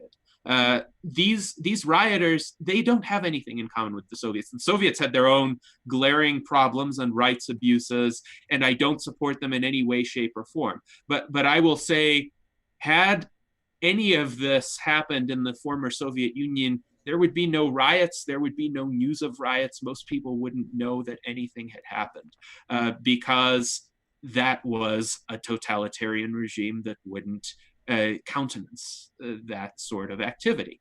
So I think it's important not to brand something you dislike with everything else that happens to be bad. Yes, the Soviet Union was bad. Islamic totalitarianism is bad, and I'll distinguish that from peaceful, tolerant expressions of Islam. Postmodern leftism is bad, but postmodern leftism is actually not old-time Marxism. Old-time Marxism wasn't postmodern. It was a branch of modernism, in the sense that Marx didn't want to deconstruct Western civilization. He thought industry, technology, production were actually good, but they should be controlled by the workers instead of being controlled by the capitalists, and it would ultimately lead into a classless society and a stateless utopia. The contemporary leftists, they couldn't care less about technology. They don't want progress at all. They've rejected the idea of material progress, for instance. They want to vent their grievances, and they want to impose their grievances on the rest of society. But they also see it as a spiritual progress, though, I think. Like the white people who are going on their knees, the ones who are going down on the ground, I think to them it's some kind of a spiritual cleansing that's going on. And I do want to address the elephant in the room, though, because I know it's going to keep being brought up.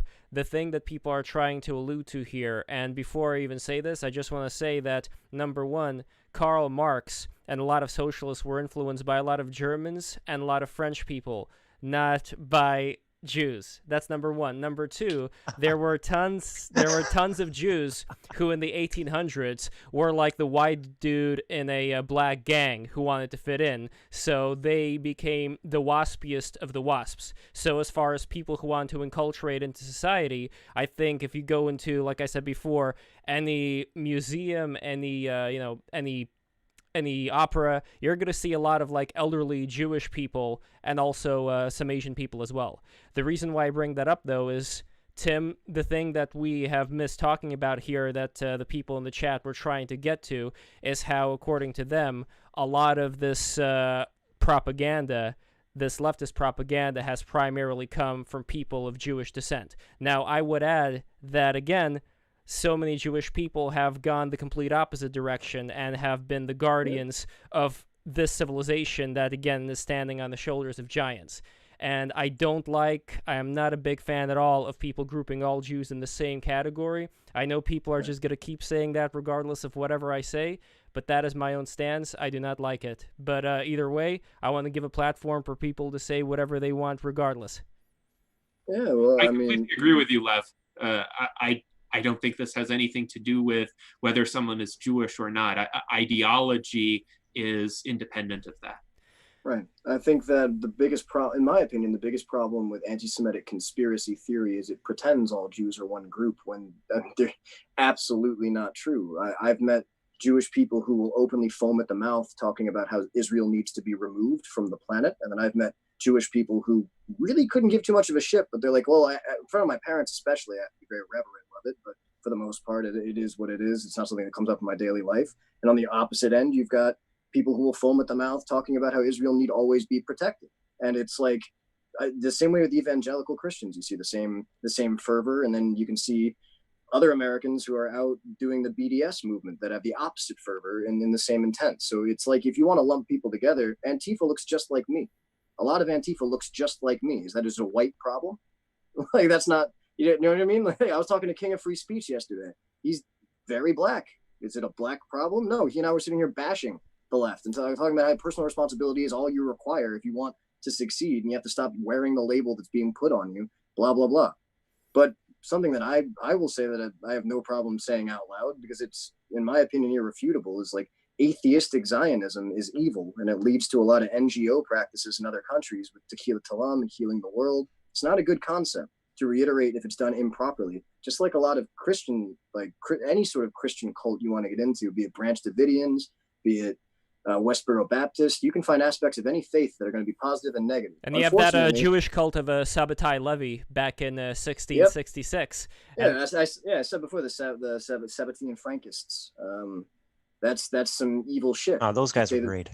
To say the least, I don't think atheistic Zionism is the culprit here. I don't even know to what extent atheistic Zionism exists. I think the culprits here are the mainstream media and political consultants who are intentionally fomenting these tensions, one, in an attempt to oust Trump from office, two, in an attempt to benefit an organization called the Democratic Party. And the Democratic Party is an organization with international reach. It has sympathizers in other countries, which is why they've been able to foment this unrest abroad as well. But this is all done in order to engineer a Democratic Party coup. in essence. And because of COVID-19, because in-person campaigning is not a viable strategy, and because Joe Biden is senile and incompetent right now, and he doesn't have the ability to persuade large numbers of people to vote for him, this is the Democratic strategy this election season. Engineer riots, engineer economic collapse so that Trump looks bad, and then Joe Biden gets elected, and Joe Biden will be a puppet of some people in the Democratic National Committee, whoever they are, who will be wielding power behind the scenes. That's the cabal concept, as far as utilizing people to cover other people. Like the ADL utilizes Judaism as a shield so it can defame whoever it wants to. The SPLC utilizes racism as a shield so that it can defame whoever it wants to.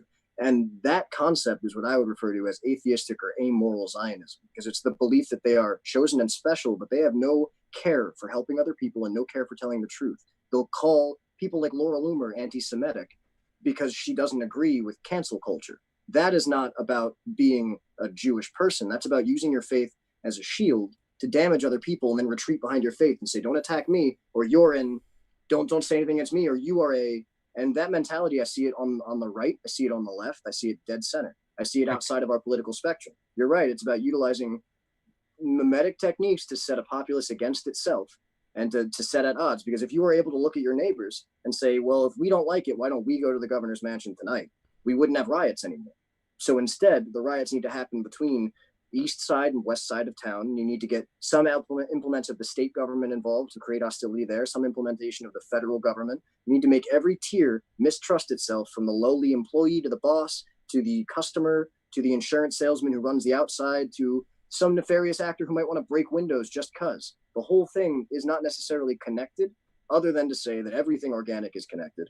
And for any idea, if you're aware of ideas, there are going to be people. If you can be aware of an idea, there will be someone who will want to manipulate it to their benefit. If I'm aware of a practice, I can ignore it, I can participate in it, I can condemn it, condone it, or I can manipulate it. And unfortunately, there are a lot of people who I consider to be amoral merely because my objective morality comes from something, I guess, Magna Carta based. I believe Christendom is a very, very succinct methodology if you're going to utilize morality in some sort of a context where people could objectively understand right from wrong, not based on necessarily the text, but based on the golden rule concept. Seems kind of viable. It doesn't have to be the only source of morality. And that's the thing. I'm an atheist, and I take exception to the behaviors you characterize as atheistic Zionism, because they have nothing to do with atheism, nor with Zionism for that matter. Zionism is just the view that people who are Jewish deserve a homeland. And they may have some historical associations that suggest to them where that homeland should be.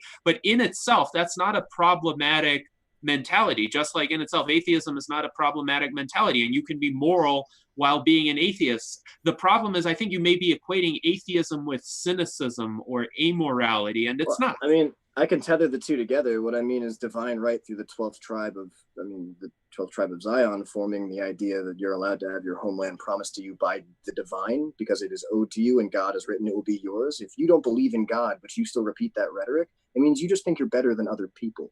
And you just are owed something because of who you are. And that's it's entirely your right to have this belief and enforce it. Yeah. It entirely is your right to do that. It's also the right of others to and the same way that I condemn white nationalism, and the same way that I condemn black nationalism, and the same way I think a dude with a swastika on his chest is in some ways just as bad as a dude with any other tattoo on any other part of his body.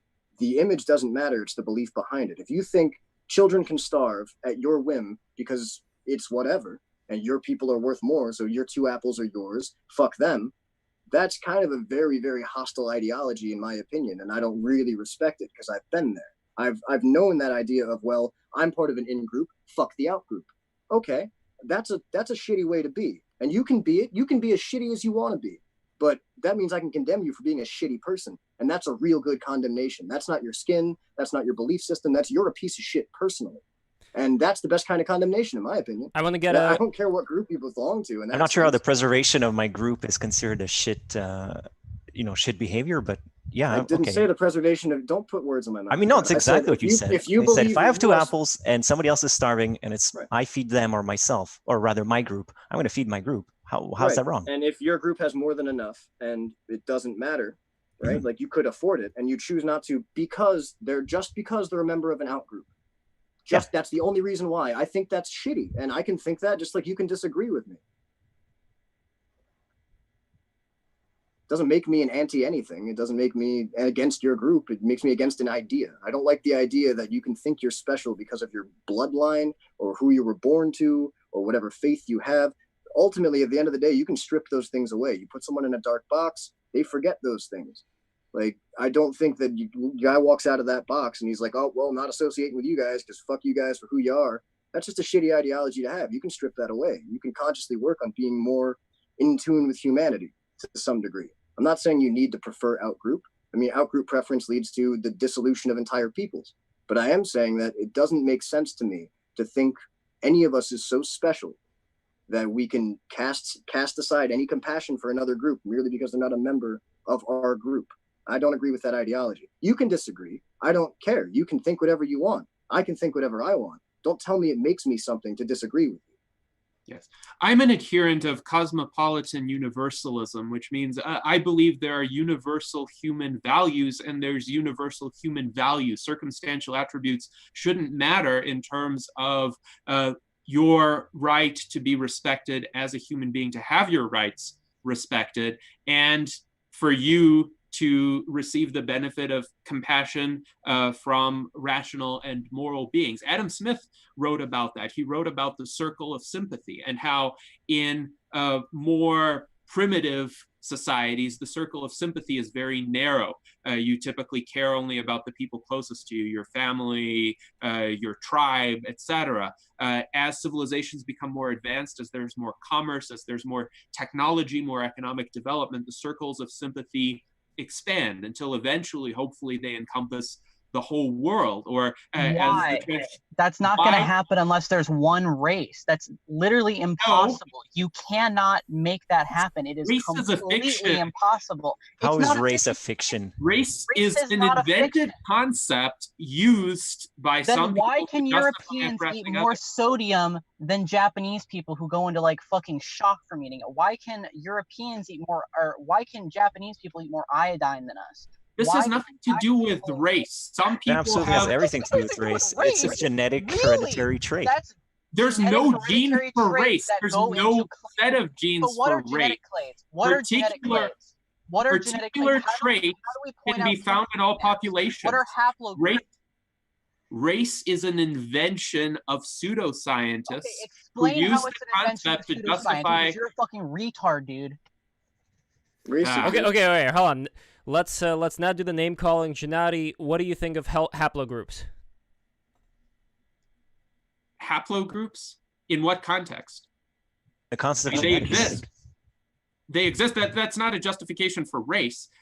The fact is, well, we could call it something else. But what would you call the difference in haplogroups? Let's say that we could apply. Subspecies of human being.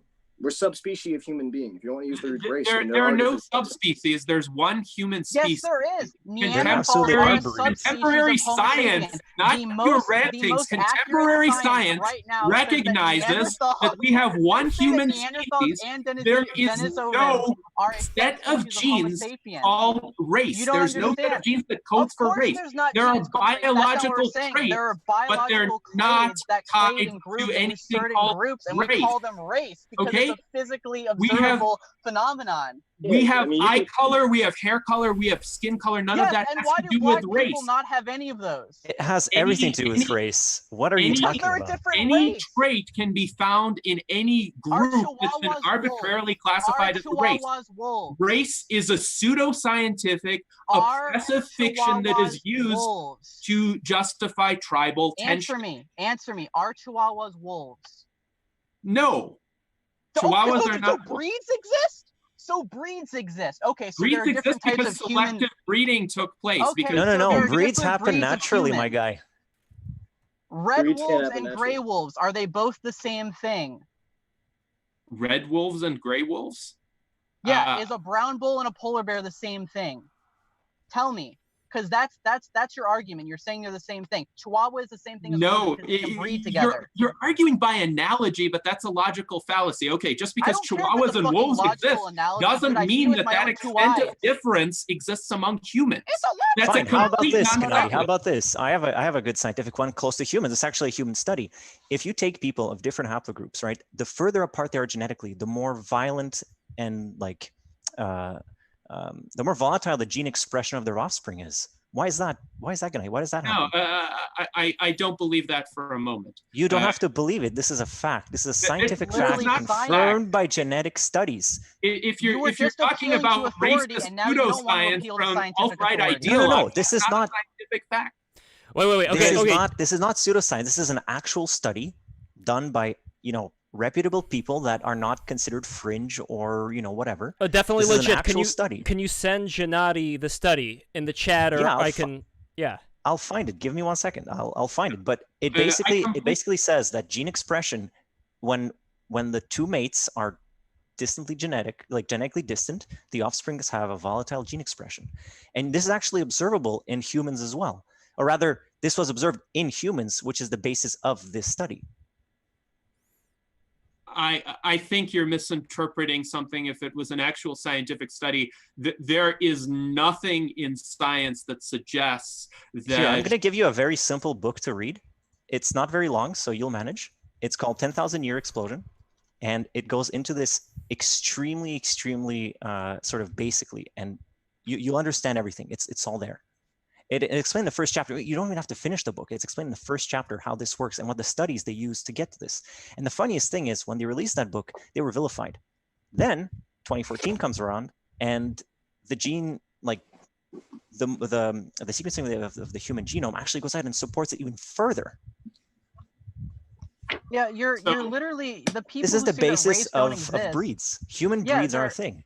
Exactly, they exist, and they're called. We can just call them race. It doesn't. You don't have to play this semantics game where race isn't real, but tiny little breeds of humans that clade in different genetic things and show up on PCA maps are real, but they're not actually race. Like what the fuck does it matter what term you're using?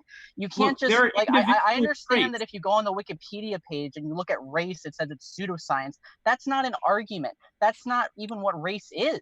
Like I understand even if you go to the anthropologist community, like their website, I forget what it's like, the Anthropologist Association, they say that race is a pseudoscience. Are they geneticists? No, they're not geneticists. The human genome was completely sequenced in 2014, and since then we have had study after study after study confirming what anthropologists in the 18th, 19th, and 20th century knew, that race is a real thing. There is no gene for race. There's no set of genes for race. What do you mean there's no gene for race? Those anthropologists from the 18th and 19th century, the eugenicists, they were pseudoscientists. They were Tell me how they were pseudoscientists. Justify oppression. Look, Sonny, you and I are never going to see eye to eye. I don't care if we're not going to see eye to eye. I just want to humiliate you, retard. Being a fascist. You confess to being a fascist. I'm a national So you and I are socialist. never going to agree to this. I am a national I am going socialist. to insist that all human beings have value and worth as individuals. And the concept of race is intentionally meant to segment people into tribes and warring factions to divide them. A pit bull is the same thing as a chihuahua. Pit that bulls has are violent nothing because to of do how with it. It has everything to do We're with it. talking about humans, not pit bulls or chihuahuas. Wait, are humans any different from other animals? Yes, we are different. We have rational faculties. We have volitional consciousness. All animals have rational faculties. There's no, we're not like different from animals. This idea that you guys have, I don't know where it comes from, that we're somehow so far different and removed from animals is just it's a transhumanist brain bug. That's what it is. It comes from this book right here. I can read you the chapter. It's written in 1925, written by something Newman. It's called Evolution and Eugenics. It was University of Chicago. It was handed out as a manual text before it became un-PC. And it's right here, Future of Humanity, page 188. Because of his intelligence and communal cooperation, man is no longer subject to the laws which govern the adaptation of animals to their environment.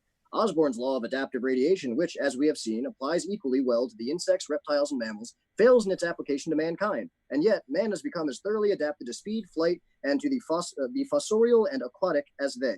But his adaptation is artificial and to a very small extent only affects his physical frame, while theirs is natural and the stamp of environment is deeply impressed upon the organism. So the concept he's hinting at is an invented theology. I'm going to stop you right now because this is wrong. This has been disproved. Human revolution has not stopped. Exactly. Yeah, but this isn't what we're talking about. Oh, this is not what we're talking about. Through science and we're not technology, talking humans about can take control of their own evolution. That's the point of transhumanism.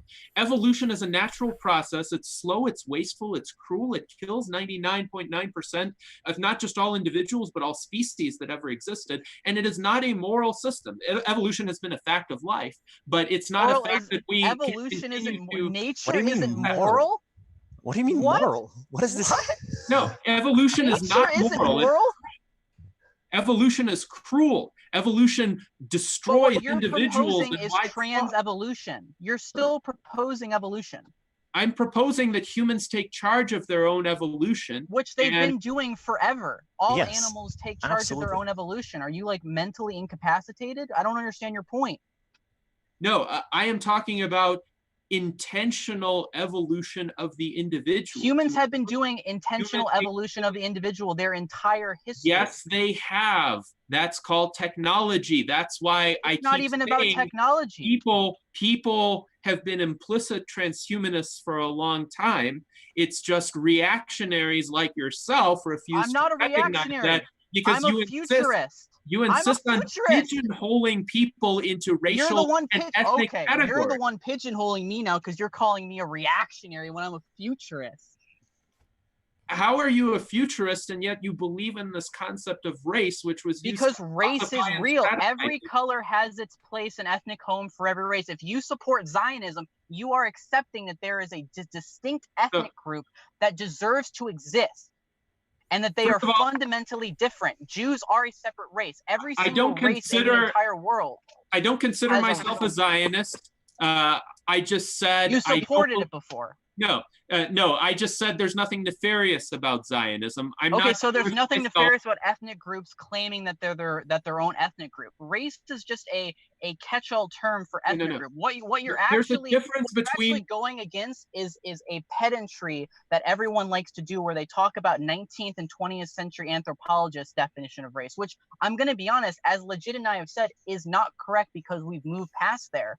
Like no one's arguing these like definitions of race. We're arguing what 2014 plus research says, that there are unique, distinct genetic clades that exist that show distinct phenotypes and have distinct personality traits that are distinctly and genetically inheritable. And they're certainly not associated with personality traits. Look, you have yes, dark they are. hair The big in every, five is inheritable. every All of the so-called big ethnic five group. traits are inheritable. You have albino Africans. You have dark hair in every single ethnic. Race has nothing to do with skin color. You have Race every has single nothing to do trait with in skin every color. single so-called An racial albino group. and a white person are two very different things, and to say that this is like equivalent is extremely It's juvenile. Your understanding of race is like the most juvenile thing. No, my in the world. understanding You're of like a race 4-year-old. is exactly correct because race doesn't exist. It's a pseudo concept, and because it's time because that your we hurt idea the of race that you think pseudo-concept doesn't from the world. exist isn't real. And how about we use the word ethnicity? Do you believe in No, ethnicity? ethnicity is a pseudo concept too. I believe that culture So what's exists. wrong with Zionism? Lost me, bud.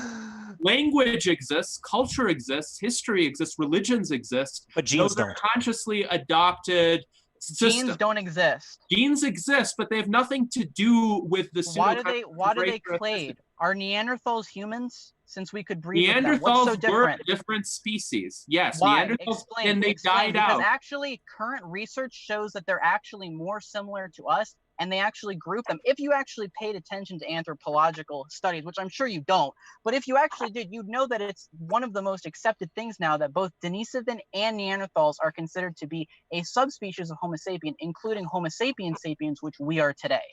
There was some interbreeding between Homo That's sapiens. not the and argument. Some interbreeding. There was a lot. You're of arguing interbreeding. shit that people were writing about in 2004. You're like a boomer. Actually go and read what's been happening since 2014, because the field of ethnogenetics and ethnoanthropology is one of the most booming sciences in the world. China, Russia, and America are all doing studies on this. It's the most like gigantic field of scientific research ever. for the entire field of anthropology. And we're learning so much about the inheritability of traits, why people have different phenotypes, how they relate to their environments, and how they've even evolved in their environments to be uniquely suited to them.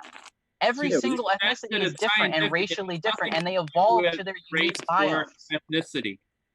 Real science, if it's being done in the field you describe, will not come to the conclusions that are quite ideologically motivated.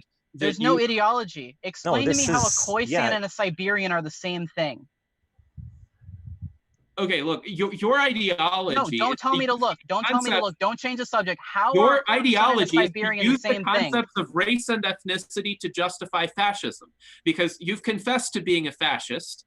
I am a fascist. This is what fascists have done throughout history. They have used race and ethnicity to classify some people as inferior and others as inferior. And that's just as bad as what these writers are. I'm not saying anyone's inferior. I'm actually saying the opposite. What you're saying is that they're inferior because people that don't make it to your transhumanist level are going to be swept off the map by your world that you want to No, they're not. The world that I want to usher into is before you where came in we on this live recognize stream, everyone's differences. Before you came in on this live stream, I explicitly stated there is room in a civilized society for people who don't adopt the technology. Yeah, but last time you didn't agree with that. Of that society. Last time you said that Amazonian people should be forced into society. You actually no, I didn't say that. I said yes, I said they led miserable. I said they led miserable lives, and they would want to benefit from technology. Ask anyone living in the Amazon if they're having a miserable life. They'll tell you they're having a blast. They're dead before they're able to tell you that. What I was saying during the last live stream was anthropologists who visited those societies and they met various people, they formed some sorts of pleasant interactions with them, then they left, they came back a few years hence, and almost everyone they knew were dead of some dread disease that probably killed them in their 20s or earlier. So it's not a happy life. It's a life of constant struggle. It's a life of constant hardship. It's not. You're projecting your first world biases. You're projecting your first world biases. You are the literal definition of the white man's burden. You are the definition of that. No, look, I want to give people the choice to benefit from scientific and technological advancements to the extent that they as individuals consider it proper and justified to do so. And I believe it will benefit their lives to adopt certain advances. If they choose not to, I'm not going to force them. But I think overwhelmingly in a technological society, people will choose to harness its benefits to live longer, to live in a manner that maximizes their pursuit of opportunities. I'm an individualist, and I believe that every human being should have access to these advances, no matter what their skin color, no matter what their ancestry, no matter what their genetics, and concepts like race or ethnicity serve to hold people down. Now, I'm not saying there's no difference in culture or language or religion. Yes, there are differences of that sort, and they matter because they condition how people think, how people view themselves. Okay, but your argument is resting on the fact that ethnicity doesn't exist, and it does exist. So I'm really trying to understand. Made up. I mean, how is it made up? Were there social Russians? Studies are made up then. Okay. Dude. Were there Russians in the 3rd millennium BC?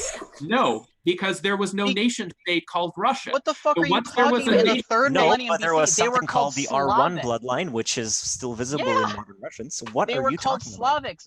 Ethnicities form and multiply into different new ethnicities. Like 3,000 years ago, literally how you're looking at like dogs work. Proto-Slavics, yeah. Are Yeah, they were social called constructs. Slavs.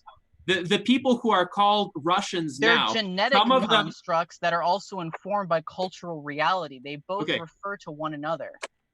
So, Russia is especially a good example because it's been overrun by so many people throughout history. So the people who are called Russians today, they have ancestry from Scandinavia, they have ancestry from Rome, they have ancestry from Mongolia, they have ancestry from the Byzantine Empire. So what? They're still Caucasians. You're just naming a bunch of so they are now Caucasian their own ethnicity. Once You're just naming a bunch of Indo-European people and saying, see, race doesn't exist. Once the Tsars of Russia consolidated power, they created an entity that they called Russia, and they defined a national identity in order to kind of give some unifying. No, they didn't. The people called themselves Russian. The people called themselves the Rus is an Rus. old concept. Well, it goes before the It wasn't invented by some Tsarists.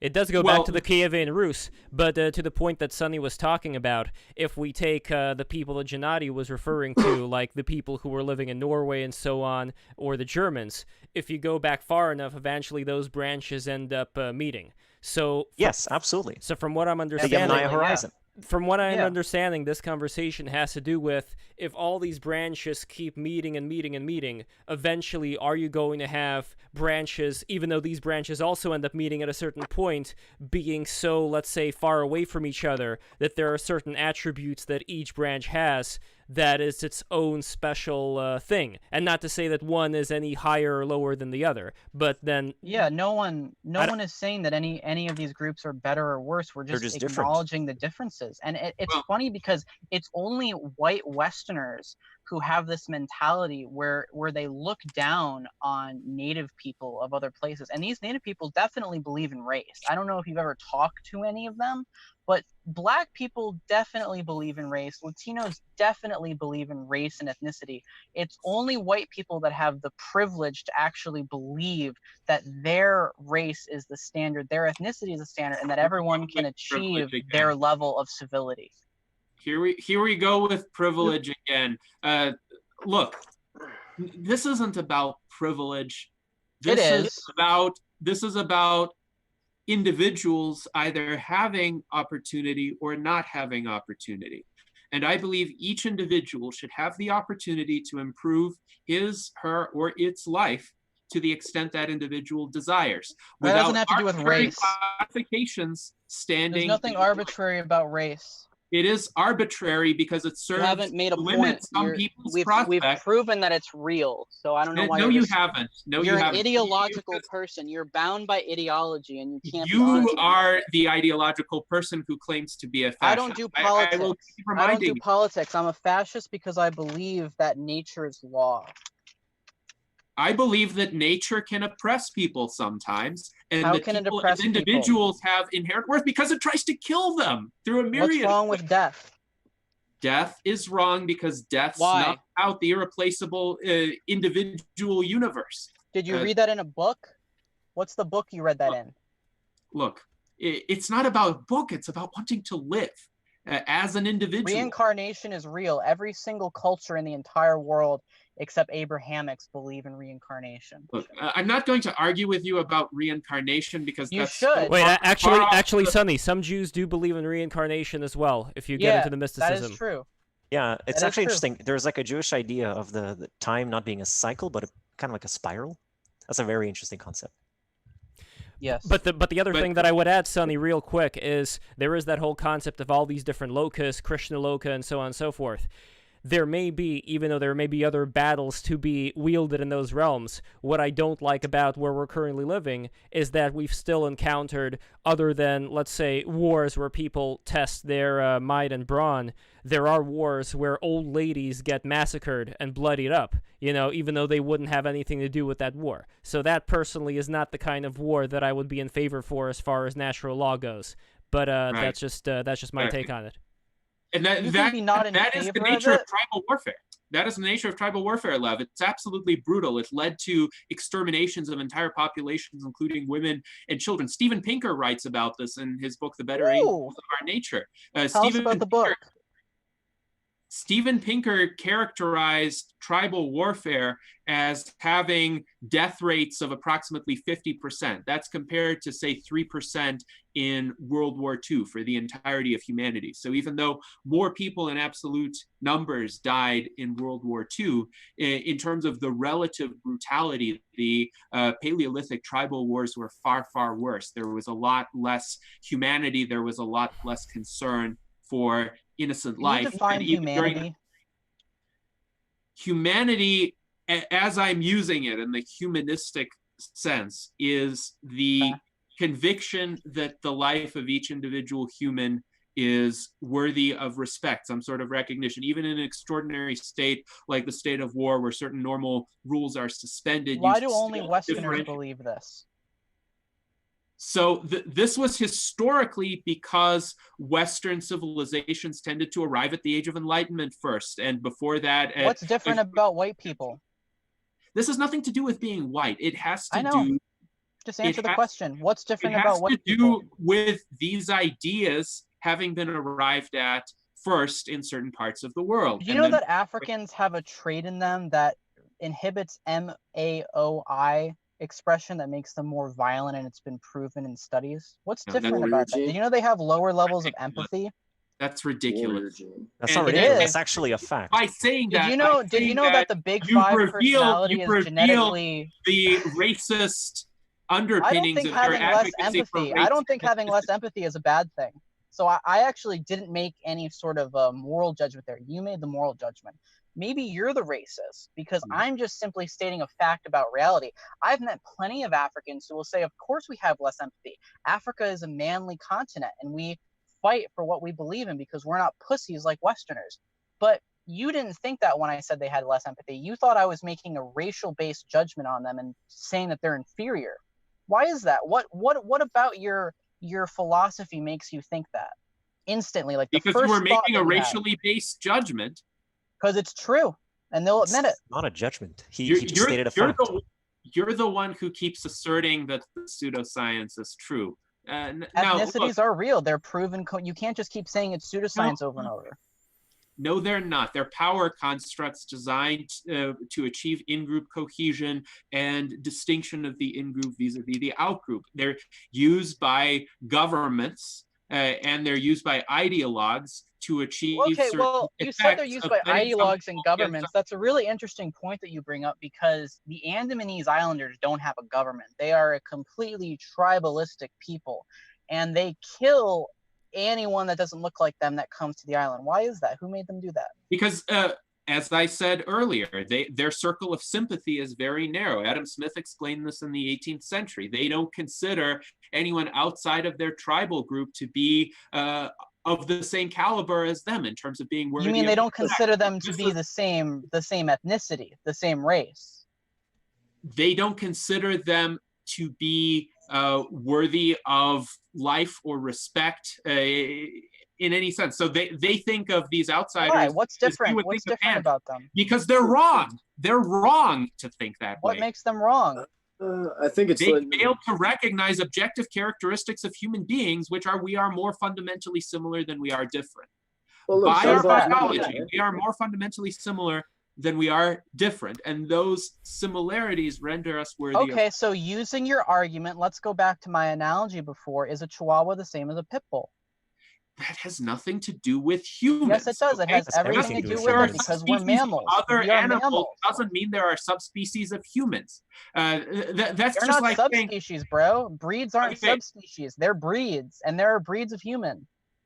There are some plants that are 100 feet taller than other plants. Does that mean there are some humans who are 100 feet taller than other humans? That's the exact same type of argument you're making. No, that's reasoning by extremely analogy retarded is what you logically fallacious.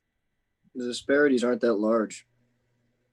Look, Dunbar's number is what you were hinting at before, right? The idea that after a certain number, you stop seeing humans as other people that actually have thoughts and feelings and empathy, and they can just be a foreign entity that is attempting to take something from you or attempting to interact with you in some way that doesn't matter. So if they live or die, doesn't matter. Everybody's Dunbar number is a little bit bigger, a little bit smaller. Some people say it's cultural, some people say it's racial. I think it's kind of a mix of both.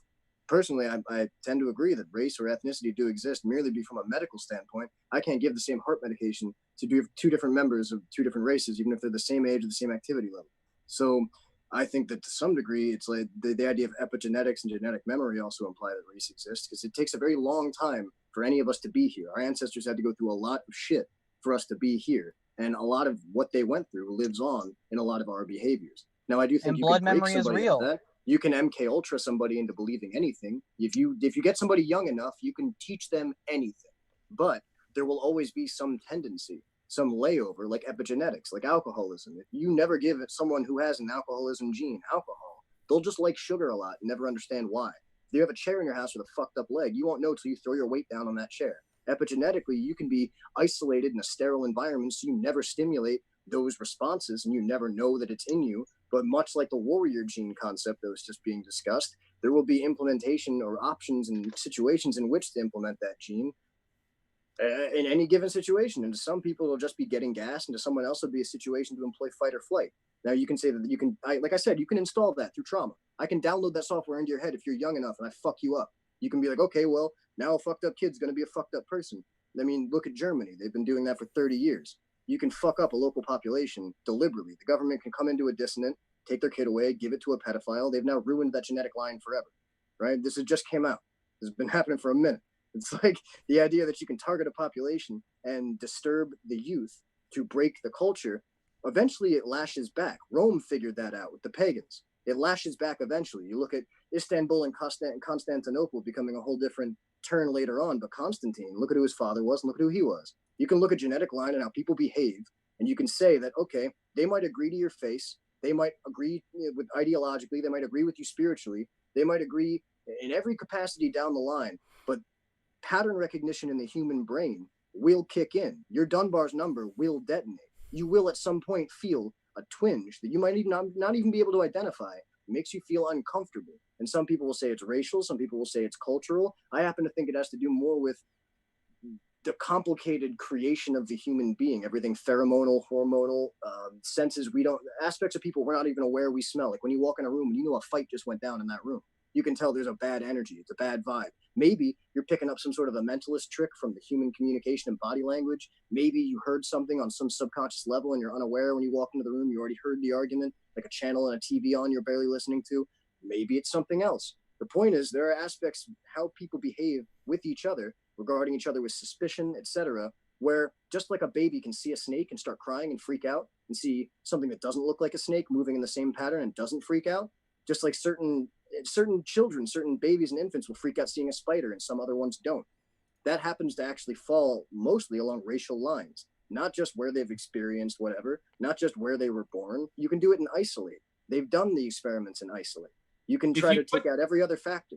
If you put two infants of different skin colors together, they're not going to They've done this study. They've literally done this study, and they literally don't trust each other. They've literally done this study, and they literally have precognizant biases. No, I'm not. Gennady, you have access to Google. Just pop open Google and look at it. It's all there. And show you the studies.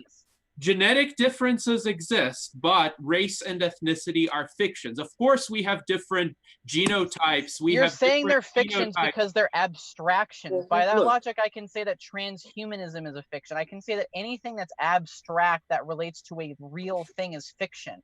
Anything that looks at something from a top-down perspective, in your opinion, seems to be fiction. So abstract concepts Some don't worldviews and concepts are true, whereas others are false. That's just a basic fact. So you're denying the genetic reality of race. For instance, gravity is a true concept, while say thermodynamics, an abstract concept, however, is not, right? Quantum mechanics, however, is not real. Would you say that? So quantum mechanics is a mathematical model for it's describing an abstract the behavior concept relating to a gigantic field. You seem to think that abstract concepts that have like children, like ideological children or literal children, like they don't exist. That's what you're saying. You're saying some of them are true and others are false. Wolves are real. Wolves aren't real. Look, let me thread the needle on the wolf dog thing, because I think I can actually stitch this together pretty tightly, right? If I'm going to say that if I can do an experiment, if I can take chemicals and tools and I can turn a brown iris blue by stripping away layers of it, then brown developed on top of the blue. If I can take a chihuahua, if I can take a dog, if I can take silver foxes, a dude did this. Take silver foxes, breed them for 6 generations. Their ears go floppy, their tails wag when they're excited. You can domesticate and change the physical appearance forever of these animals. Let's take human beings, take 6 human beings or 6 groups, separate them all over the world, right?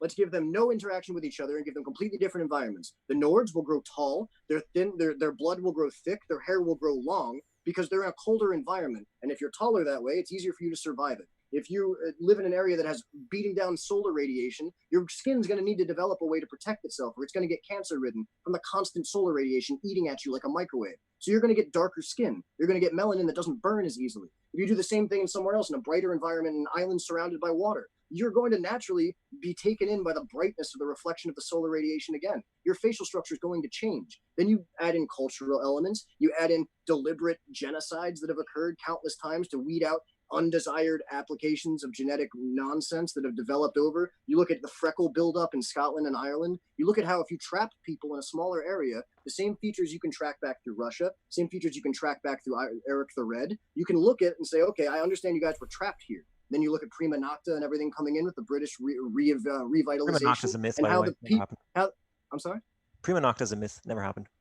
So, okay. Well, you look at let me just the say large interbreeding that occurred between the people that lived on the island and then the imperialists that came after the fact, or whatever you want to call them. What does that have to do with Prima Nocta, though? Massive inbreeding between No, society. Prima Noctis was an idea of a whore being able to sleep with a peasant's wife on the first night. Yeah, this is just right. And I'm just saying that there happened to be quite a bit of inbreeding between those who lived on the island for the longest time, who had the same genetic qualities, and then all of a sudden, when the introduction of another culture started really becoming popularized, you saw that spread go back to the parent culture. You saw it go back into the UK, into Britain. You started to see those changes, and that's where you get the idea of Nina. That's where you get the idea of, I mean, that was no Irish need apply in America, but the idea was that genetically they were inferior. If you look at the way that they were seen to do the railroads in the same way the Chinese were seen that way. Now, race, and that was the problem. The only bone I'll toss you on the race isn't real thing that I can agree with, and is the way it's described, even in books like this, which I agree are outdated, but their definitions are great because you read into the way these people thought. They painted so much personal. He talks about the Abrahamic bullshit, the Abrahamic patriarchy in the paragraph above this. The patriarch Abraham and the Babylonian text, these motherfuckers weren't scientists. They were ideologues, and they wanted to justify their preconceived notions. So when they talk about race, of course they paint it in a way that you can then later look at and deconstruct and say, oh, that's obviously filled with somebody's opinion. That's obviously bullshit. Because the people that wrote these didn't have anybody saying, hey, that's your opinion, Jeff, try it again. Instead, they got published as geniuses because they all knew the printers. Well, it's the same no, but see, you're bringing up this book. Now. You bring up this book, but has really nothing to do with, like, from the beginning, we've said this book is outdated and irrelevant, but you keep going back to it. So you understand that science builds because someone discovers something and someone else takes what they discovered and they can reprove the parts that are and working. All and then science agrees that ethnicity is real. No, it Wait, hold on. I don't know how. Hold on a second. Guys, please hold on a second. Definitely legit. Could you send Gennady some of these scientific articles just for an unbiased later on, Gennady, when you have time, for just like an unbiased look at these articles and just let us know what you think about them? I have not personally seen them. I would be interested in looking at them myself, but that's probably the right way to do it, right? Like, get the scientific article and take a look at it. Yes, I think instead of just arguing back and forth, I'll say I'm highly skeptical. My inclination is to say, if I look at these articles, either they're genuine and they're being misinterpreted in this discussion, or they are ideological pseudoscience. But I wouldn't be able to tell you specifically which is the case unless I look at them. Suffice it to say, I think we've gotten far afield from the original discussion, which was about monuments being destroyed and the causes of these riots. But there is something disturbing about the recent conversation that I would like to point out. And that is the mobs that are destroying these statues are going to point to these race-based sentiments that have been expressed, and they're going to say, see, this is why we need to rise up against systemic racism, because the people who are objecting, oh, they have to be. But that's literally true. Black and white people can't really exist in the same society. No, I totally disagree with you. I completely reject what you're saying here. You and I are never going to agree. Do you think that Malcolm X was a bad man, or Elijah Muhammad? So you're cherry picking. What about Martin Luther King? What about Booker T. Washington? What about George Washington Carver? Don't care. Their house. Uncle Tom. Okay, I can bring Uncle Martin. I can bring an example of Alexander Pushkin, who was responsible for the Russian language as we know it today. His grandfather was this African kid who was brought to the Tsar. Alexander the Great as a present. He raised him up as like his own son. He gave him like a position of general, and he was really successful. Like, he was a smart dude. And Pushkin always talked about how he had like this passion within him, and he was aware that he was like made up of like different sides. And that is a very interesting thing for me to think about, where it doesn't matter that, you know, he was like one side or another side. He was able to bring Russia up to a very high standard of literature that from that time forward was emulated. And I think that he did a great thing for Russia, regardless of whatever admixture he happened to be. But at the same time, to maybe the point that you guys were talking about, he was also aware that he was part this and part that. Well, that's actually it's pretty interesting that you bring this up, because it goes back to the how subclades that are far apart, how they interact when they're bred together. He was undoubtedly a genius. He was very good at what he did. He was very talented. Why was he talented? Because his gene expression was very volatile, but in the good sense. When I say volatile, it doesn't mean bad. It means good or bad. Now, his grandfather or whoever, or maybe it was his father. It's hard to say. It was probably his grandfather, because he was the distant one. His grandfather was brought in, and he must have had, really good genes, and then he was bred with some, high gene woman, and that's where that comes from. And this is actually something that is supported by science. Now, if they brought a subpar male, and they bred them with a subpar female, the Pushkin that was born a generation after that would be a drooling retard. You're assuming that genetic determinism is total and all-encompassing. I believe in free will, as I've said before. Genes may influence phenotype. They may influence certain constraints, like some people will never be pro basketball players.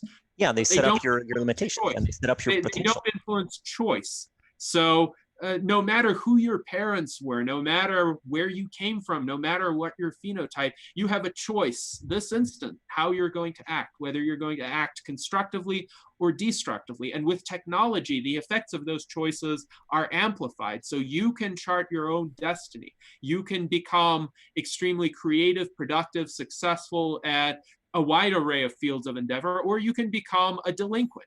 And it's all a matter of what you as an individual choose to do. Your genes do not become your destiny. You determine your own destiny. That is the Enlightenment worldview. That's the humanist view. That's the transhumanist view. And the transhumanist view takes it further by saying you can use technology to overcome even the inherent biological limitations of death and disease and suffering. And I agree, medically, if you have a different genotype from someone else, you might need a different treatment for a particular condition. That's why personalized medicine is so important. That's why it's important to have rapid, low-cost genome sequencing, so that each individual can have his or her genome available for inspection, analyze what sorts of genetic diseases he or she is vulnerable to, what kinds of drugs might work better or shouldn't be used, what side effects are likely. All of that is valid, but it's not a statement about human worth. Your genetics are a limitation placed upon you by an impersonal and cruel process called evolution, which needs to be superseded by conscious human agency, which is transhumanism. It's not cruel at all. It's just how it is. Here's my final thoughts on this matter, and I really appreciate everybody sticking around here. This was an amazing discussion, and for those who are watching right now that have not done so yet, please subscribe. I've said it before, I'm going to say it again. I'm sure not all of you have subscribed yet, so please subscribe and help us grow this thing. I really appreciate all of you being here. Now, I'd say that the difference between maybe mine and Sonny's approach is that I would personally, and I don't want to put words in your mouth here, this is just my own way of looking at it, that I would want there to be more Pushkins as far as people who move civilization forward. I completely agree. I completely agree. I don't disagree with you at all. Okay, so that being said, same thing for anybody else that's like on the outskirts who would want to, with their heart and soul, contribute to a great civilization instead of having it go to hell in a handbasket. So whoever wants to apply for that. And as far as all the other things, I am not that knowledgeable in it. I mean, the things that you guys were talking about right now, I would be very interested in looking at all these studies. And I think Gennady, regardless of however you look at Sonny right now, if the study itself is legitimate, if it's something worth looking at, if you look at it and say, okay, there is something here, then I think in the spirit of science, these things should be looked at regardless of whatever intention you think the person that's giving you those studies has for the future. I mean, if I read the study, I'll share with you my exact thoughts about the study by reference to its contents. That's something I would do with any piece of writing, essentially. You know what genetic distance is? Genetic distance as in how genetically different one organism is from another? Mm-hmm. Okay.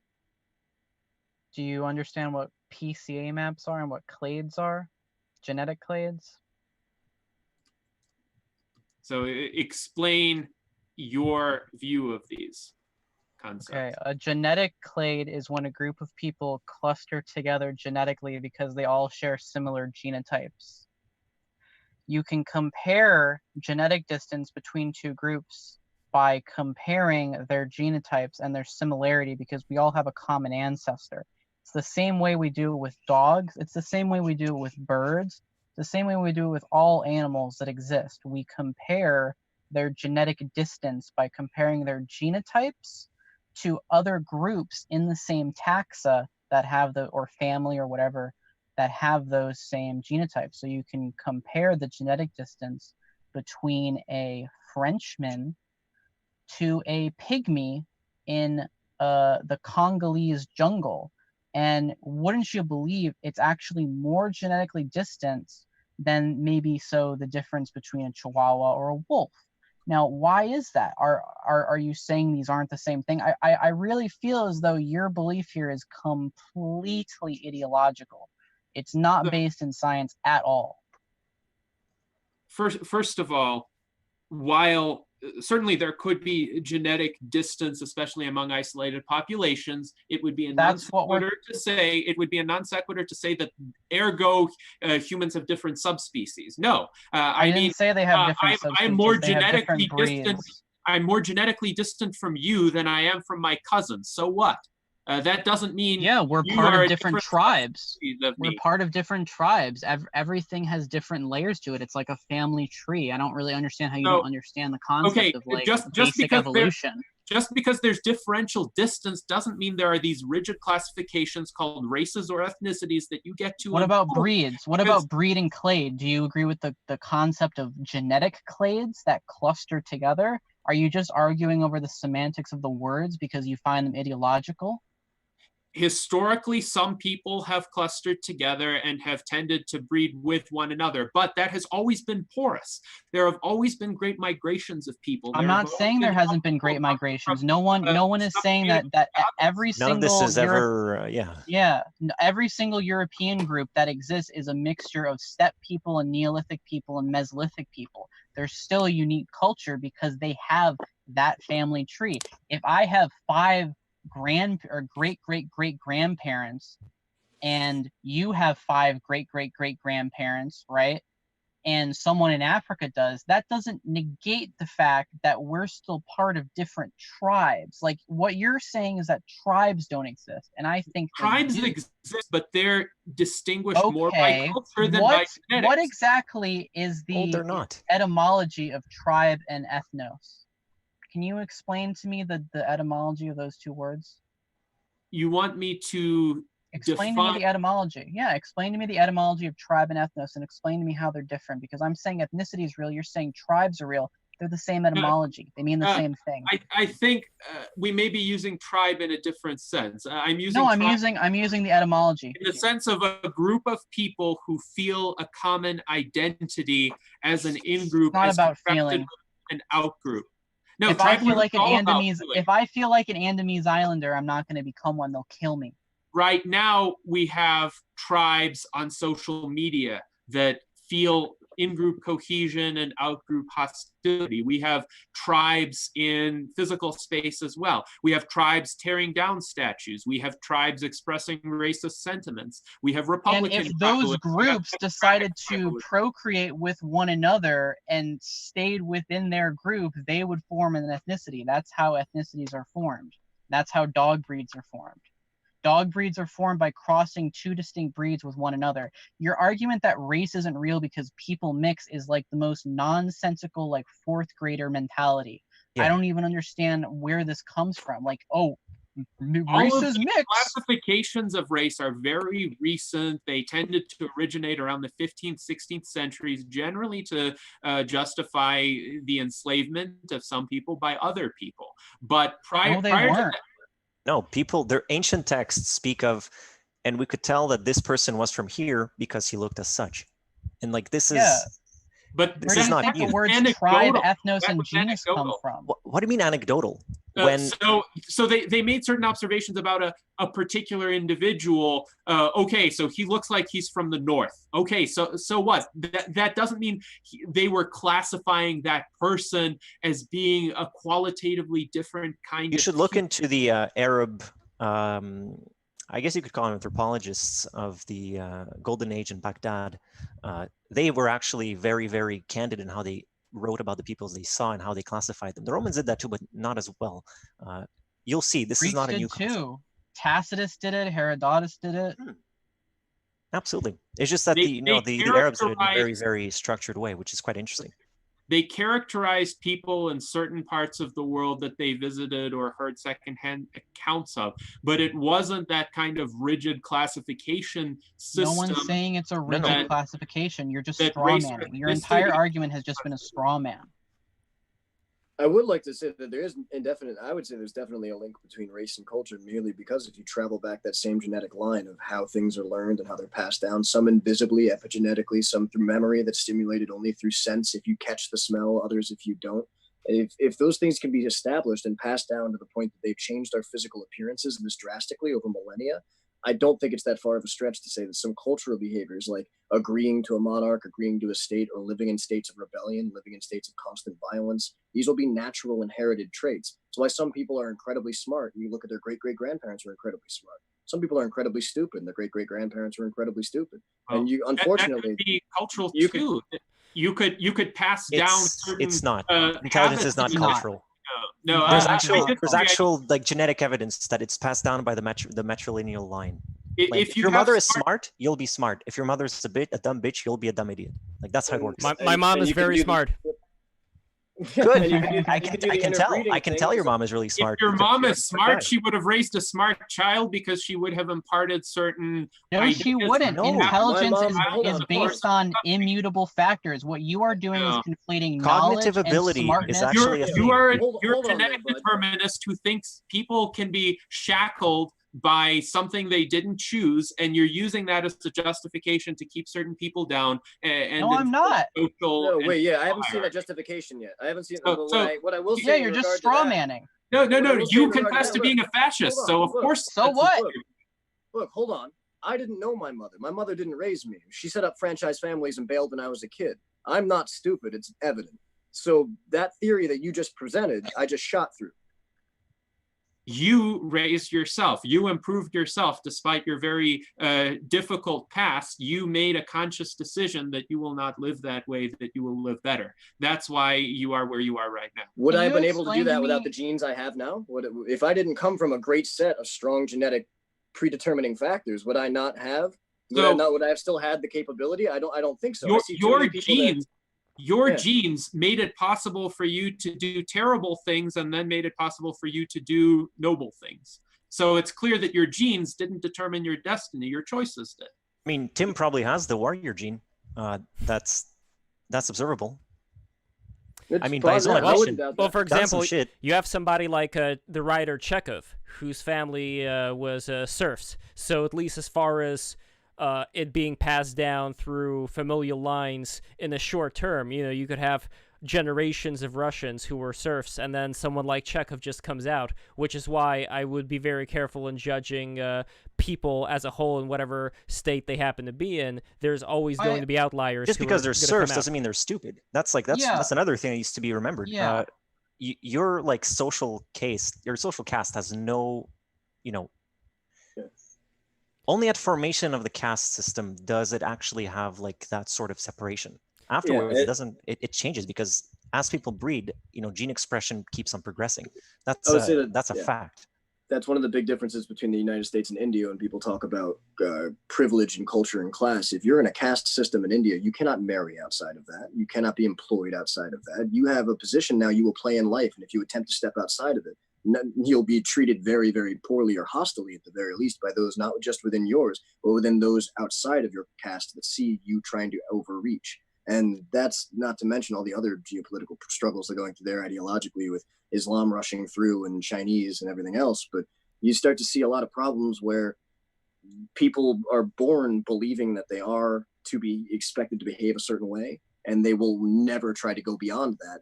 And if they ever do, it'll solely be to destroy or either self-destruct or to lash out at the system instead of say, well, I mean, you see them come to America, but a lot of the Indians that come to America, they tend to be very anti-Western government because it's easy to get mad at something beyond yourself. And it's not like all of them, but a lot culturally, that intersection doesn't tend to breed a lot of happy folks. I see a lot of angry Indian feminists, a lot of angry Indian liberals. I mean, Dinesh D'Souza, I don't know if he's Indian or not, but he's one of the only examples I can think of someone from that area that is very vehemently right-wing, even if his points are kind of shitty. So the caste system is an example of exactly the kind of oppressive construct that I would strongly denounce. I think the British were right in doing away with the caste system. Gandhi and Nehru were right in seeking to abolish it. And colonialists were right in enforcing colonial rule. System was making a comeback recently in India, and that's a great tragedy. A lot of people come to the United States and to other Western countries to escape the caste system, and good for them for doing that. But I will say, caste is exactly the kind of artificial concept like race or ethnicity, which we in the Western world rightly reject because it's arbitrary. It's designed. We don't rightly reject. America's founding documents specifically say America's for free white people. No, America's founding documents say it does. Yes, it does. No, they say all men. It defines men as free white landowning males. The Immigration Act of 1778 or whatever literally defines that as white men. That's not the Declaration of Independence. That's not the U.S. It's not the Declaration of Independence. It was just signed by everyone who signed the Declaration of Independence in Congress 2 years after the Declaration of Independence was signed. Like, what is your argument here? Yeah, you're an immigrant. You are a fucking immigrant to Anglo-American country. You cannot tell me, an Anglo-American, what my I have more knowledge of this country than you. Go back. I have much more knowledge of this country than you. And I have earned my place in this country through my own efforts, you fascists. You fascist totalitarian fool! How dare you tell me that I don't belong in this country? Go back. You don't belong in this country because your views are antithetical. You have no right to tell me that. I have earned my place in this country. You haven't earned anything, dude. You're not Anglo. Get out. Go out of the country. If your views don't align with our country, you are the exact reason. You are the exact reason why people are rioting in the street. Leave the country if you don't like it so much. If you don't like how this country is, leave. Get out. Go somewhere else. Go back to Belarus. Okay, hold on. I had to mute everybody right now. Everybody, please calm down. I did not want things to get so heated up. I know that you guys are disagreeing on a lot of these things. Like I said before, I am for immigration of people that want to contribute to this culture, to the civilization, and I consider Gennady to be somebody who does want to contribute a lot in his own way.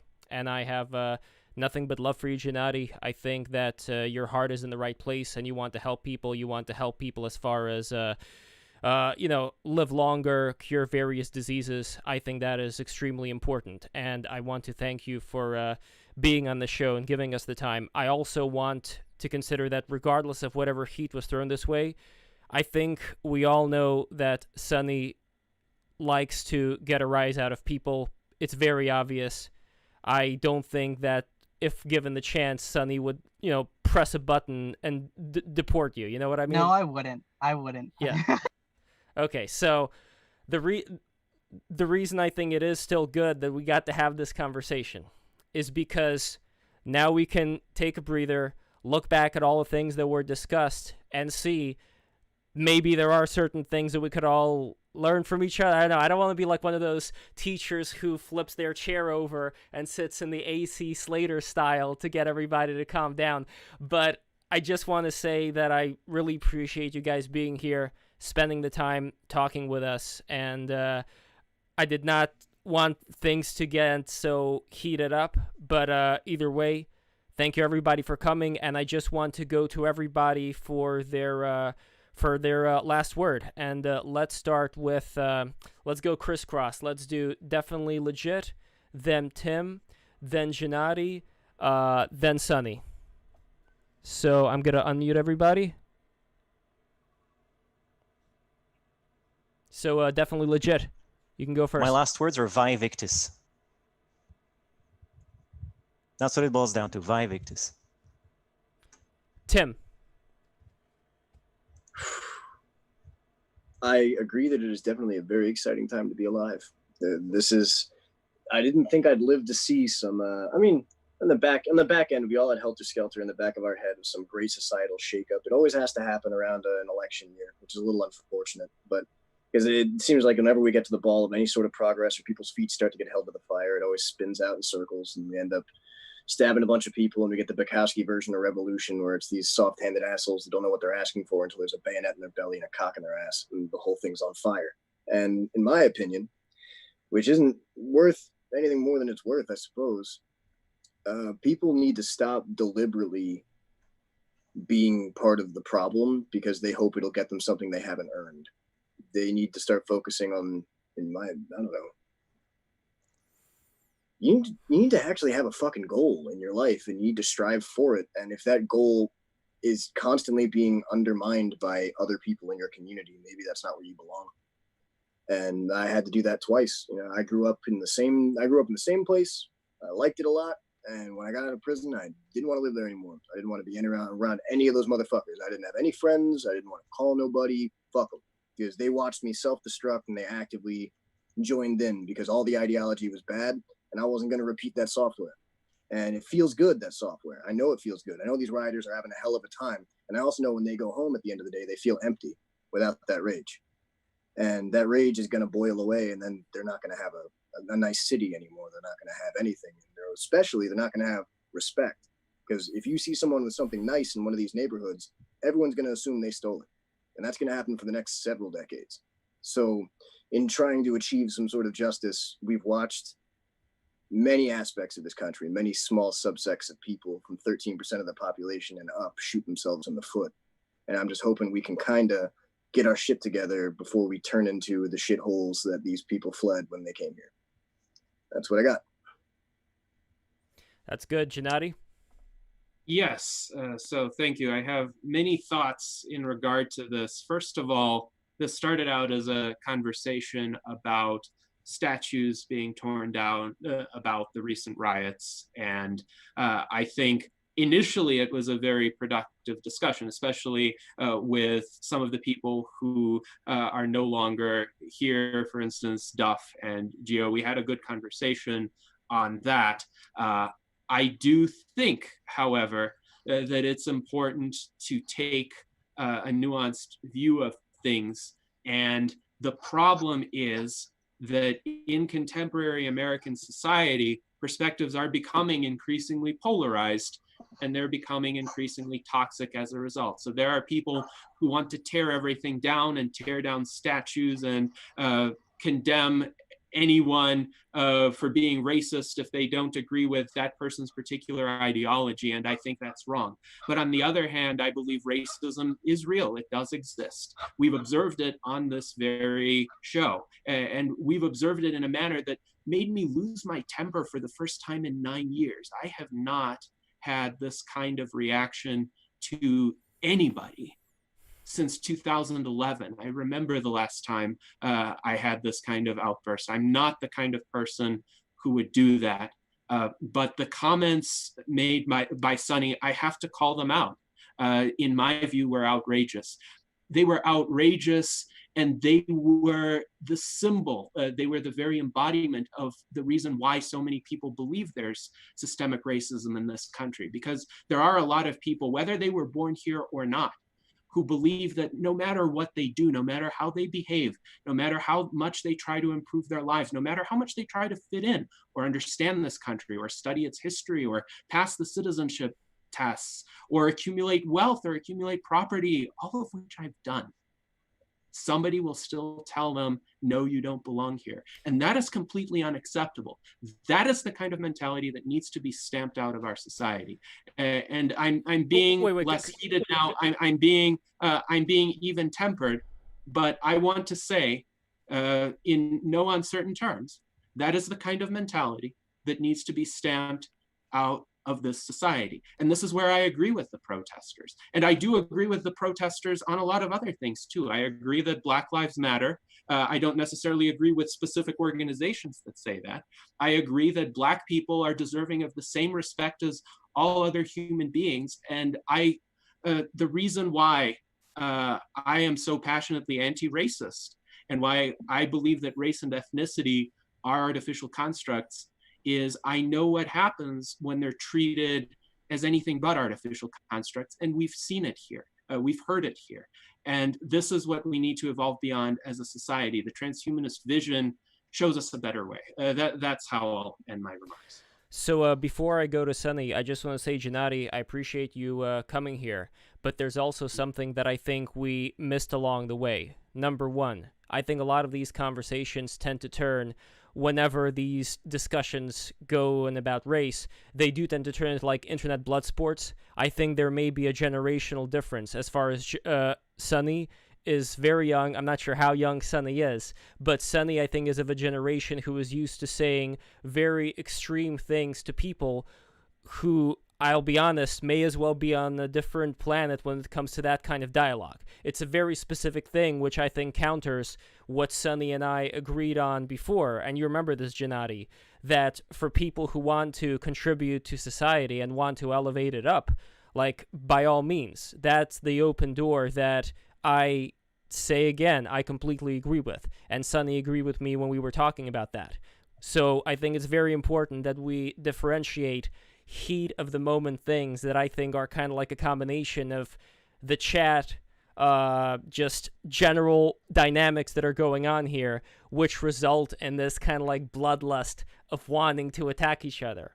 But at the same time, because we did agree on those things, I think that that is also important to keep in mind, that when having these very controversial conversations about race, that I in no way think that Sunny, and the chat may disagree, whatever, I in no way think that Sunny is going to put on a Hugo Boss suit anytime soon and do something horrible. Which is why, again, Sunny and I agree on that open door policy, like Sunny said himself. And if we keep that in mind, what you say, as far as I'm an immigrant, I came here, I want to make this a better country, I think that fully applies. And we should all just put the rage aside and just say that, yeah, let's work together to make this a better world in our own ways, but also be as open as possible to any kind of criticism, be able to take every single thing that you have ever learned in your entire life, take all the sacred cows and be prepared to throw them out the window. And I'd say that for everybody as far as how we're learning. So Gennady, again, thank you so much. And let's go back to Sunny, and that'll be the last word. And thank you, everybody. Please subscribe if you haven't yet. Hit the bell. Hey, so I think that every color on the rainbow has its place, an ethnic home for every race. Sort of my MO here. And I look to the great people such as Elijah Muhammad and Malcolm X, who believe that they want self-autonomy and self-sovereignty. And if they truly believe that, which I think they do, and I think there are a lot of people like the Hotep movement who also believe this, I think it should be recognized and I think it should be supported. I think that our America's treatment of Native Americans has been horrendous. I think that like reservations should definitely have a lot more sovereignty than they already do, and they should probably be supported in living their actual ancestral lifestyle than just being given, you know, cell phones and booze and told to run casinos. But that also means that if I support this, I have to support the same thing for European ethnicity groups. and I do. I think that America was founded by a specific stock of Anglo-Saxon men and women, and I think that our founding documents very clearly reflect this. And I think that as America has become a global empire, and everyone speaks English, and everyone has the, I don't know if it's audacity, but the audacity to speak in English and to tell people, especially Americans, Anglo-Americans, what our country was founded on and other stuff like that. I think that it's very egregious, and I think that it's something that you wouldn't do if you were in any other country. The only reason you do it in America is because you're fed all these lies about what America is. People will constantly reference the Statue of Liberty quote, which was written in, I think, the early 1900s by an ethnic Jew who immigrated here.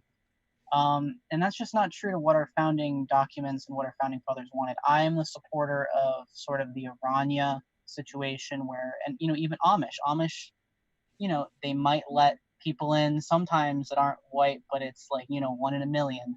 And I support that. I think that's their entire right. And I don't know. I'm an ethno-nationalist, and I support every tribe, every race's decision to ethnically separate and choose their own destiny. That's it. You don't get to define what America means. I'm sorry. Yes, I do, because I'm an Anglo-American. Get out of my country. Get out of my country. Go back. Okay. Israel has a really good policy. You can go to Israel. Look, you're the reason why these riots are happening. Go back. Go back to Pretty Israel. sure it's cops Go or back to pigs. That's the Belarus. problem. Yeah, You're the the issue is reason. pigs. You're the reason issue why is these cops. riots are happening. No, People I'm not. It's like fucking you. cops. It's the American government. It's the Bark, evil, bark. satanic No. American government. Racists and ethno-nationalists like you. Ethno-nationalists are the one tearing down statues, bro. Black Lives Matter is funded by Black Panthers and Hoteps. They're literally Black nationalists. You are delusional. These are not like multiculturalists who are singing Kumbaya. They attack white people on the basis and premise of being white, because they specifically, one of their goals that this movement is proposing is Black schools, Black police departments, Black banks. They want to return to like the Tulsa, Oklahoma, Black Wall Street, and I think that's perfectly okay. Right They're now, advocating legitimately. They are advocating for their own segregation right now, and Yes, I know they that are. I know that that's upsetting for some people to hear, but it's a reality that has to be acknowledged. Because if you continue to ignore them saying this, they will keep saying, "Why is our voice being ignored?" And that's what they're legitimately saying. So you can meet them ideologically, you can discuss why it's a stupid idea or a good idea, but you cannot pretend that's not what they're asking for. so if we're Exactly. They've been saying it for 4 years. if we're talking about freedom of association, that is a deeper discussion, I think, to have. There's an interesting book called The Age of Entitlement that I recommend everybody check out, where basically it talks about how we're operating under two different constitutional systems at the same time. But one way that I could tie this together is to say that we have urban centers where people from all over the world have gathered, and I want to elevate those urban centers up to a high level. And we've had other civilizations where there have been a mix of people while at the same time sharing in a certain dominant civilization. And that is something that I am in support for, like I keep saying over and over and over again. As far as people who want to separate from that, like the Amish or something like that, like, I don't know, like I'm not going to stop the Amish from doing what the Amish are doing. Neither do I think Gennady would stop the Amish or Tim would stop the Amish. So in that sense, I'm not going to be able to stop people from interacting with whoever they like. I personally want to interact with a whole bunch of different people here in New York City, while at the same time I want to live out in the countryside too, surrounded by very little people and just forests and squirrels and raccoons. I saw a bobcat 2 days ago. Oh man, that backyard. That is amazing. Yeah, because I want that country life, man. Like I like being in the city for the sushi. Like I keep saying, I love sushi. But I love the countryside as far as just being connected to nature, grounding myself. I feel like if I'm going to go into the countryside, that's when my Kundalini is really going to go into high gear. Just yesterday, by the way, I know this is kind of a different subject, but just yesterday, I went to New Jersey for a short time. I was grounding on the soil. And yesterday, I had 4 consecutive ultra-realistic dreams in a row. One of these dreams was this Asian dude named Dr. Tom, who had this forbidden document, like this computer program, sort of like Temple OS, where it showed like a list. It's actually funny that I'm just remembering this right now because it's connected to what we're talking about here. He showed a list of like genetic code of people and of animals and of everything, but you can browse this thing by genetic code. You could also browse it by like familial history, like who was the father and the mother of whoever else. And it was just like this really, really long document. But this Asian dude, he was sent to prison because he killed somebody. And it was this really scrawny looking Asian dude who had like 100 teeth. He looked really, really strange, and he had this weird looking button nose. And anyway, Dr. Tom, his name was, and I was trying to give people this information because it was like really important. Like it's kind of like the code to whatever it is that's going on here. But people didn't want to listen. People just, I couldn't find that on the internet anymore. I tried writing it down, but you know how hard it is to write something on, when you have a lucid dream. So that was the first dream. Second dream, I had 2 tigers, but I forgot about their existence. So I don't know what that's all about. And then the final dream, I don't remember the third dream right now, but the final dream, I was sitting down, meditating. No, I was laying down on my bed. So it was like half dream, half awake. And I was seeing all kinds of weird shit. I was seeing letters come in. Like, they looked like German letters in a way, like floating German letters. And the more this stuff kept appearing, the stronger I felt the psychic force in my forehead. It was almost painful in a way, and I felt the kundalini in the back going on when that was happening. But that's just an aside. It has very little to do with what we've been discussing, but the only reason why I would mention it is I think that these are reminders that we have the potential for a lot of very interesting things within our own body. But that's a whole other discussion. I think we're going to save that for the tantric sex discussion that we're going to have later on. Sonny, I hope you can make it on the 28th. Metaphysical Megan. I'll compile a bunch of stuff on the dangerous effects of like anal sex and stuff. I'm on like reverse kundalini because I think that's really important because it's something that gets brought up a lot and I think it's true, but it's something that gets kind of negated by LGBT people because they think you're being like homophobic, but in reality you're just saying like, hey, just don't have anal sex. Just you can do everything else is like fine. Just don't sodomize your partner. It's like wrong. That's it. Well, send it out. I'm very excited about this 28th show. I'm going to confirm with Megan. We're going to get a couple of more people in there. Yeah, I mean, I think we're going to be pretty much ending it right now.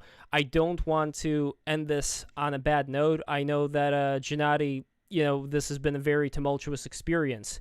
But I hope, again, like regardless of whatever Sonny was telling you, I don't think Sonny wants to, eradicate you in any way. I think there's just been a lot of tension here. But we're all going to make our lives and the lives of our family and the lives of our loved ones as good as it could possibly be at this time. Yeah, that's the only thing that I could ask.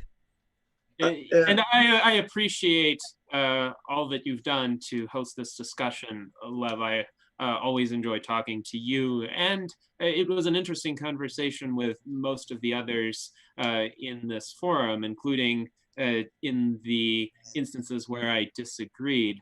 But don't put me on a stream with Sonny again. This is just a request. There are some people.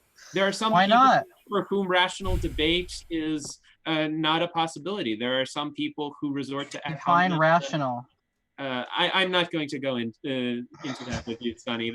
Arguing with you is just beneath me at this point. Just let's adhere to that going forward, and I think we'll be fine.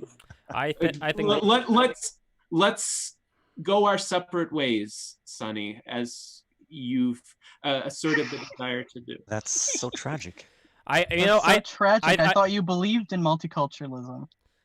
No, you know what? I think it's kind of tragic too. I don't think this is the end. I know, Gennady, what you're saying. I think that there is a way that we can make it work. Because look, we only know what we know as we grew to this level in this life form. I think we're ships passing by right now, but we're going to meet again. We're all amazing humans, at least the people who are here with me on this stream.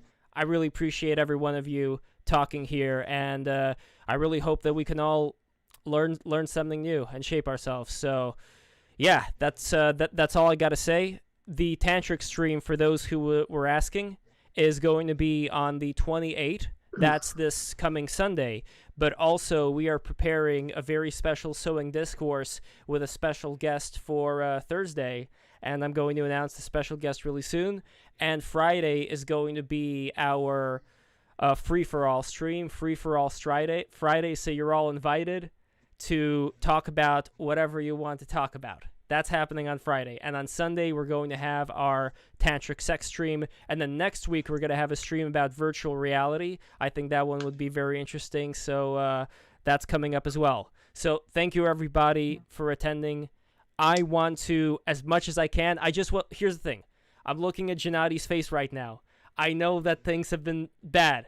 I want to help heal you guys as much as possible. I want to get my energy and just throw it out and just heal you and make the halo behind you glow in the same fire as the clouds are in your background. If I can do that in any way, that's what I want to do right now. I want you to create a spirit bomb like Goku from Dragon Ball Z, and I just want to give you my energy, okay? You're too kind, Lev. Thank you. It was certainly fascinating watching two completely opposing ideologies struggle like that, watching transhumanism and fascism argue with each other. I've never seen, I'm going to be honest, I've been doing this online stuff for a long time. I've never seen two people go from rational conversation over points to screaming into their cameras in 0 to 60. That took you guys less than 6 seconds. I'll go back and watch that later. Less than 6 seconds. You guys went from communicating straight up and you both devolved back into your individual camps and clashed. Like, boom. So, I mean, if nothing else, that's a learning experience to learn that you said I'm not the type of person that loses my temper. You are. You just have very specific triggers. Now you found a trigger. That's something you get to work on for the next week. You get to think about that. You have a trigger you didn't even know was there. You're lucky it came off in a stream instead of in public. You have a trigger you didn't know was there, man. Like, it happens to me all the time. I get set off with random stuff, and I have to remember, if I don't want to go back to prison, I can't lose my cool. So, Warrior Gene joke made before, that's pretty accurate. I have to remember to not raise my voice at people because I don't like to stop. I don't like to yell. If I engage, I engage. So it's just, you found a trigger. If anything, that's like finding a sore muscle, a new weak spot when you're at the gym. You found something. You found something you didn't know was there. Do something positive with it. How long until Gennadi's rage takes him to the dark side and he just becomes a transhumanist warlord? Well, that's going to be an interesting timeline. He's going to run Chaz. He's going to roll up and replace Razul or whatever and run Chaz. All right. Well, with that, guys, thank you so much for watching. The people who are watching this, I'm going to say one more time, please subscribe. Subscribe right now. Help us grow. This was quite the conversation, and thank you so much for watching it. And we'll see you Thursday and Friday and Sunday for the Tantric Sex stream. Bye, guys. Take care, everybody. Bye.